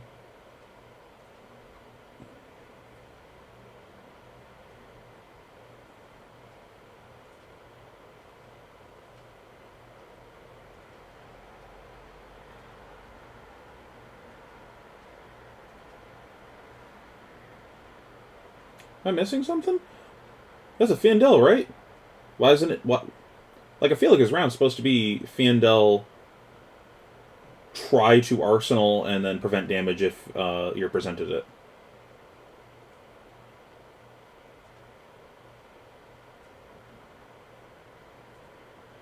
Maybe it's a Wounding Bull. It's 3 for 7.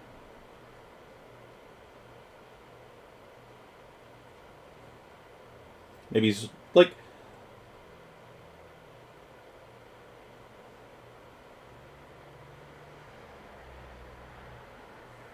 Like, if our opponent shoots us here, it ends up being the same thing as if we pitched a blue to prevent damage here versus pitching a blue to prevent damage last round. So I'd rather go for the guaranteed damage last round just in case my opponent didn't shoot me here.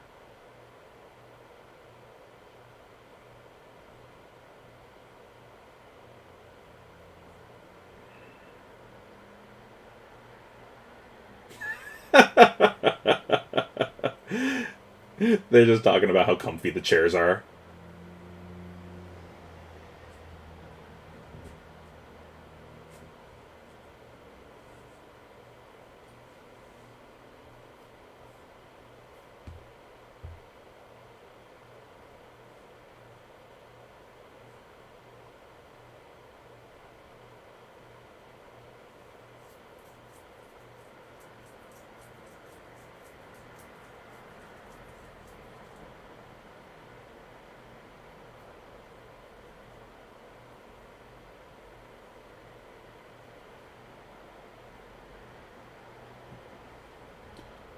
Why would you moon in response?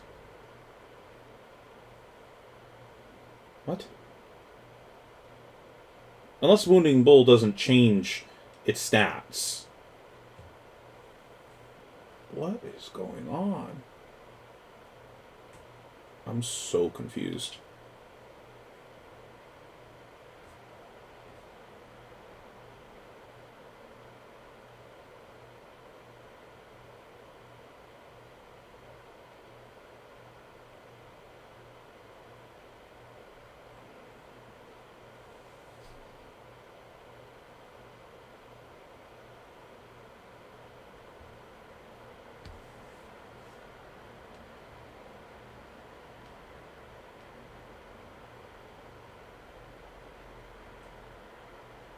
It checks when played?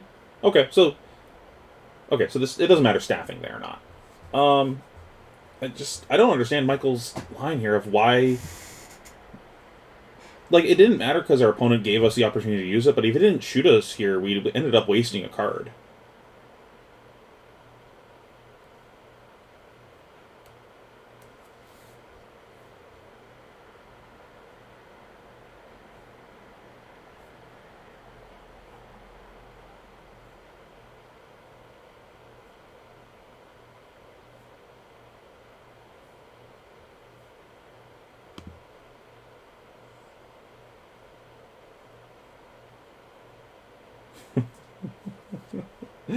'This pace of play is crazy. It's crazy. Take a game action. Just block.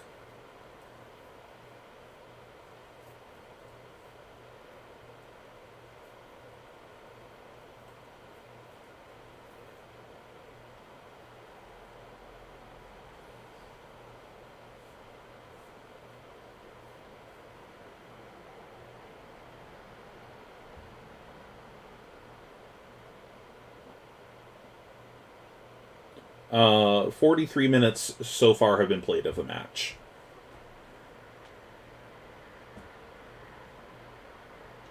No blocks. Sheesh.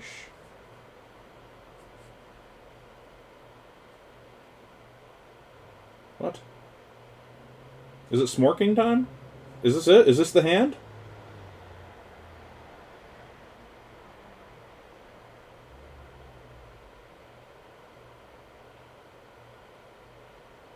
Did he fuse it?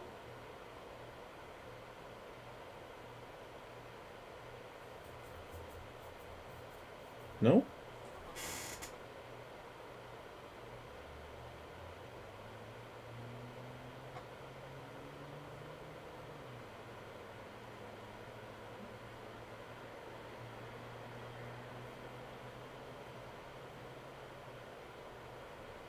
Um, so what's stopping him from just paying to break the frostbites?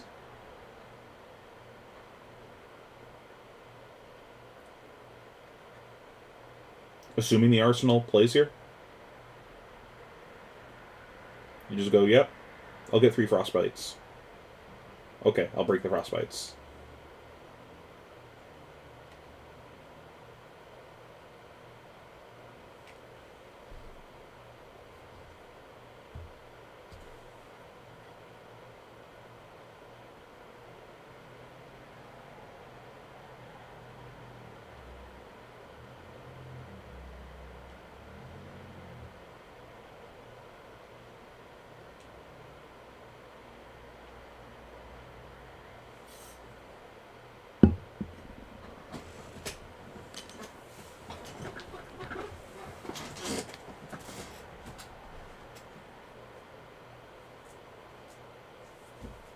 I hate how long this is taking too, because I wanted to grab something to eat. It's gonna be another, like, what, 2 to 3 hours? Jeez. I'm probably just gonna say fuck it and eat on stream.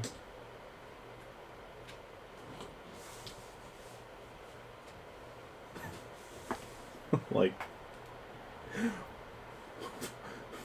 like, how long have we been on each of these priority sequences? It's crazy.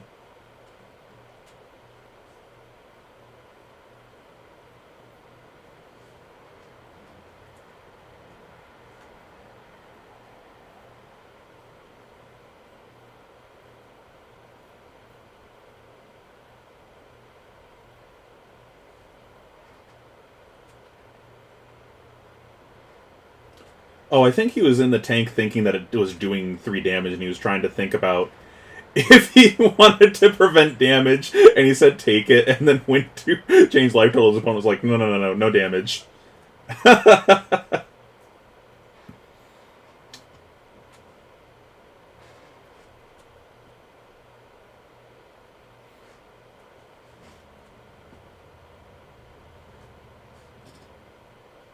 Yeah, like, uh, what were you hoping to do there with that? You just spent 3 cards for his 2 and did nothing.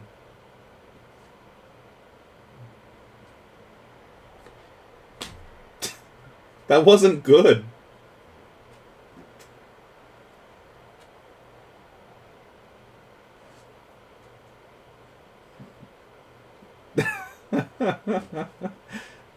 Nice frostbites. 7. I like this deck. You're just like, I don't give a shit what you just did. 7. I love that shit. I'm looking forward to trying this deck out. I'm probably going to have fun with it.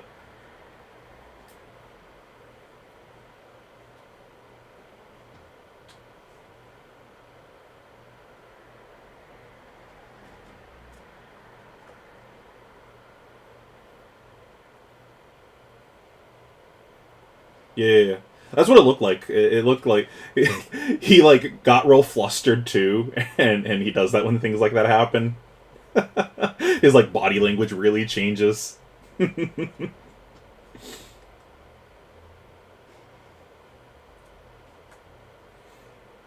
he's normally so focus, focus, focus, and then when something like that happens, he gets so flustered.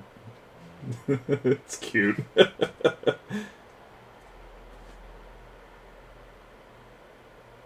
What slaps?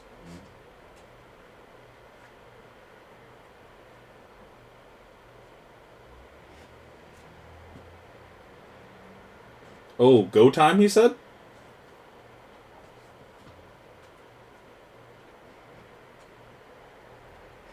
He said go time.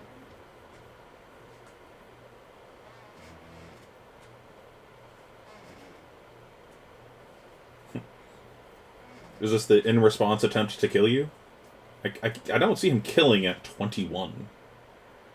So is it just trying to go for max value while you can?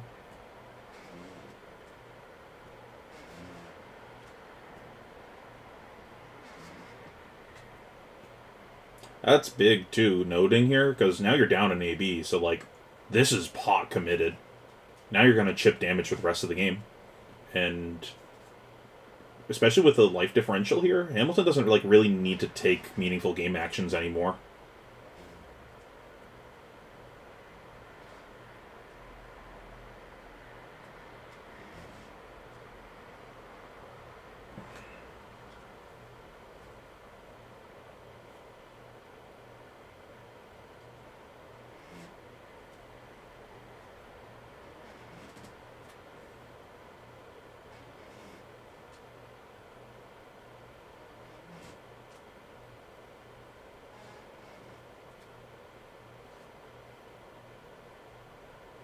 So this is coming in for 1, 2, 3, 4, 5 frostbites.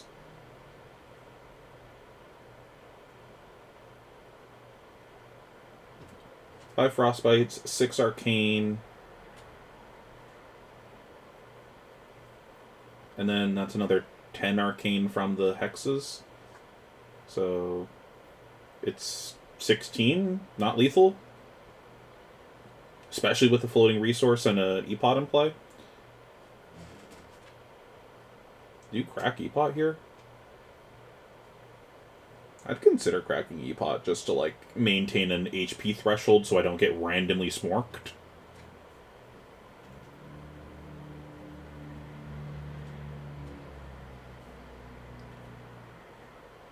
It's 6, 10...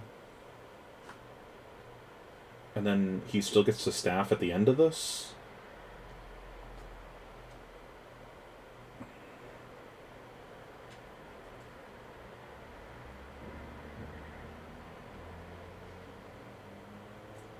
Yeah, like, I don't want to go to 2 here, so I think I crack it to not go to 2. Because I'm going to have other opportunities to utilize my AB.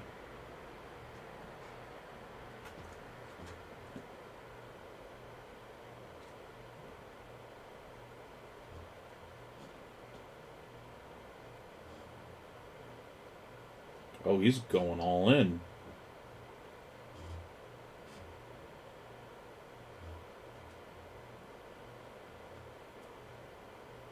Oh. I think that was a punt. Because now he gets to crack the let the Frostbite resolve, crack E-Pot using the floating resource, float 2 resources, breaking the Frostbite so you don't take the damage from that Frostbite, and then use the 2 resources to AB2. Yeah. I don't think that was it.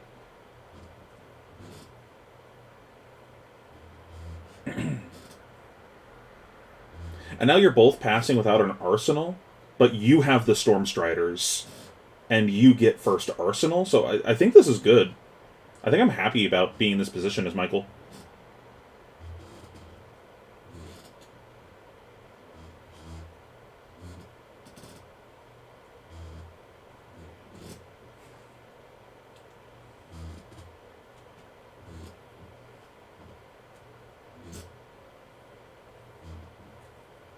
I think I consider blocking with Tunic there, too.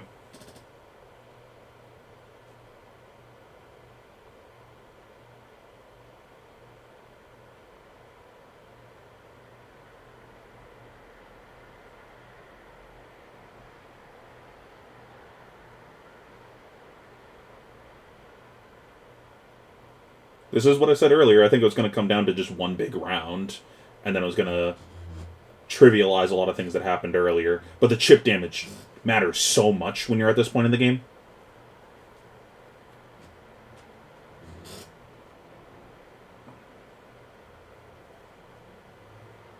Imagine if he didn't break those Frostbites last round. Woo!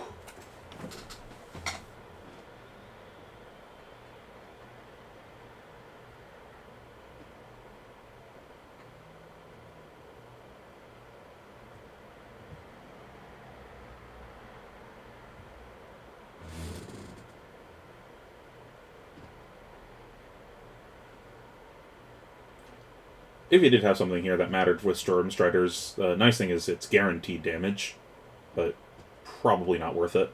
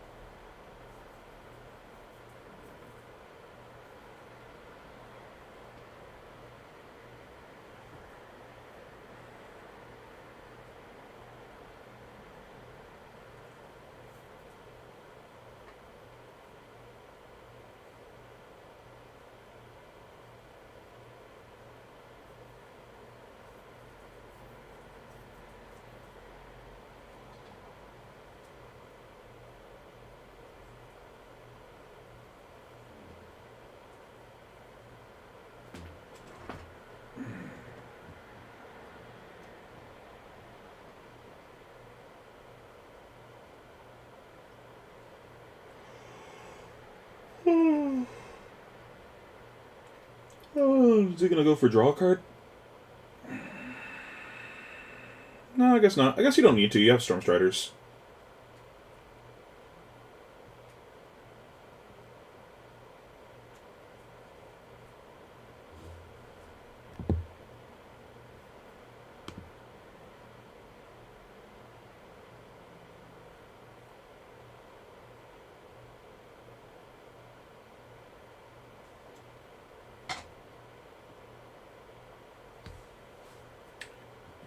Yeah, nodes should be gone. Right? He used nodes last round, I thought.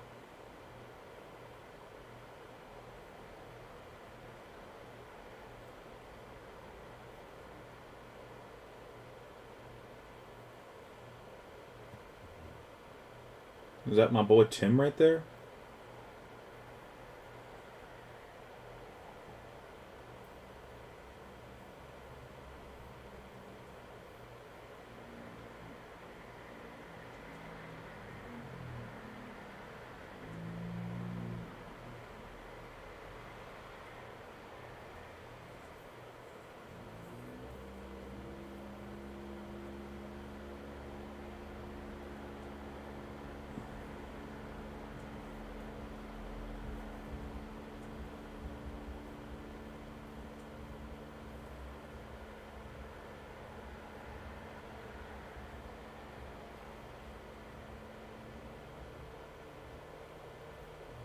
Found the Frost Sex. Only took all game.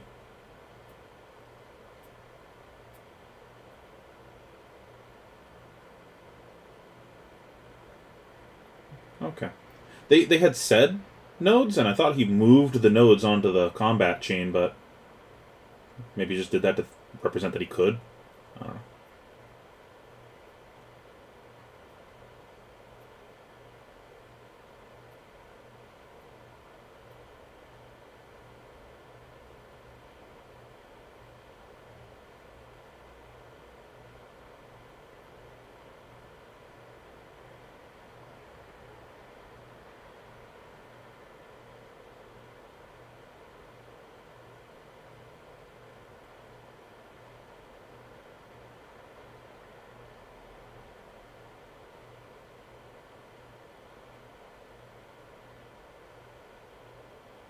Yeah, those amulets are huge right now.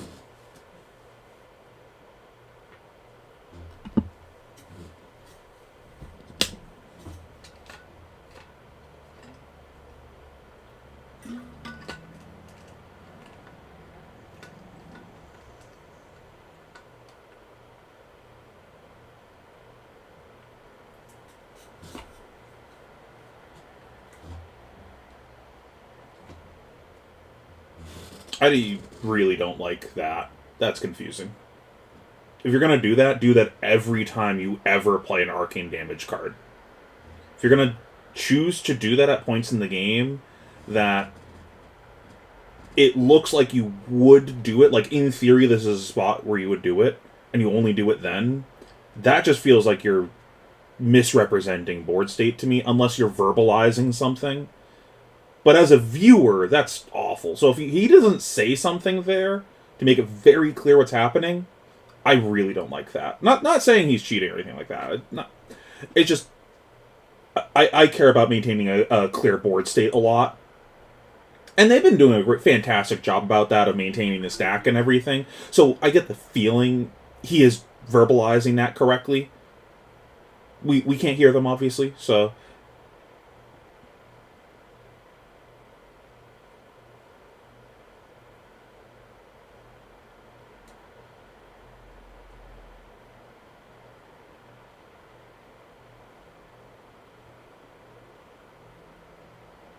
And he did put a dice on top of it to represent how much damage it was, and I can't see what numbers are on these. This is absolutely useless for the stream. Like, that's so silly to me, being like, yeah, you guys need to use dice for stream so the viewer can see what's on it, but then we're gonna give you the smallest dice ever so no one can ever actually see what's on them. That's so silly.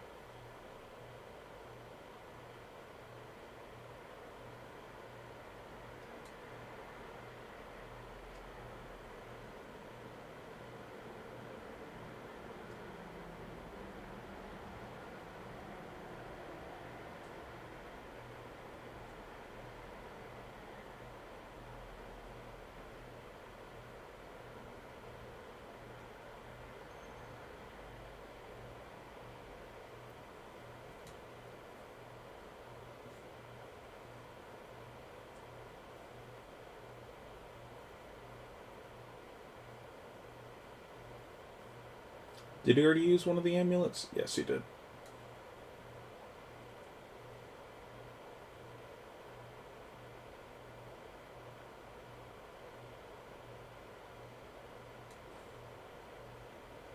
Like, I'd love to actually see how many counters are on his chess piece right now, but I can't tell. Because that, like, changes so much.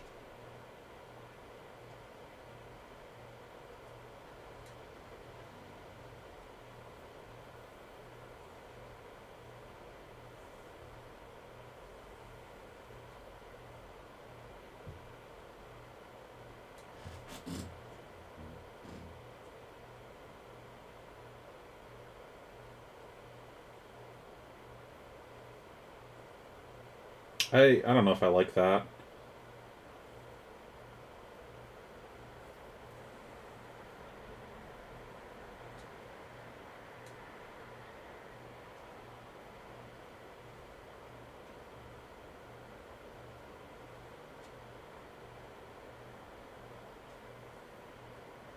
No, he doesn't. They're saying that he needs to float the 1 for the frostbite. If the chest piece is on 2, he just pays 1 to activate chest and then shoot with staff for free.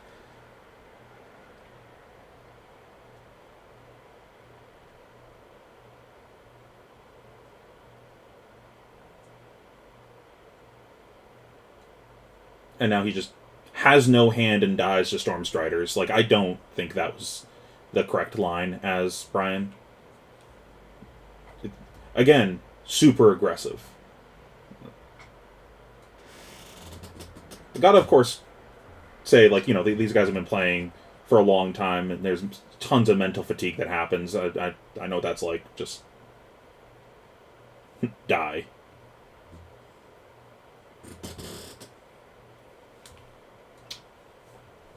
I think that was an hour and 3 minutes based on the timer, because the timer reset to 3 minutes.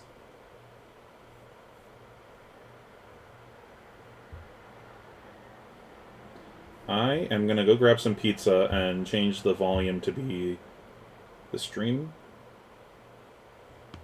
I'm without speech. I have no speech. Can you guys hear them? I mean, yes, sure, we'll go with that. You have a little. You bit know of that's a lie. You have a little bit of speech. Let's be Flake honest. speechless. Get out of town. Come on now, man. What a game Wow. between those two Metacarpus bros. It was an absolute wicked cool game. And again, starts at a snail's pace, but does it ramp up quickly? Oh boy. 0 to 60, one might say. It was really 0 to 60. Maximum Anybody? velocity. Can you guys hear them? Is when that. I'm gonna stop. No, you have to give T-bone. You have to give major credit to Brian and to I'll be right back. Michael. I They need both something to played eat. that fantastically, and the literal gymnastics that you had to. Well, not literal. That would be crazy. That too. would be exceptional. That would be amazing. Can you imagine? Literal It's like chess boxing. It's like, all right, we've done we should do 60 that. minutes of flesh and blood. Now we need to see your floor routine with the ribbon and the ball. That's That how would we're be gonna. awesome. Yeah, there's. Oh, It doesn't go to that would time be so necessarily, but we're gonna get the pummel horse out and see what you can do. well, you know what? That result moves Michael Hamilton's into the finals. Into the finals with that Icelander Wounded Bull deck of his. That is amazing. Yeah, I got to think of that at that point when you're Brian Lorenz and seeing just what occurred there, how close you came. You're thinking that whole experience was Wounded Bull, but ultimately you were up against one hell of a player, arguably the best player in Flesh and Blood. There's a lot of debate about that, but Michael Hamilton, if he can pull this off in the finals, I think that debate might be put to bed. He is certainly one of the best in the world. Yeah, I agree. And we're going to take a short break, and I'm gonna turn we'll be off right the back with webcam one more for a minute semifinals while I match eat. before the finals of the U.S. Nationals. So don't go away. Let's go over to the next game.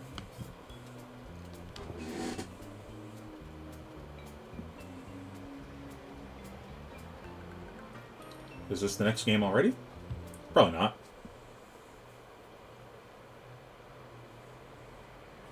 I don't think those cards are going to stop that. But anyway, we have the Aether Ice Fane fused here, and this is exactly why you.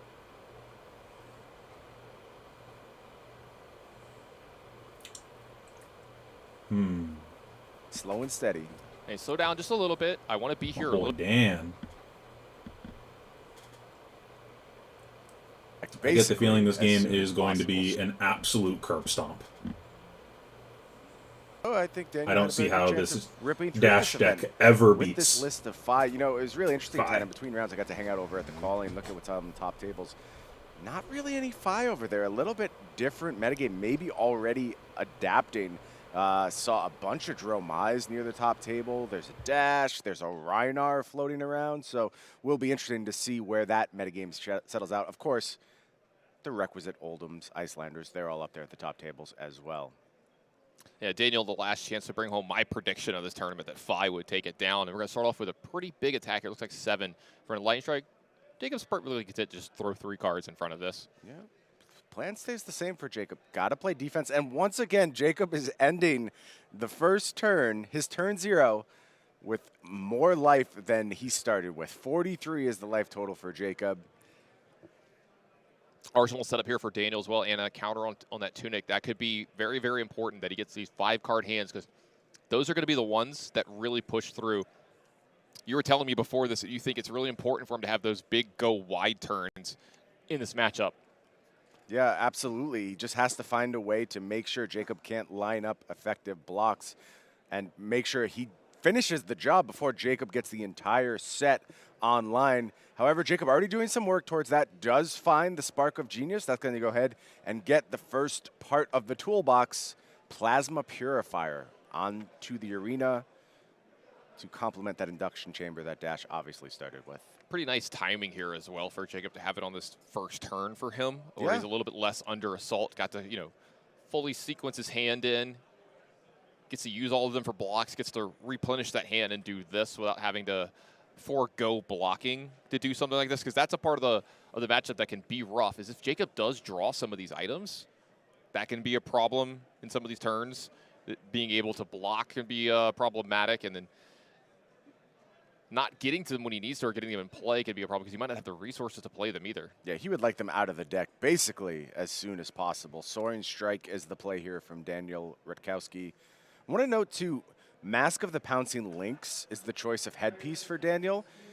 Typical wisdom says control matchup, you play Mask of Momentum.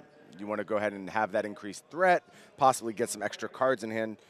Daniel sees it differently, though, and I have to say I'm inclined to agree. This fits very much with that theme of get wider than Jacob can account for. Maybe that mask turns into something like Assault the Wound, some kind of more powerful attack from Daniel Rutkowski. Actually, Daniel not playing Salt the Wound, so he's going to find a different option, but something that just accentuates that really go wide turn. I think you're exactly right here. So what you're going to see is Daniel's going to be attacking multiple times a turn, right? And while that sounds good of Mask of Momentum, he knows Jacob's here to block and block a lot. And I think Jacob's going to would have very much focused on keeping him from getting any extra cards off Mask of Momentum. Absolutely. Mask of the Pouncing Lynx, a little bit easier to cash in for some card. You know when you're doing it, and you know what card you're going to get. And all the information is generally in front of you when you're doing it, so you don't have to rely on getting something through. And look who it is. It's the Blazing Hedgehog popping out to offer 4. Go again. Love to see our friend Blazing Hedgehog getting in on the action. Is going to be blocked efficiently by the zipper hit. Little damage going to leak through just 1 here. There you see that Blaze Hedgehog. God, just great work from our social media followers. Y'all really outdid yourself this weekend. So much engagement from everybody on Twitter this weekend. Love to see it. Yeah, Flesh and Blood fans continue to be the most passionate fans around. Love talking to everyone this weekend. Love hearing from everyone. Love seeing how much they want to contribute to our broadcast, and we appreciate every one of them. Shuko doing a lot of work here, as it will in this matchup. There's going to be hopefully an activation every turn for Daniel Rutkowski here. Yeah, that's the goal. That's the way his deck is built. That Tiger Stripe Shuko, it's kind of an ancillary piece in some builds. I think in Daniel Rutkowski's list, very, very critical to increasing his damage output. Also does a great job messing with those Oasis Respites, maybe making them a little bit less effective. I'm curious how much of the stuff like Oasis Respite, obviously I expect the Sync Belows, the Fate Foreseens to be in there. I don't think we'll see things like Unmovable, just a little bit too large to be efficient in this matchup. I do think we'll see things like Healing Bomb coming down to gain some life, and Jacob Bob right back up to 40, slow and steady. Hey, slow down just a little bit. I want to be here a little bit longer. I want to get my money's worth. I want to get my camera time. We're going to make this game go as long as possible. And we're going to another 5-card hand from Rutkowski here. This is a turn with Spring Tunic as well. So this one could be a big one if he's got up. I think I see a Lava Burst set up. Yeah, in his you know, hand. I don't think we're gonna see fireworks cannon until it's Art of War time. I think that's the real moment where Daniel's gonna go for it, try and find as much damage as possible, maybe cash in that Mask of the Pouncing Links. You know, a very effective combination is something like Double Strike plus Art of War. So we'll see when the moment is right for Daniel to go huge. I think the goal right now is just make sure Jacob isn't actually increasing over that 40 life threshold and just offer steady, consistent damage until we get to that fire explosiveness that we know and love, the 20, 30 point outputs. Absolutely not. I'm going to circle back just a second. I love the point that you made that we might not see the really big defensive reactions. They're generally a little underwhelming in this matchup. You're spending 2 or 3 resources to block 7, but there's not too many cards in Daniel's deck that actually attack for that big of a number. No, 4 is about as big as it gets. So it makes the Fate Foreseen Sink Below absolutely perfect. Oh, they're amazing in this matchup. Oasis Respite also coming in at that sweet spot, assuming you can dodge the Tiger Stripe Shuka, and maybe at some point that will make things awkward for Jacob Baugh. And I think Jacob's going to love the fact that they're still both at 40 here early in the game. Jacob got to be loving his life total here, not completely under assault from turn 1. He's pacing this game pretty well from here. Looks like we're going to go ahead and start with a Phoenix Flame. It's going to attack for 0, but it's going to get the chain started. It's going to allow Ember Blade to come in with Go again. Do you see the energy potions on Daniel's side? Again, that tells me we're playing towards that massive turn, just absolutely massive setup. Yeah, if your opponent's going to try to trade 1 or 2 cards for all of yours, block out like this, setting up for one of those big turns, like you said, with Art of War to push through tons, that's the plan.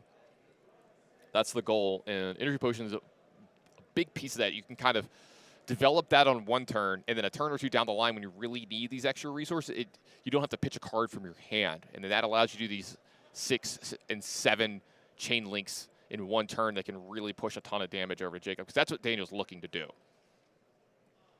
Yeah, if you watched yesterday, you know the control thesis put forth by my friend down in New Zealand, Jason Chung.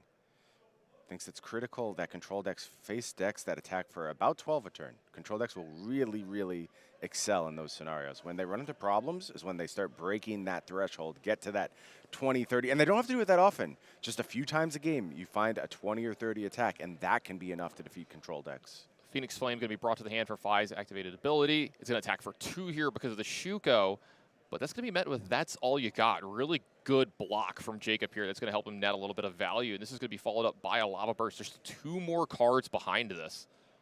Yeah, the chain never ends when it comes to Fi, and Jacob finally getting value out of that all you got.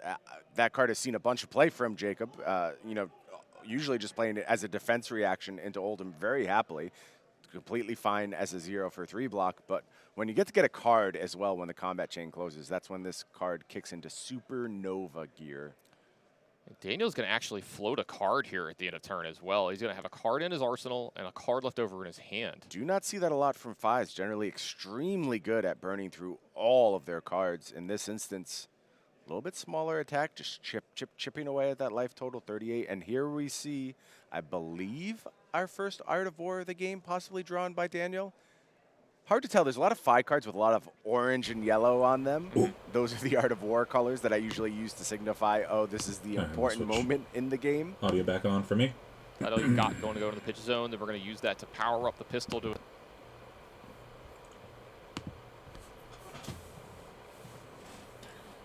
This matchup is so rough for Dash. So kind of funny. Dan, right before his game with Brody, was like, hey, Brody, I'm going to go over here and collect my thoughts for a minute. And then when we meet back up for our top 8 game, I'm not going to be your friend anymore for the next hour. And then he went on his phone, I guess, and just to kind of clear his mind. And then, like, the first thing he saw on his phone was on Facebook, it saying that today was Brody's birthday. And he was just like, God damn it.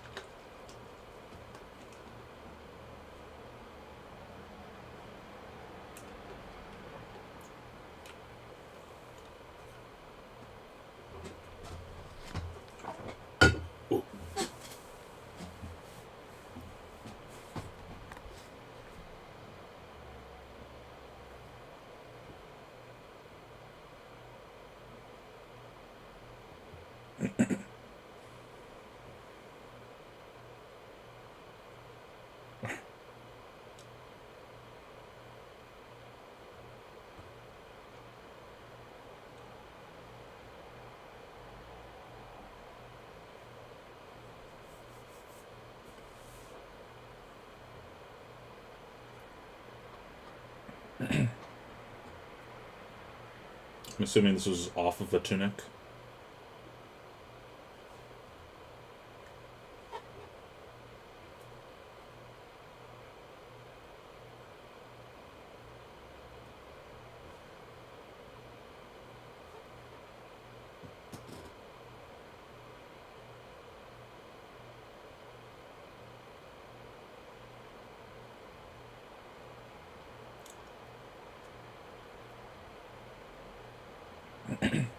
Ooh, 5.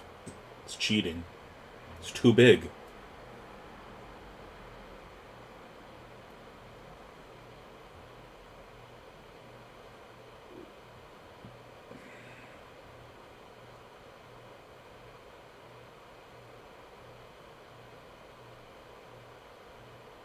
Is that blue Sift he had blocked with? Man, he played so many cards to dig. Crazy.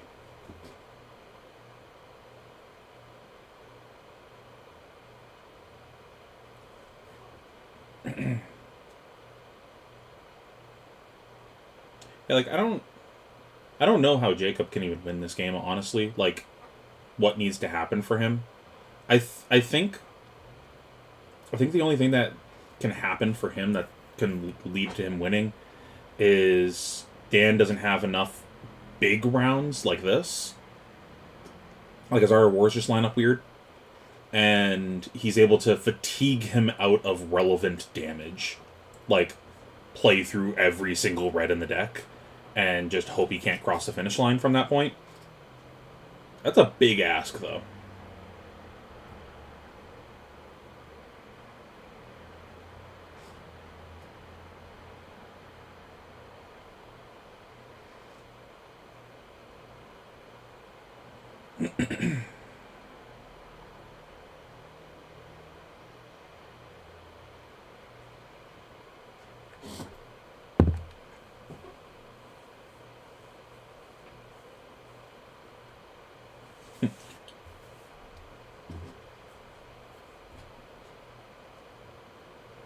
Oh. Oh, that's a beating. That's an absolute beating. Cycle your entire hand, leak a ton of damage, and still get an arsenal?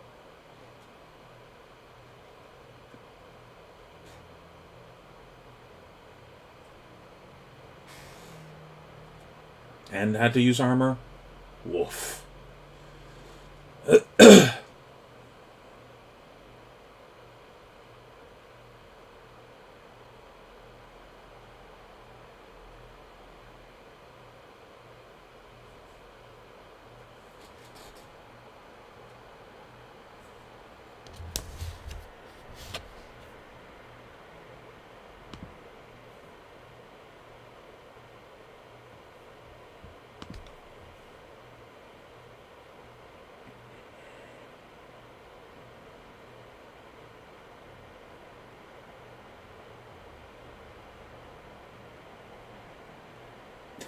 Yeah, it's funny.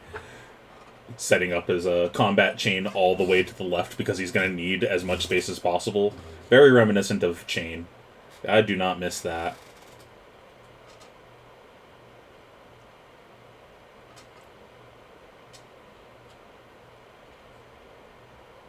Wonder if people are going to play Chain at Worlds. I mean, probably.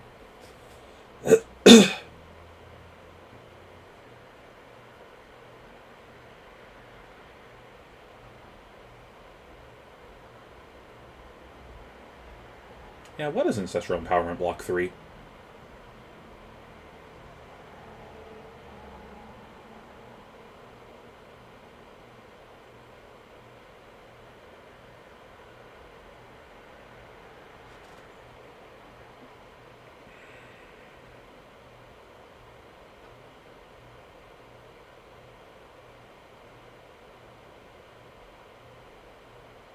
Oh man, if he has 0, 0, 0, or 0, 0, and then tempo from Arsenal, or 0, and then a card in hand that he wants to Arsenal. Oh. Yeah, that's probably what it is. His last card in hand's a 1-cost card that he's happy arsenaling.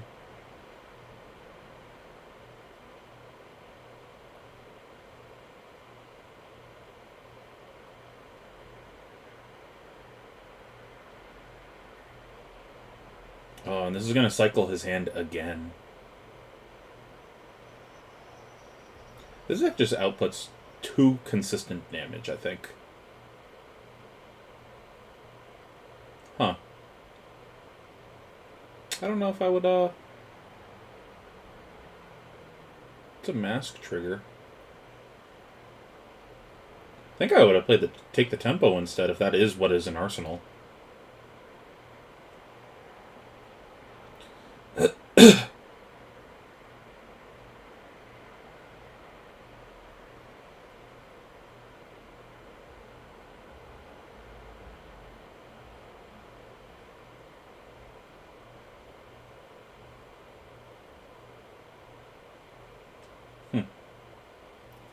I seem fairly greedy not blocking that out. Because he still had 1 floating and 1 in Arsenal, so it's pretty reasonable that he could Snapdragon, play Arsenal, get a fresh card in Arsenal. And it just sucks if he hits exactly a blue off the top. I don't know, I probably would have Snapdragon there.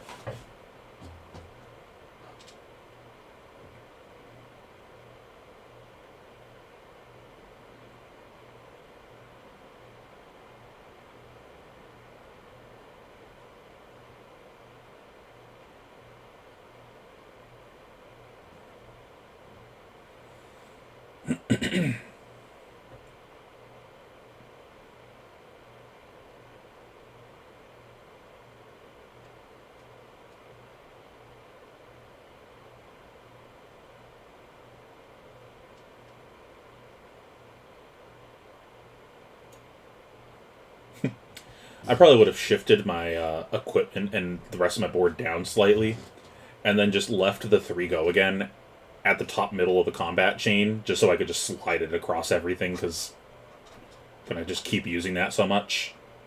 Just leave it up there.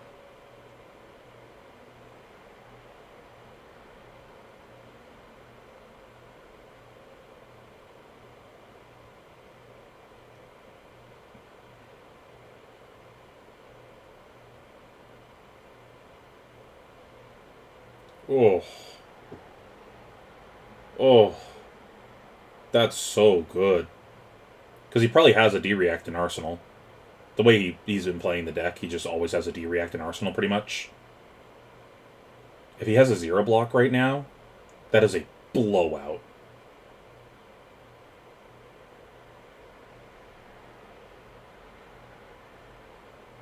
Or he has a D-React in hand. Like, if that does 6 and gets his Arsenal...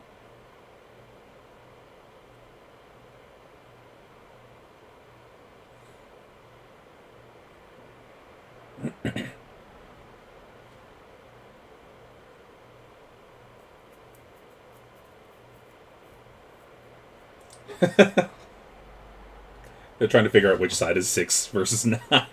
That's silly. Is it pointing... Is the arrow supposed to point up? Or down? Or sideways? Who... Is it your up or my up?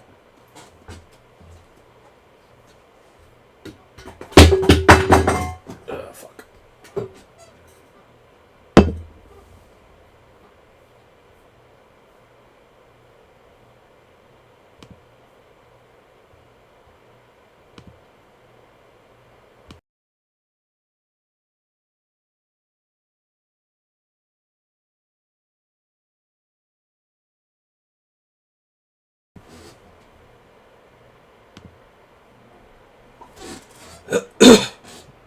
Oh.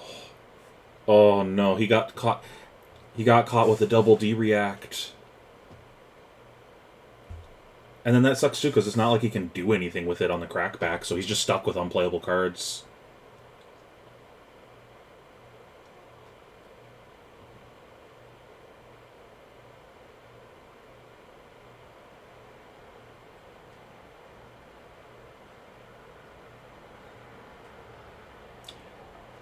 So, was talking about how does he win this game? Like, how does he possibly win this game? This isn't it.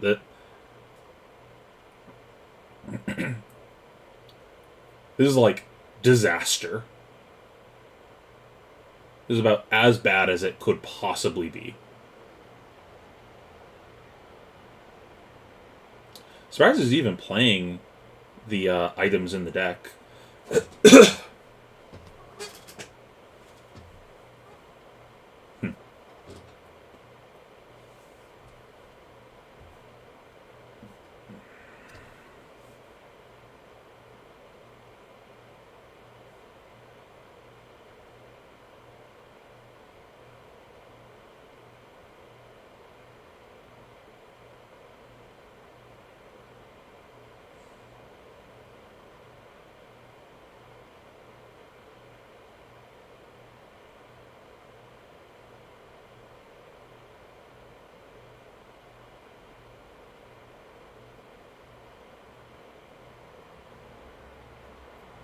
I guess he's probably also holding on to Snapdragons just in case he draws a cursed hand and doesn't want to lose tempo.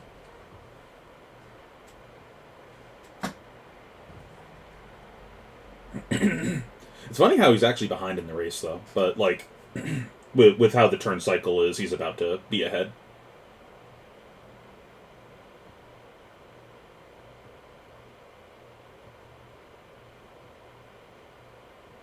Oh, man, if he has an Art of War here to banish that yellow belittle, whew, that's huge.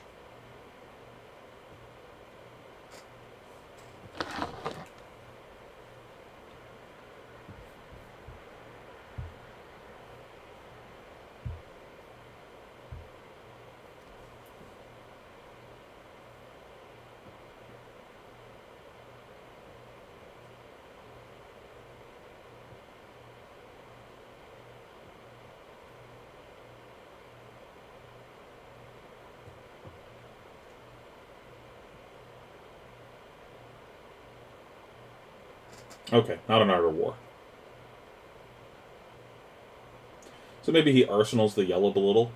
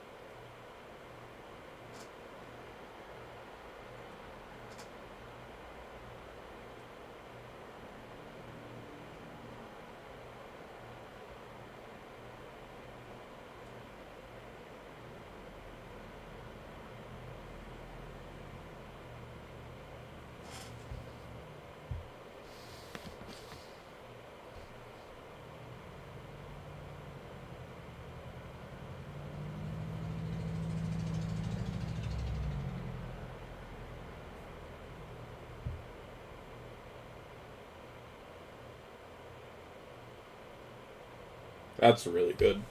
That's a mask trigger.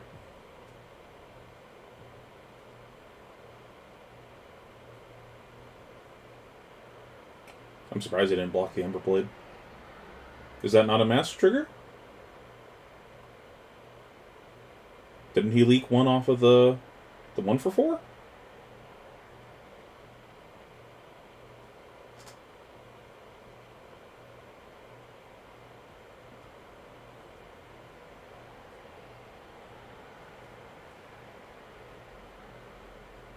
I missed something?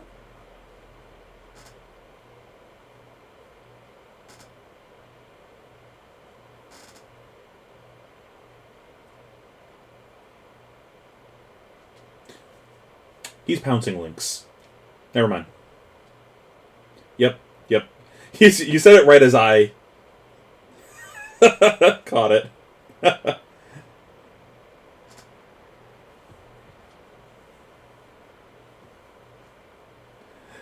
Didn't quite see it because it's like kind of under the Star City Games logo.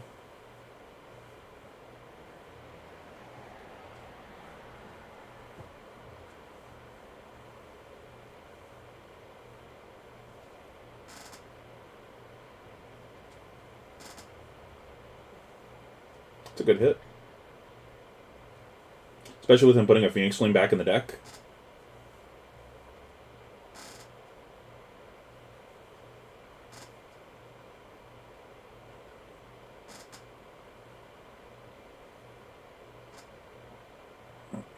Oh, no. Uh-oh.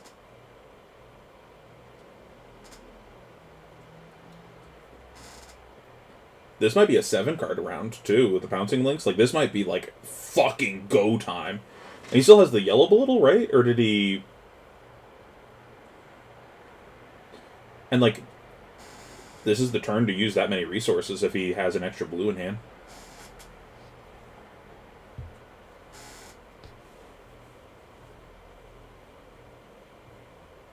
So, like, he's not even punished for not having the Tunic up here.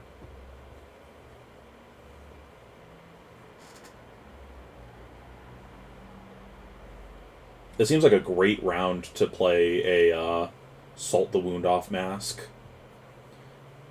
Because, like, he can probably present a combat chain of, like, what, 8 cards? Insane. Assuming nothing crazy in his hand. Like, assuming his hand is a blue and 3 head jabs. That's the floor. Because the blue's going to cover a lot. The Belittle's going to grab another blue and cover everything in the round. So then we'll have Belittle, 2 Phoenix Flames, 2 head jabs, a sword swing, the Flame Call Awakening, and then whatever we grab off the mask.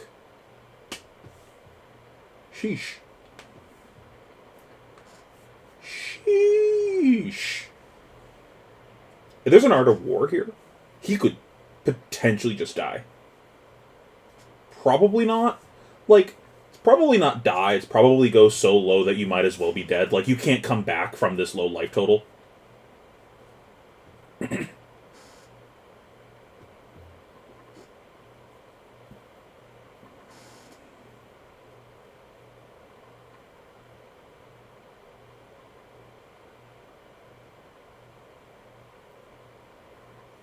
The caster's like, I don't think there's another Minnowism in the deck. My guy, when are they ever not in the deck? We're certainly not blocking with them.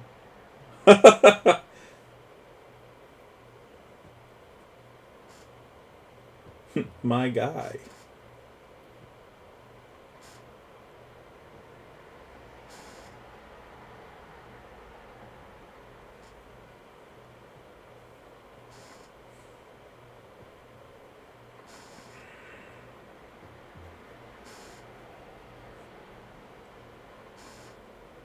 Now, unfortunately, he hasn't played a red for the Flame Call Awakening.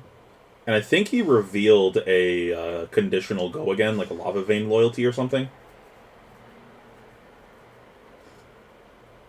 So this might not be the crazy round. Like, if he's missing the Draconic opener...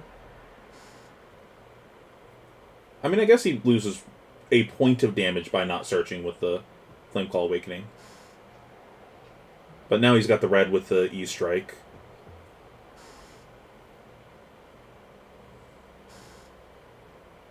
I don't know. Yeah, depending on what he has here, it might have been correct to just Snapdragon this E-Strike.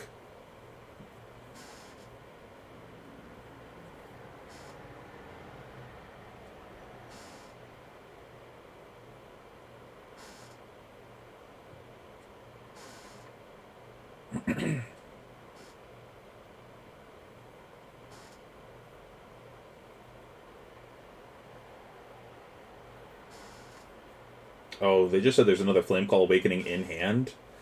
This has got to be Mask turn.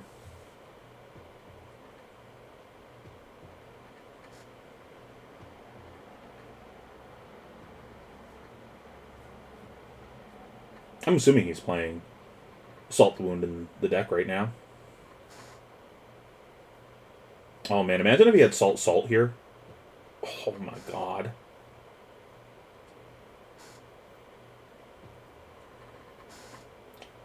Pitch, throw sword.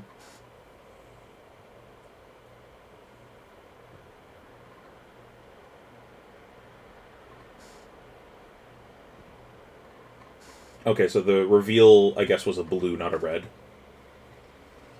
So then he still has a blue minnow in hand. Oh, he probably bottomed it with the E-Strike. I think that was probably incorrect. I think he should have bottomed the card he just pitched with the E-Strike and just pitched the Minnowism. Gave his opponent extra info by doing that. Like, it probably doesn't matter, but, like, that's a tiny thing of, like, oh, he now knows that the bottom wasn't that it's not still in hand. So now he knows there's a mystery card in hand.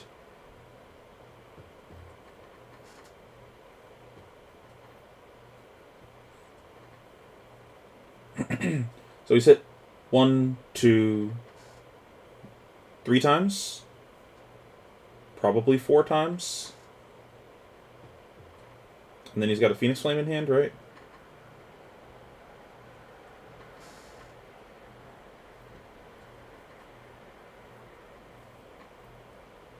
Oh, he could have bottomed the, No, he couldn't have bottomed Phoenix Flame. Never mind.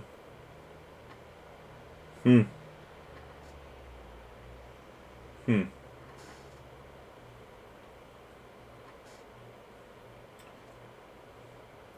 He's playing this way more conservative than I would have, but he probably also doesn't need to be aggressive. He's just passively winning the game.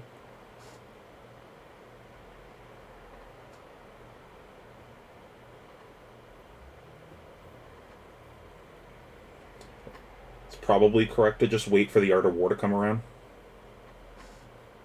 Is that a Phoenix Flame in the arsenal?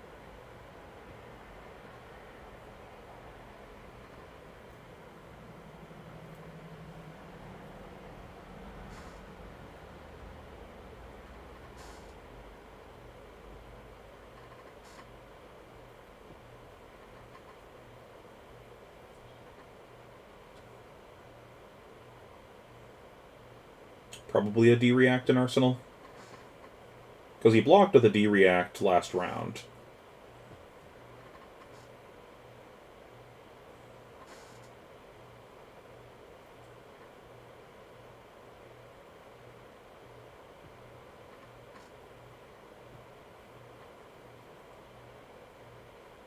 Now it doesn't matter if he has a 4-block in arsenal.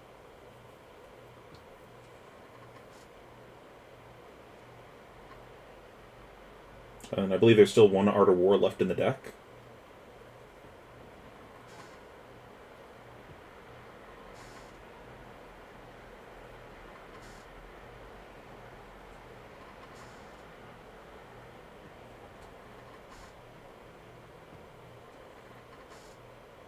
That feels bad. Sync for value.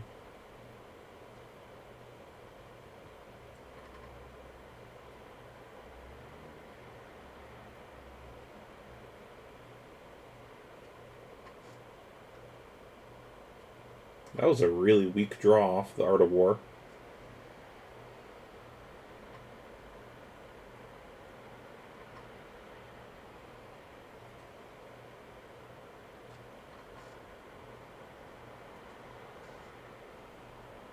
Five, 8. Is Flusterfist 1 or 2 power? It's 1, right? It's just the Majestics that are 2?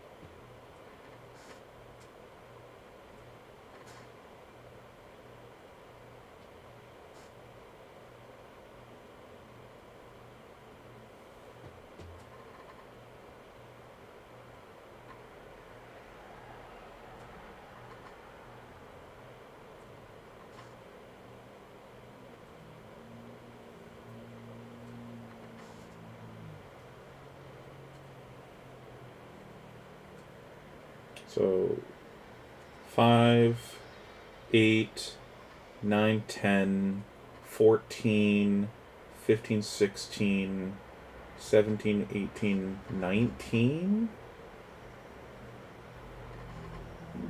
It's good.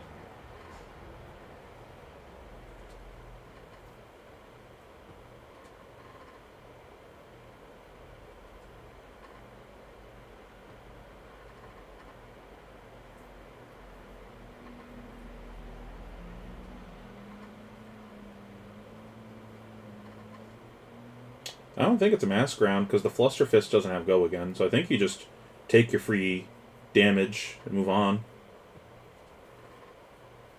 Unless you Snapdragon.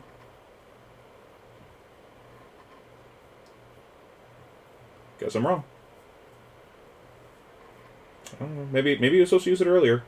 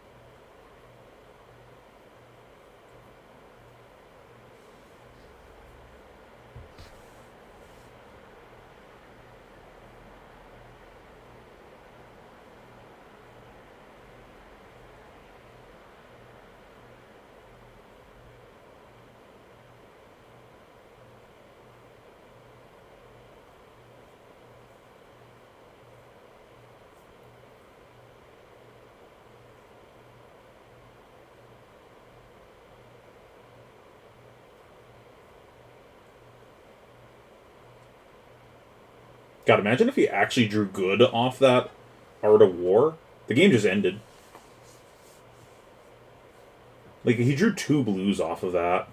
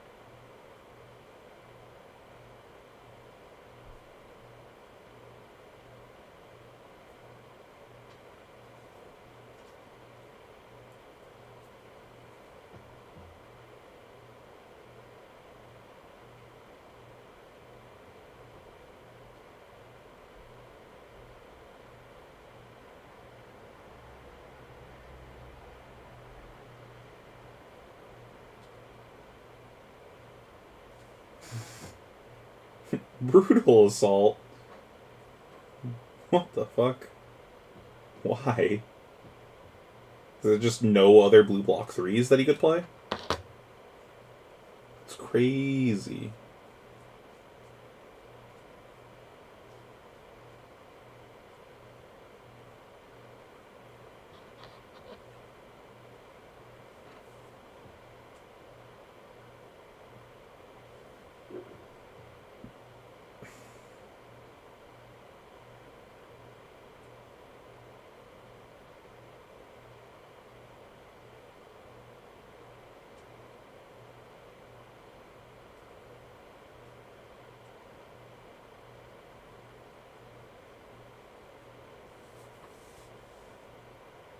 I guess Flusterfist does come in for 2.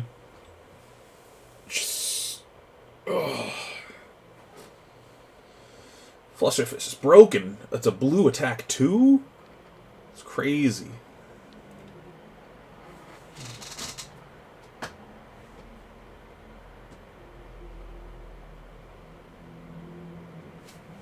Why the Skullcap block?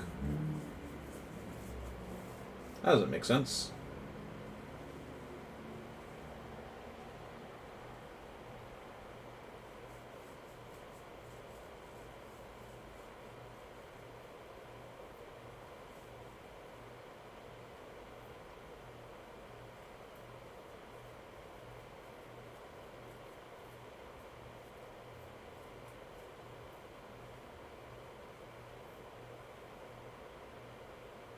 Like, put the 2? Never mind.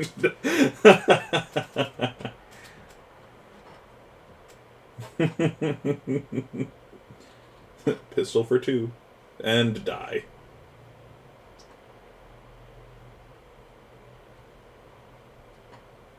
game probably just ends the second he finds his third Art of War. If he found it here, he probably just arsenals it and waits for the Tunic counter.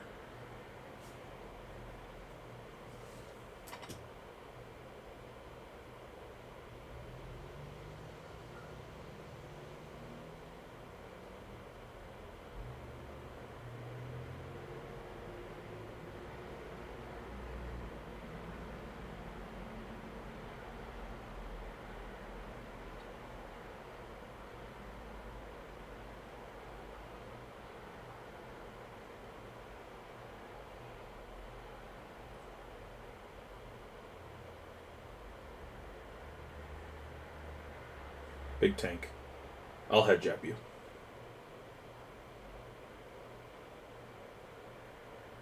That's not a head jab. That's cheating.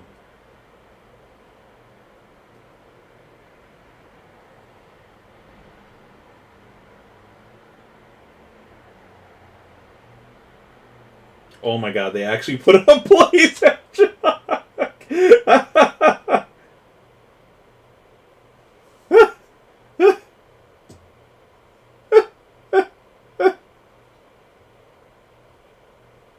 What the fuck?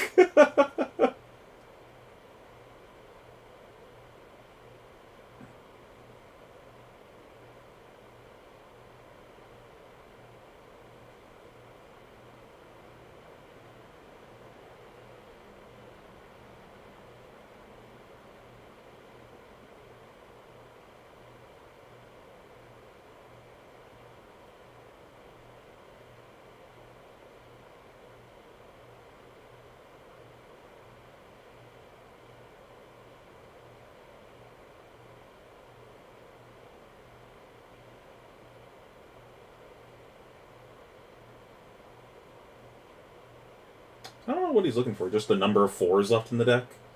Ancestral Empowerment. Lava Burst. Salt the Wound. A lot of the like, big cards like that just haven't been used yet.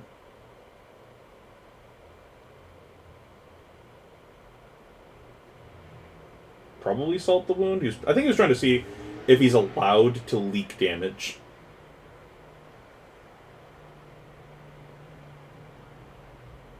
Oh, you were not allowed to leak damage, apparently. This is just Briar with extra steps.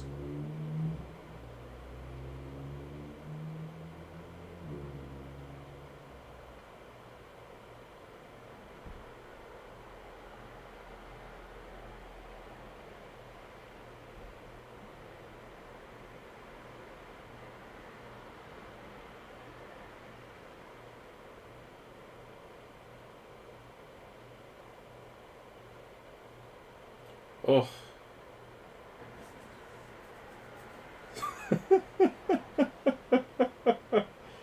All right.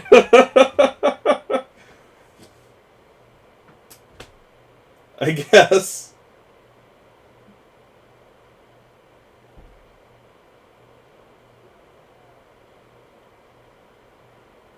Oh.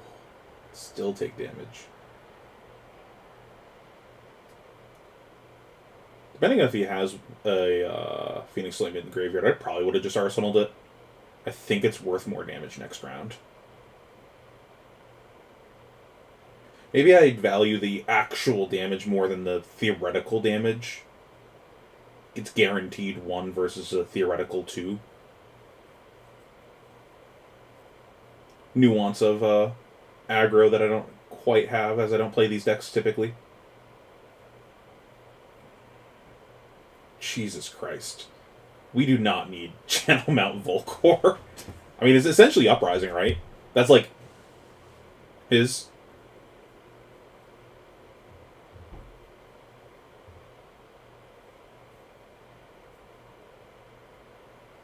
Curious what the arsenal is. It's been there for a while.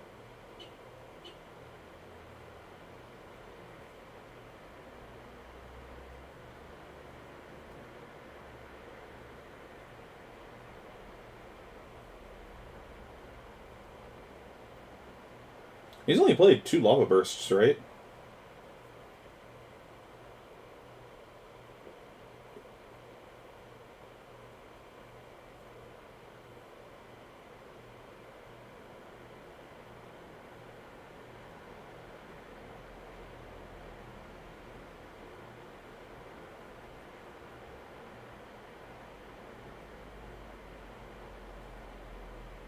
Ooh, 8. Sheesh. Can't beat that. Phoenix Flame for 8? Where's the Transmogrify? Death by 1,000 cuts. Where's the last Art of War? I think he keeps shuffling it to the bottom of the deck with the belittles.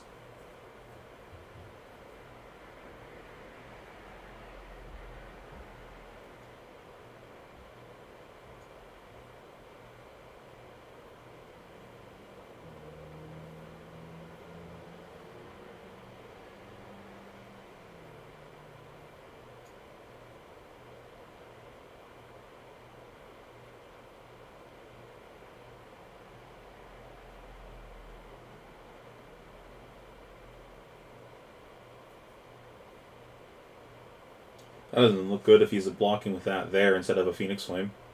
That means his hand probably doesn't block very well.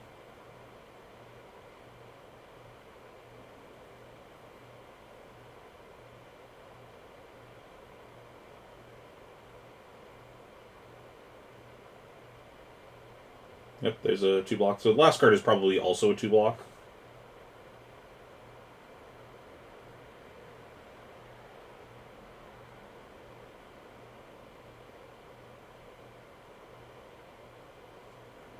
Maybe the card in Arsenal is a Sigil.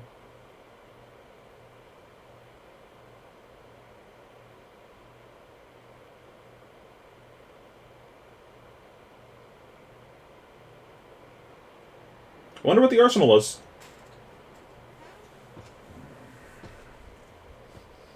Ooh, an Oasis. Oh. That is not great in this matchup.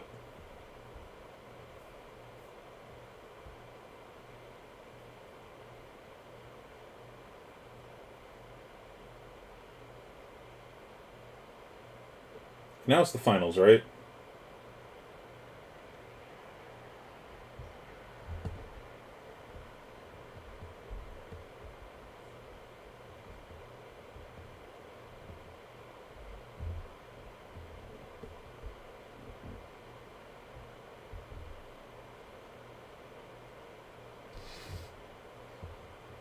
Last game. Probably going to end stream after this. I'm getting tired myself, and I imagine you guys want to get out of here too. I probably am going to try streaming on Monday. Either going to stream the Gauntlet games that they just did, or some Talishar. I don't know what I want to do yet. Figure it out later.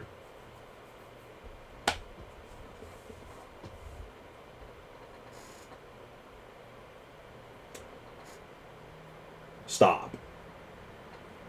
Right now. Stop.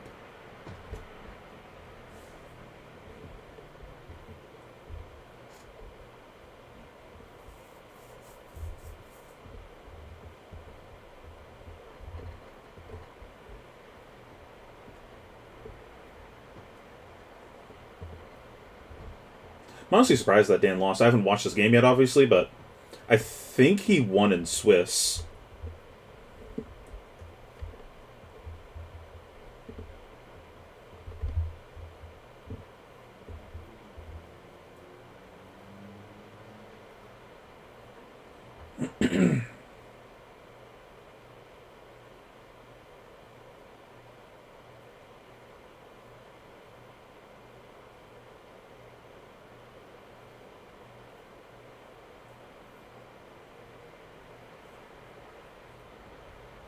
And their build was actually pretty good into this matchup compared to the average Phi deck because they were playing far more block 3s.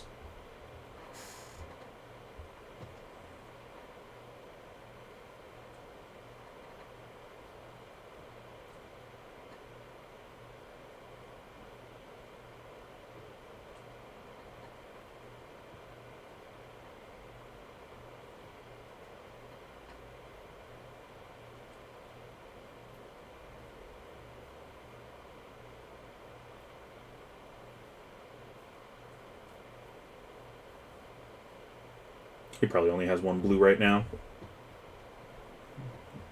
I feel like if he had more than one blue, he'd just snap. Blocks this. And then takes 2 from the staff. Maybe not. Maybe he prevents all of it. I don't know.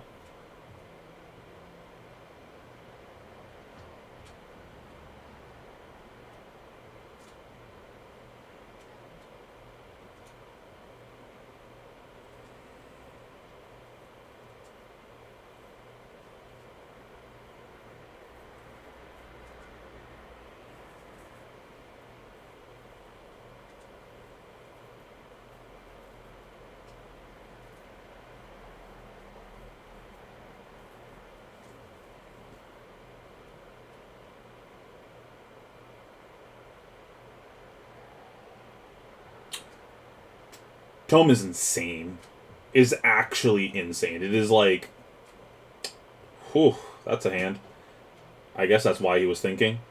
Um, yeah. Tome's insane. It is like one of the biggest reasons why the Runeblade matchup is even or we're slightly favored.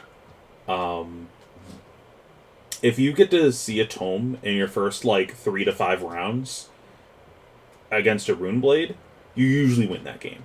Because you're usually like slightly behind, and then you play the Tome, catch back up in the life race, so now you're like at parity or slightly ahead on life, but then, you know, the way that turn cycles are, they're gonna then attack you back, so now you're basically even on life.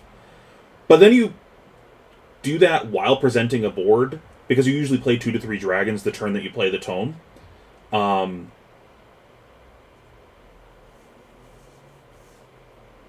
Blizzard's pretty good. Man,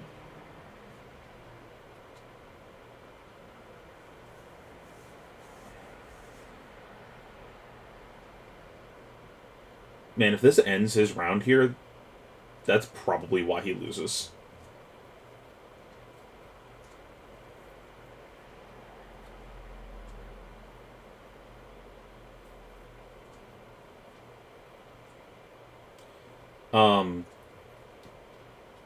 So you end up presenting 2 to 3 dragons, and then they have to answer them.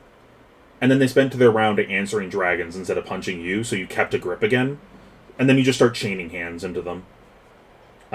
It flips the turn order and just makes them deal dragons for almost the rest of the game. And Runeblade isn't the best at doing that, and they can. But, like, they might eventually brick on the go again.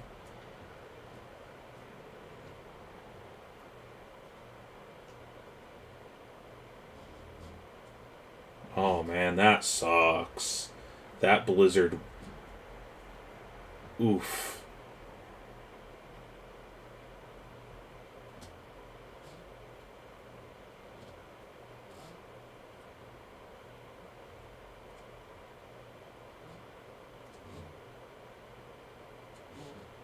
God, that Blizzard was insane.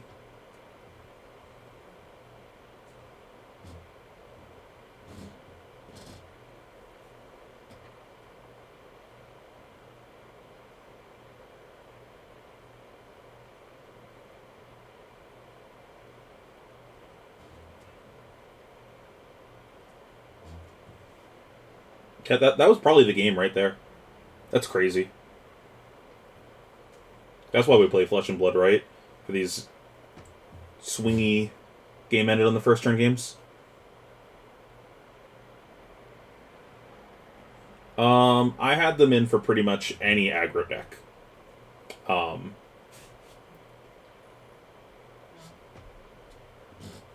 If my opponent's trying to punch me in the face, I play it.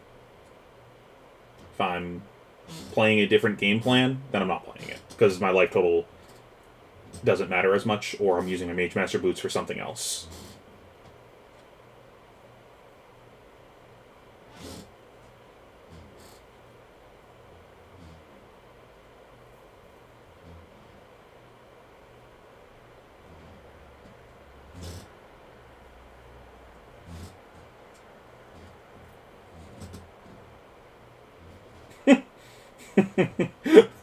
Michael's face, he's like, can't pick up my damn card.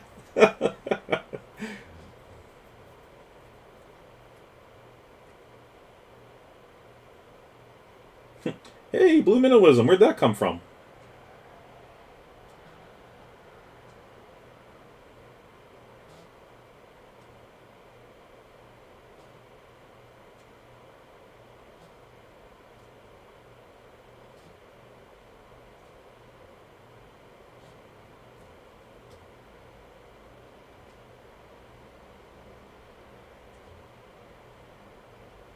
Oh man, any advantage to snatch with that? Oof.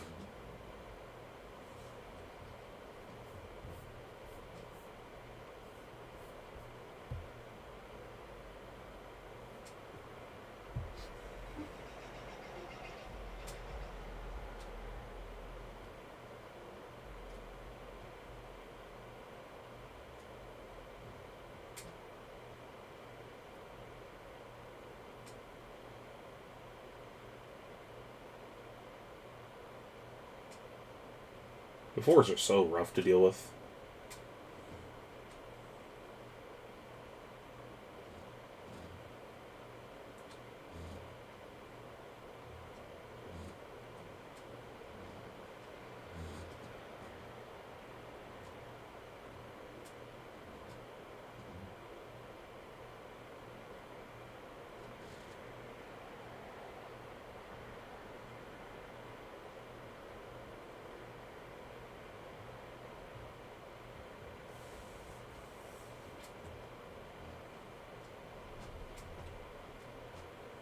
There we go. Game actions. Let's go. That was a good banish.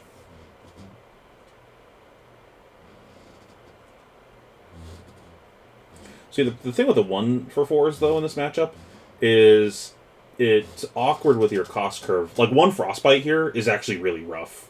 So, like, that Lava Burst and Banish is basically demanding that he pitches another full card.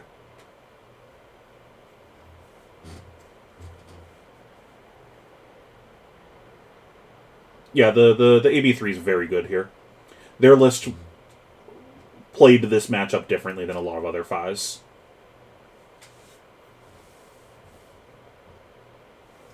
Now, it's different against Hamilton's because he's presenting the physical damage, but against a normal Icelander, they actually will run out of damage. So, being able to just AB everything is a legit win con. And it's very annoying when people do that. Like, those are, when I was playing Icelander, some of the hardest games, and my opponent's just going to sit there and prevent everything, but I wasn't trying to set up, like, a big kill in my second cycle, because I wasn't expecting that. Granted, you know they're going to do that when they flip over their equipment sometimes. So, like, you see your 5 opponent flips over AB3, you're like, okay. And then you start fishing, and you're like, okay, how are you going to play this game? I'm going to start shooting you with things and see how you react. And if they just sit there preventing everything from the start, you go, okay, that's how you're playing this game. I'm going to play this game differently now.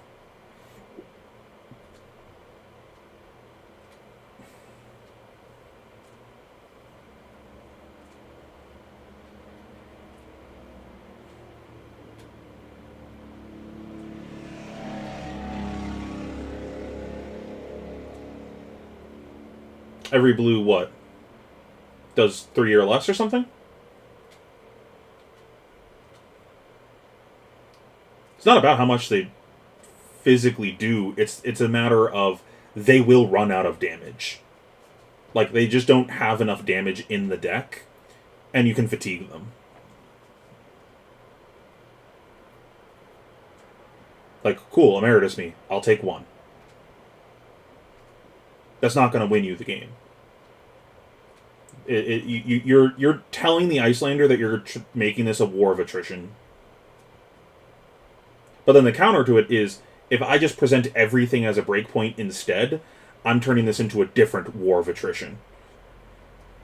Now I'm saying, you don't get to turn this into a war of attrition. I'm turning this into a race, and you got rid of all of your equipment, so you can't efficiently race me anymore. So the value that you gain by having superior equipment and more life, I'm gaining in my equipment and breakpoints.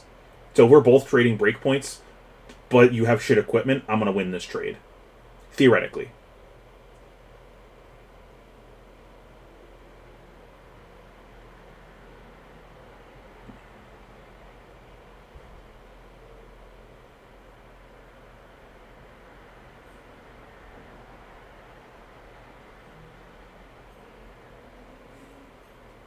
You're basically just forcing the game to devolve into math instead of any amount of tempo. It's just flipping over both of your decks and saying who face up has the most damage sometimes. And then the Storm Striders fucks up that math. Like, if we both flip over and have similar damage, but I have Storm Striders, I win the trade.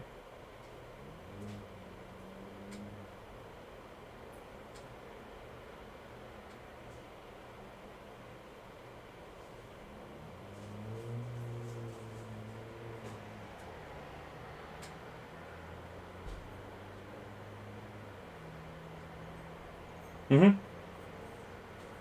Correct. And even if it fucks up your round, you don't necessarily care. Like, if you have shit rounds, but they literally didn't have a round because you prevented everything, it doesn't matter. Their not round is worse than your shit round. So, watching the finals right now. Okay. You want to watch? Yeah. How long are you going to be doing this for? Until finals is over. Half an hour plus. I don't know how long this game is. Game kind of ended turn 1, though. Dan went Art of War, Banish Draw +1, Belittle, and then he got Blizzarded on the Belittle.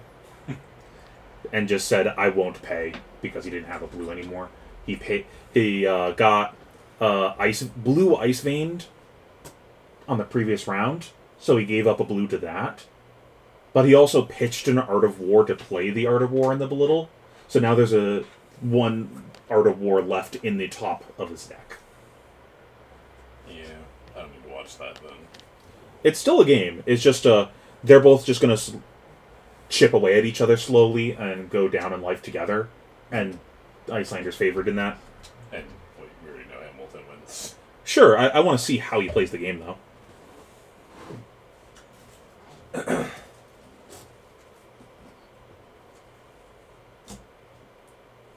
gonna go for a walk.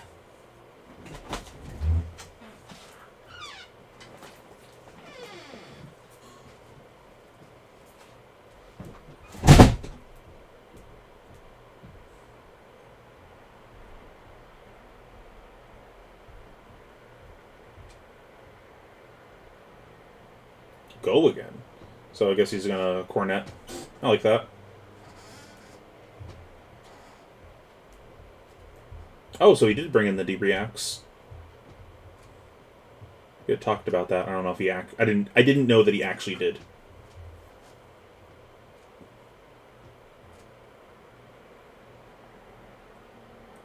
Oh.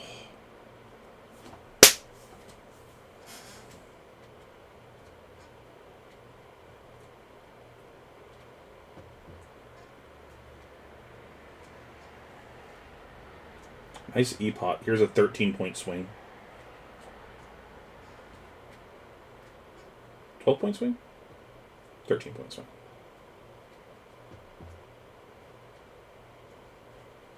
Oh, so good.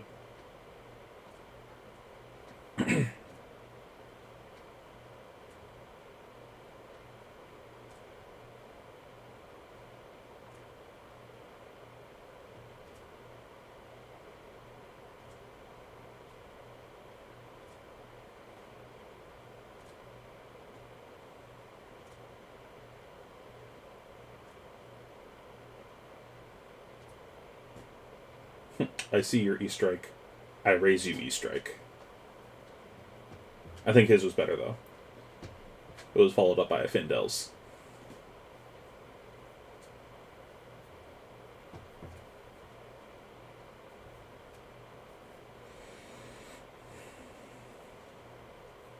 I don't like the fact that he only blocked with one card here as Dan. That means he can utilize his whole hand here to punch me in the mouth. I'm surprised that Michael's playing with foils in his deck.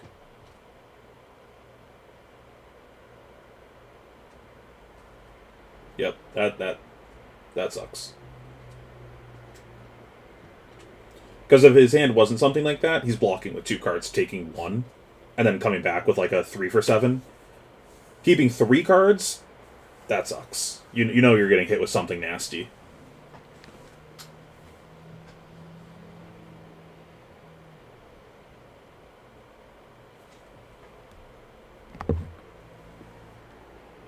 Oh.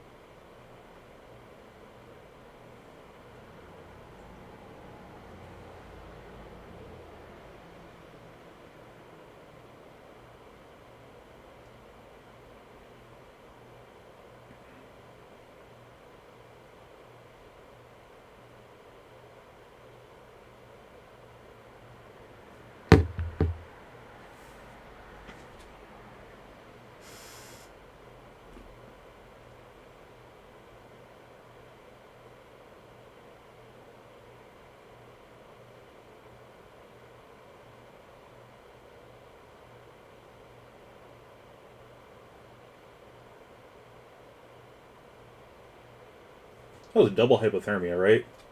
Yikes.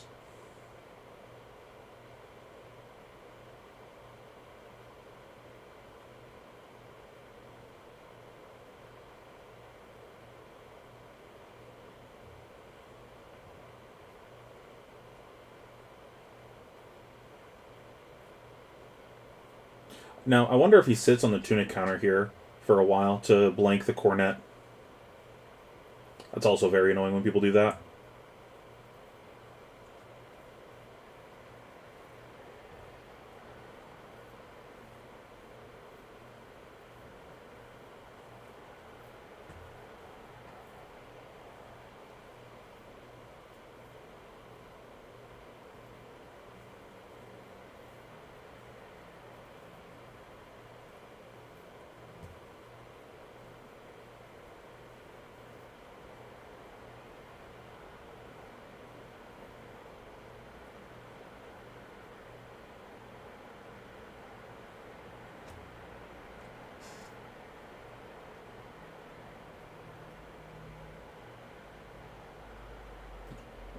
Well, we found it.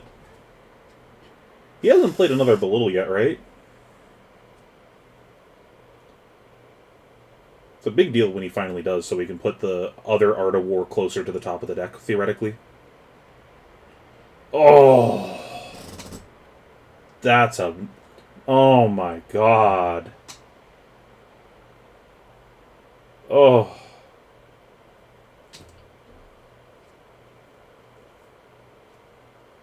That's so good.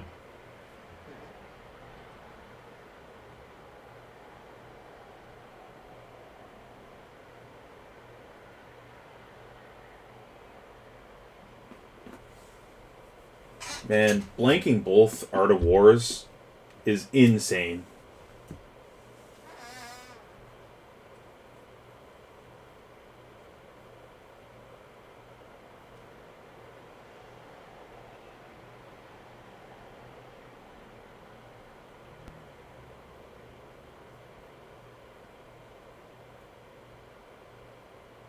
Is that another channel in his hand? I saw a Polar Blast. I don't know what the other one is. I think it's a channel.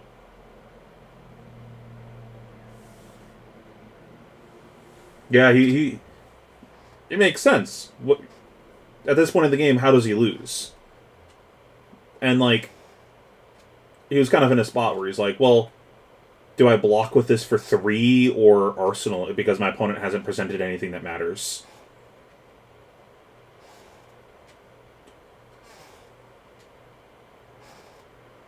Oh my... What? Oh! Oh! Ah! Stop!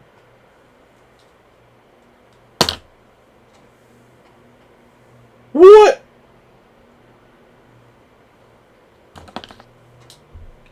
If I don't... If I had that Blizzard the whole time, I think I would have just Blizzarded. And then see how he reacts. Because if he doesn't pay for it again, I don't think I play the channel.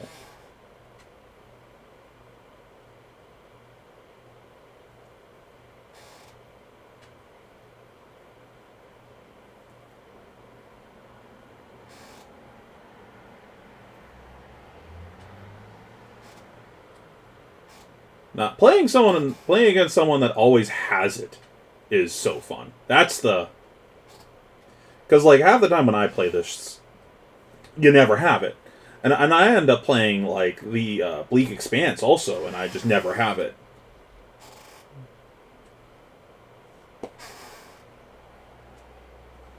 Like, you can't beat someone that just always has it.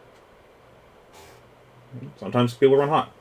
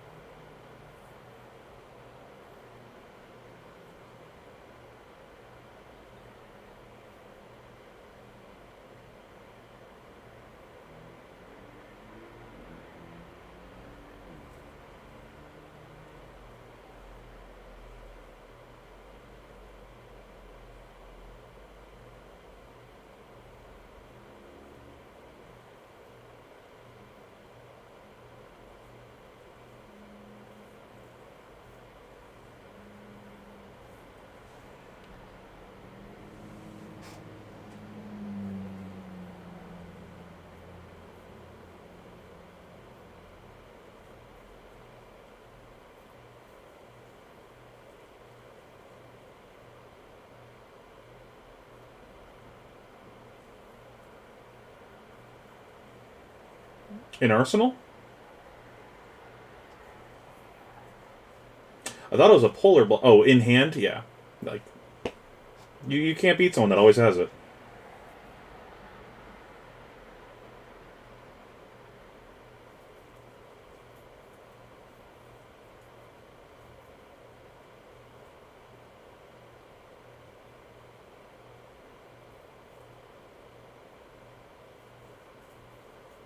Yeah, I saw him flick it. Yeah, yeah. Looks like a Aether Hail or whatever also.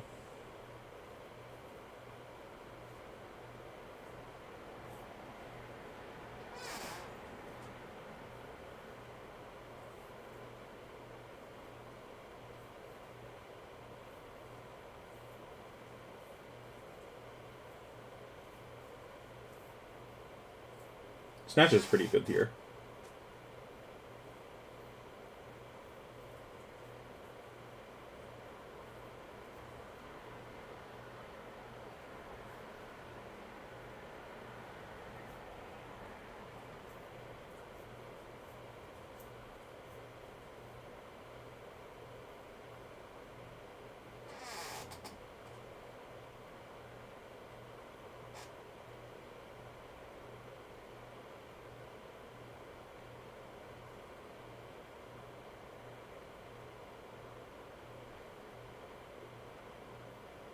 If that tunic's on 3, I'd probably just throw the Ironhide on it.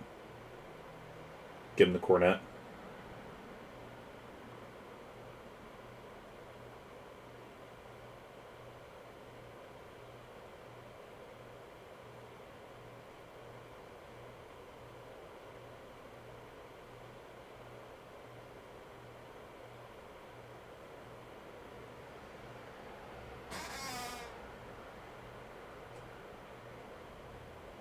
I mean, that's the idea of card flicking. When you ask someone why they flick the cards, they're going to tell you that's the reason, to hide what they have. People just do it as a habit. Like, they see other people do it, then they start doing it, and then it just becomes a habit that they just always do it, so...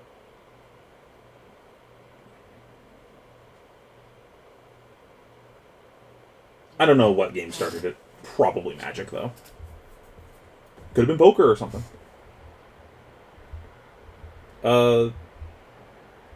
Cornet, yeah.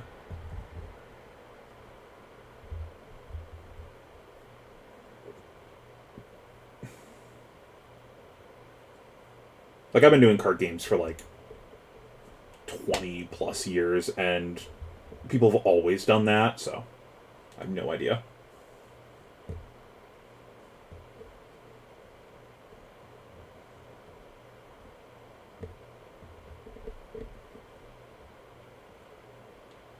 I swear to God, if he... Oh my God, Blizzard again! Stop!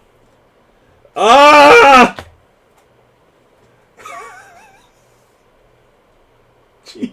Christ. How do you beat someone running this hot? Holy shit.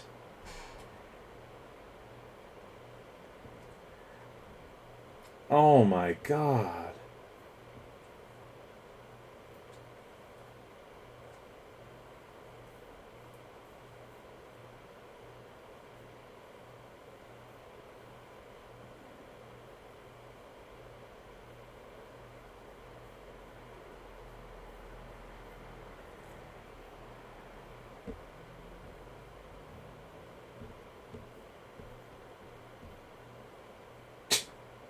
Jesus Christ.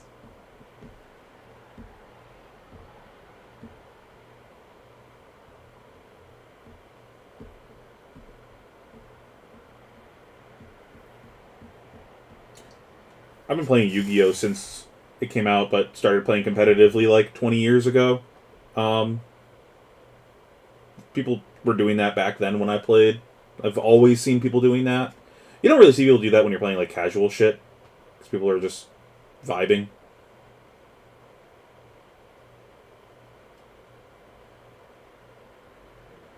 Man, I've never seen such good blizzards in my life.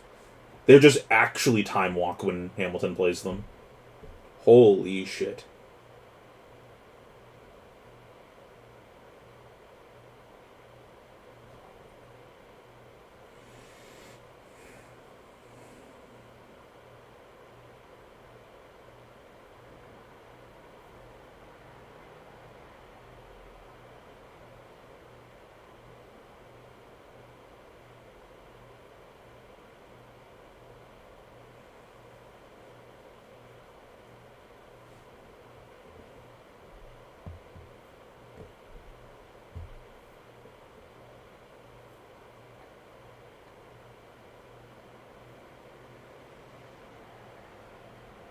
Doesn't even matter if you have a bad turn. You just time walk your opponent 3 times.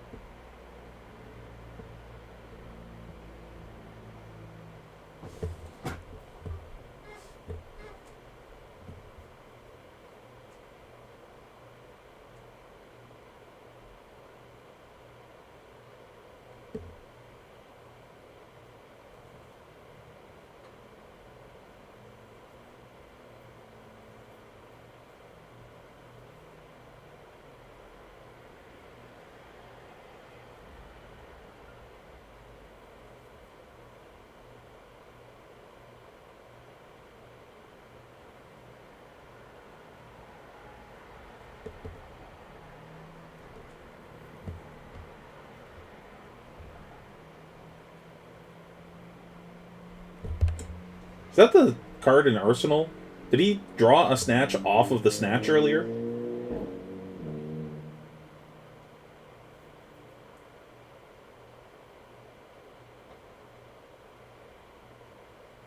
Oh, did he forget the frostbite? Oops.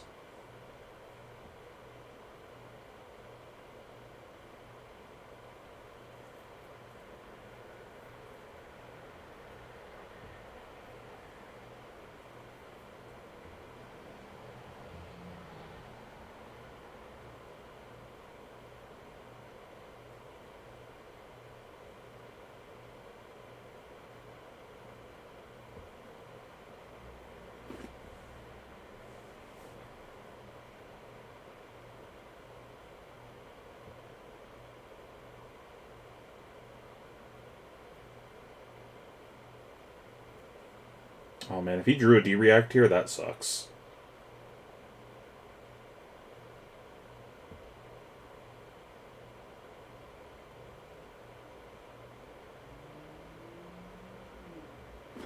One, two, 3, 4, 5, 6.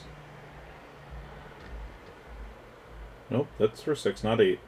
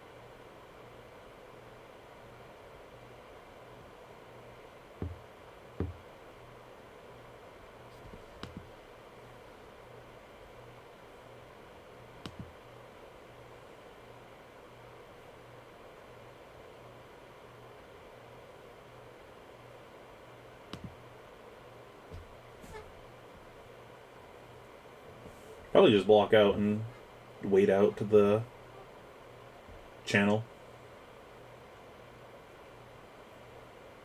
Well, I guess it's going away this round.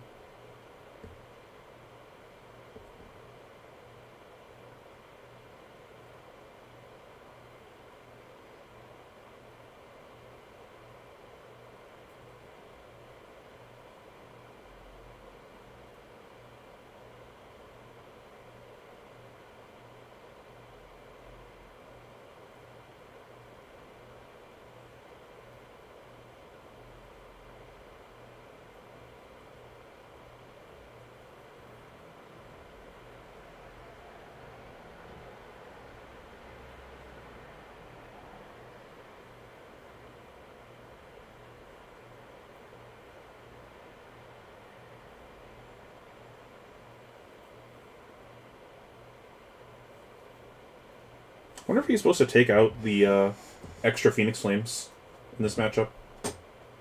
Hmm.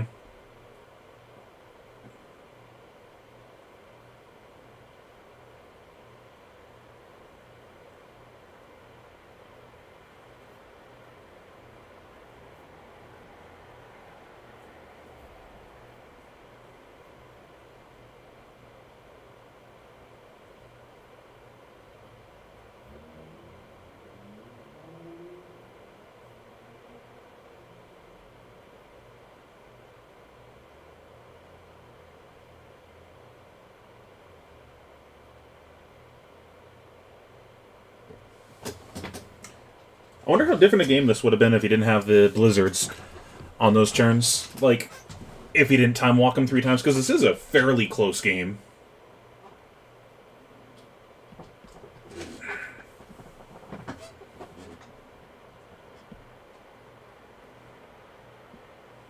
Because the channels were only okay.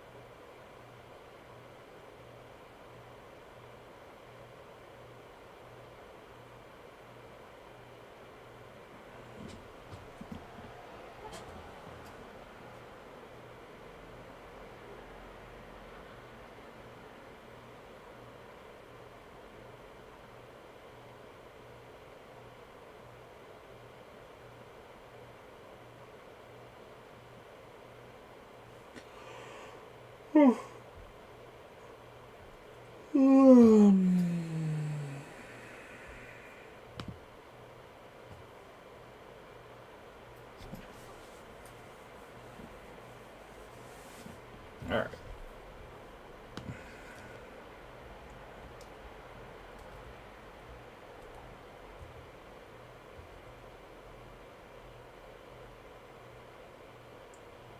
So he's just pitching his hand. Okay.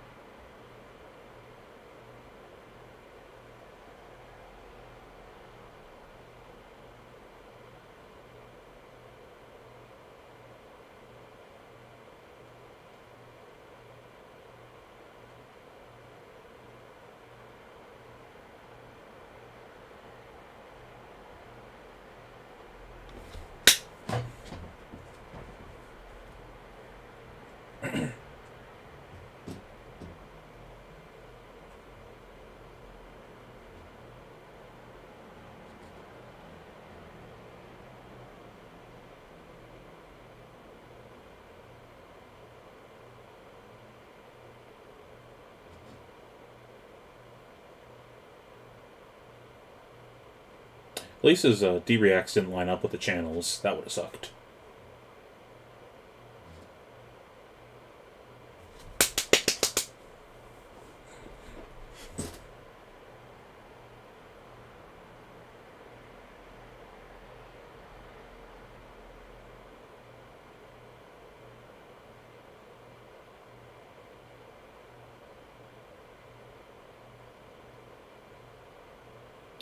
One. I sleep.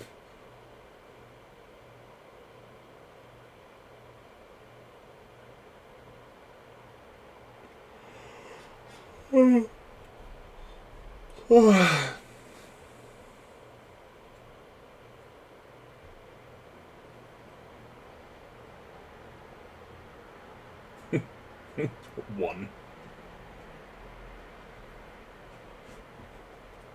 I will give you frostbites equal to the amount of damage you're dealing. One. And then do you more damage.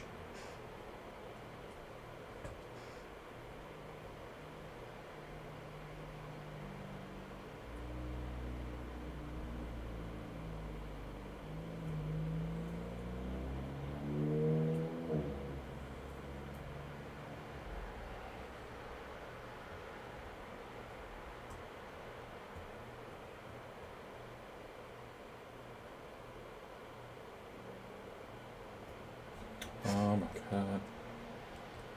Take aim actions. Thank you.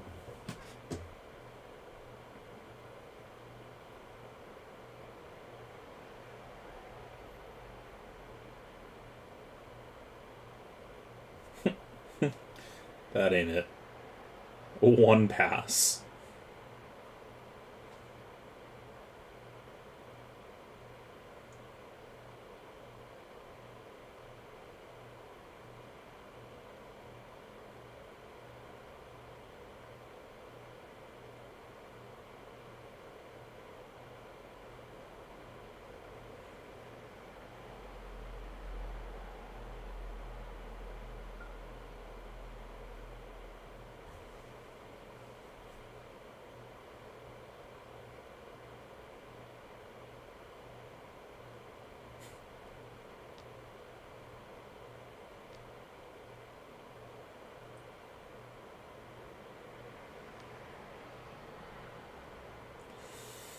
Oh.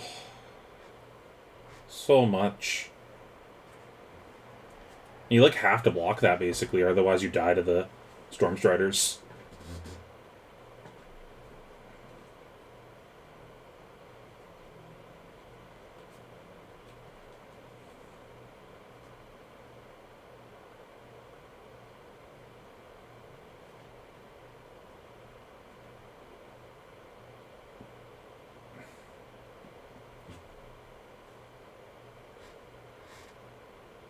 Yeah. This has basically been an unwinnable game.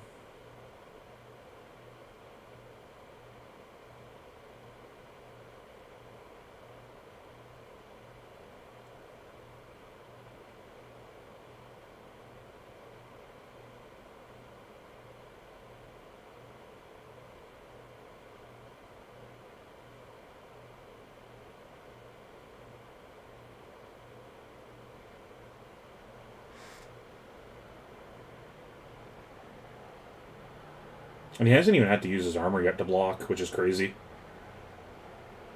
He's just been in such a lead from the triple time walk.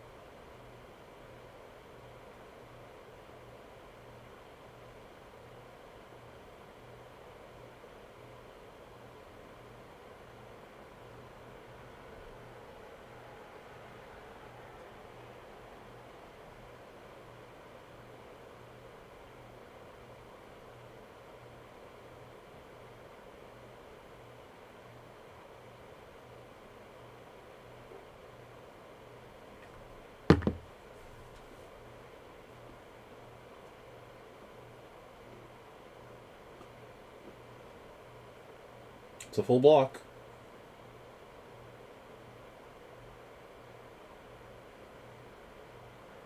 That sucks.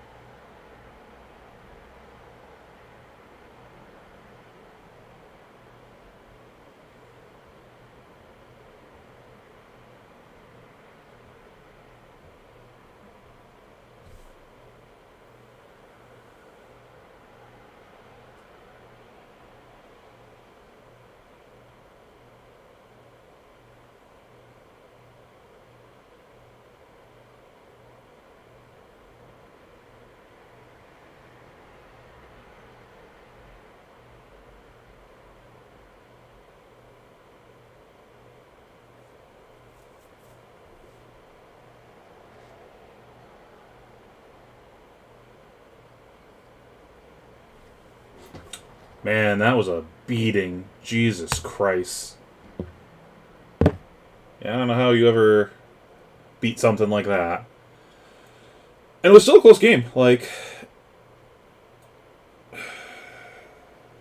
think if he didn't have the Blizzard in those rounds, Dan would have won. Which is just crazy how well timed those were. Maybe you shouldn't have had Phoenix Flames in the deck. Maybe that could have helped. Like just boarding them out. I don't know. You need to capitalize on the couple rounds that Michael didn't have a crazy turn. Like that turn where he just pushed an Aether Hail for 2 and then staffed for 2.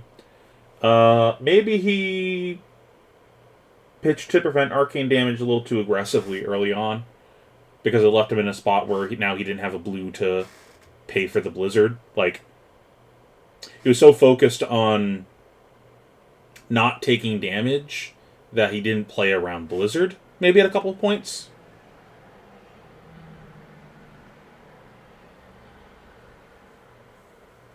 I don't know.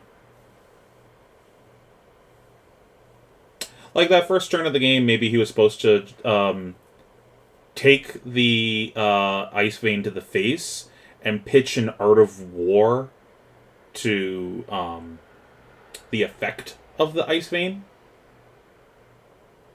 and then just play out his turn. And then just set the Art of War.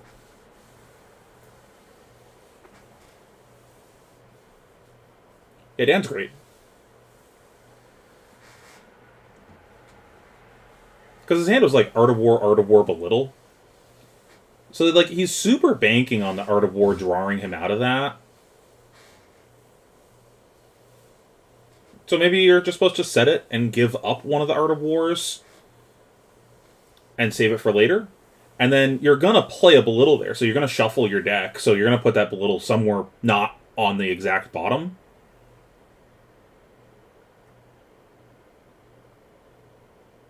Well, sure. But in that scenario, maybe he was supposed to just sit on his Tunic so he could blank the Cornet.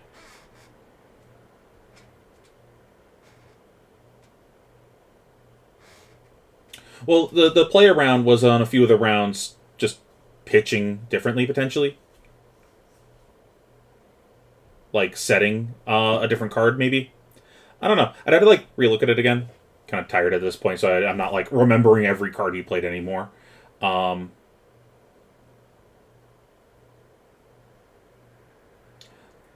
there's probably, like, something really small he could have done differently on a couple of those turns, but it doesn't change the fact that, like, I'm not going to play around my opponent having the perfect Blizzard on the perfect 3 turns. Like, that's just unreasonable for that to happen.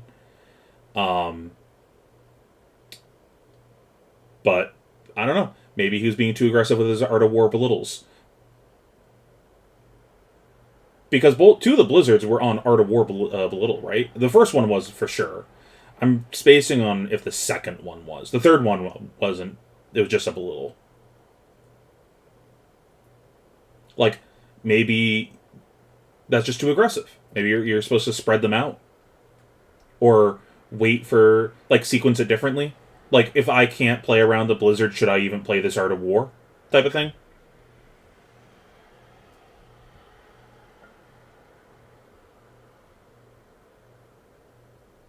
I don't know.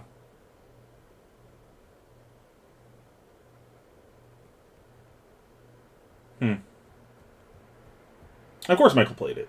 Good. There's nothing to really say about his line of play. He played the matchup very well. He always plays very tight. I had some questions about his game in the Icelander mirror earlier.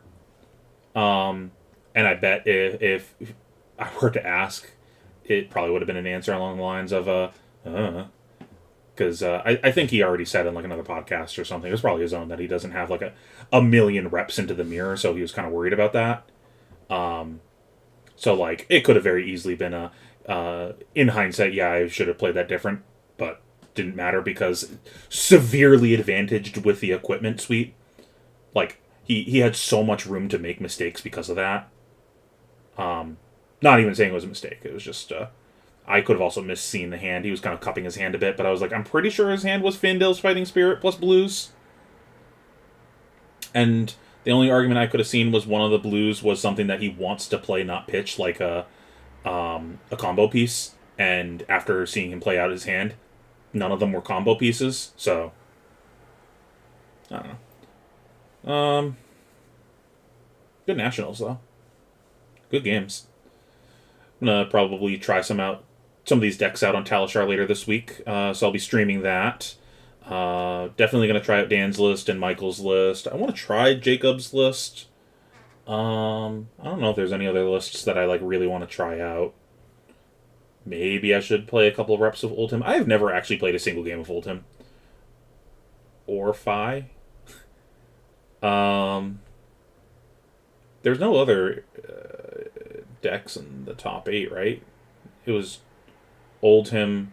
Oh no, there was the Briar list from Brody.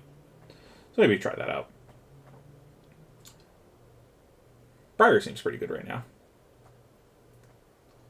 But yeah, that's pretty much it. I hope you guys enjoyed the stream. For anyone that stuck around till the end. If there's anything specific you guys would like to see in the future, let me know. Other than that, really appreciate you guys coming to hang out and vibe with me. And with that, end the stream. Good night, everyone.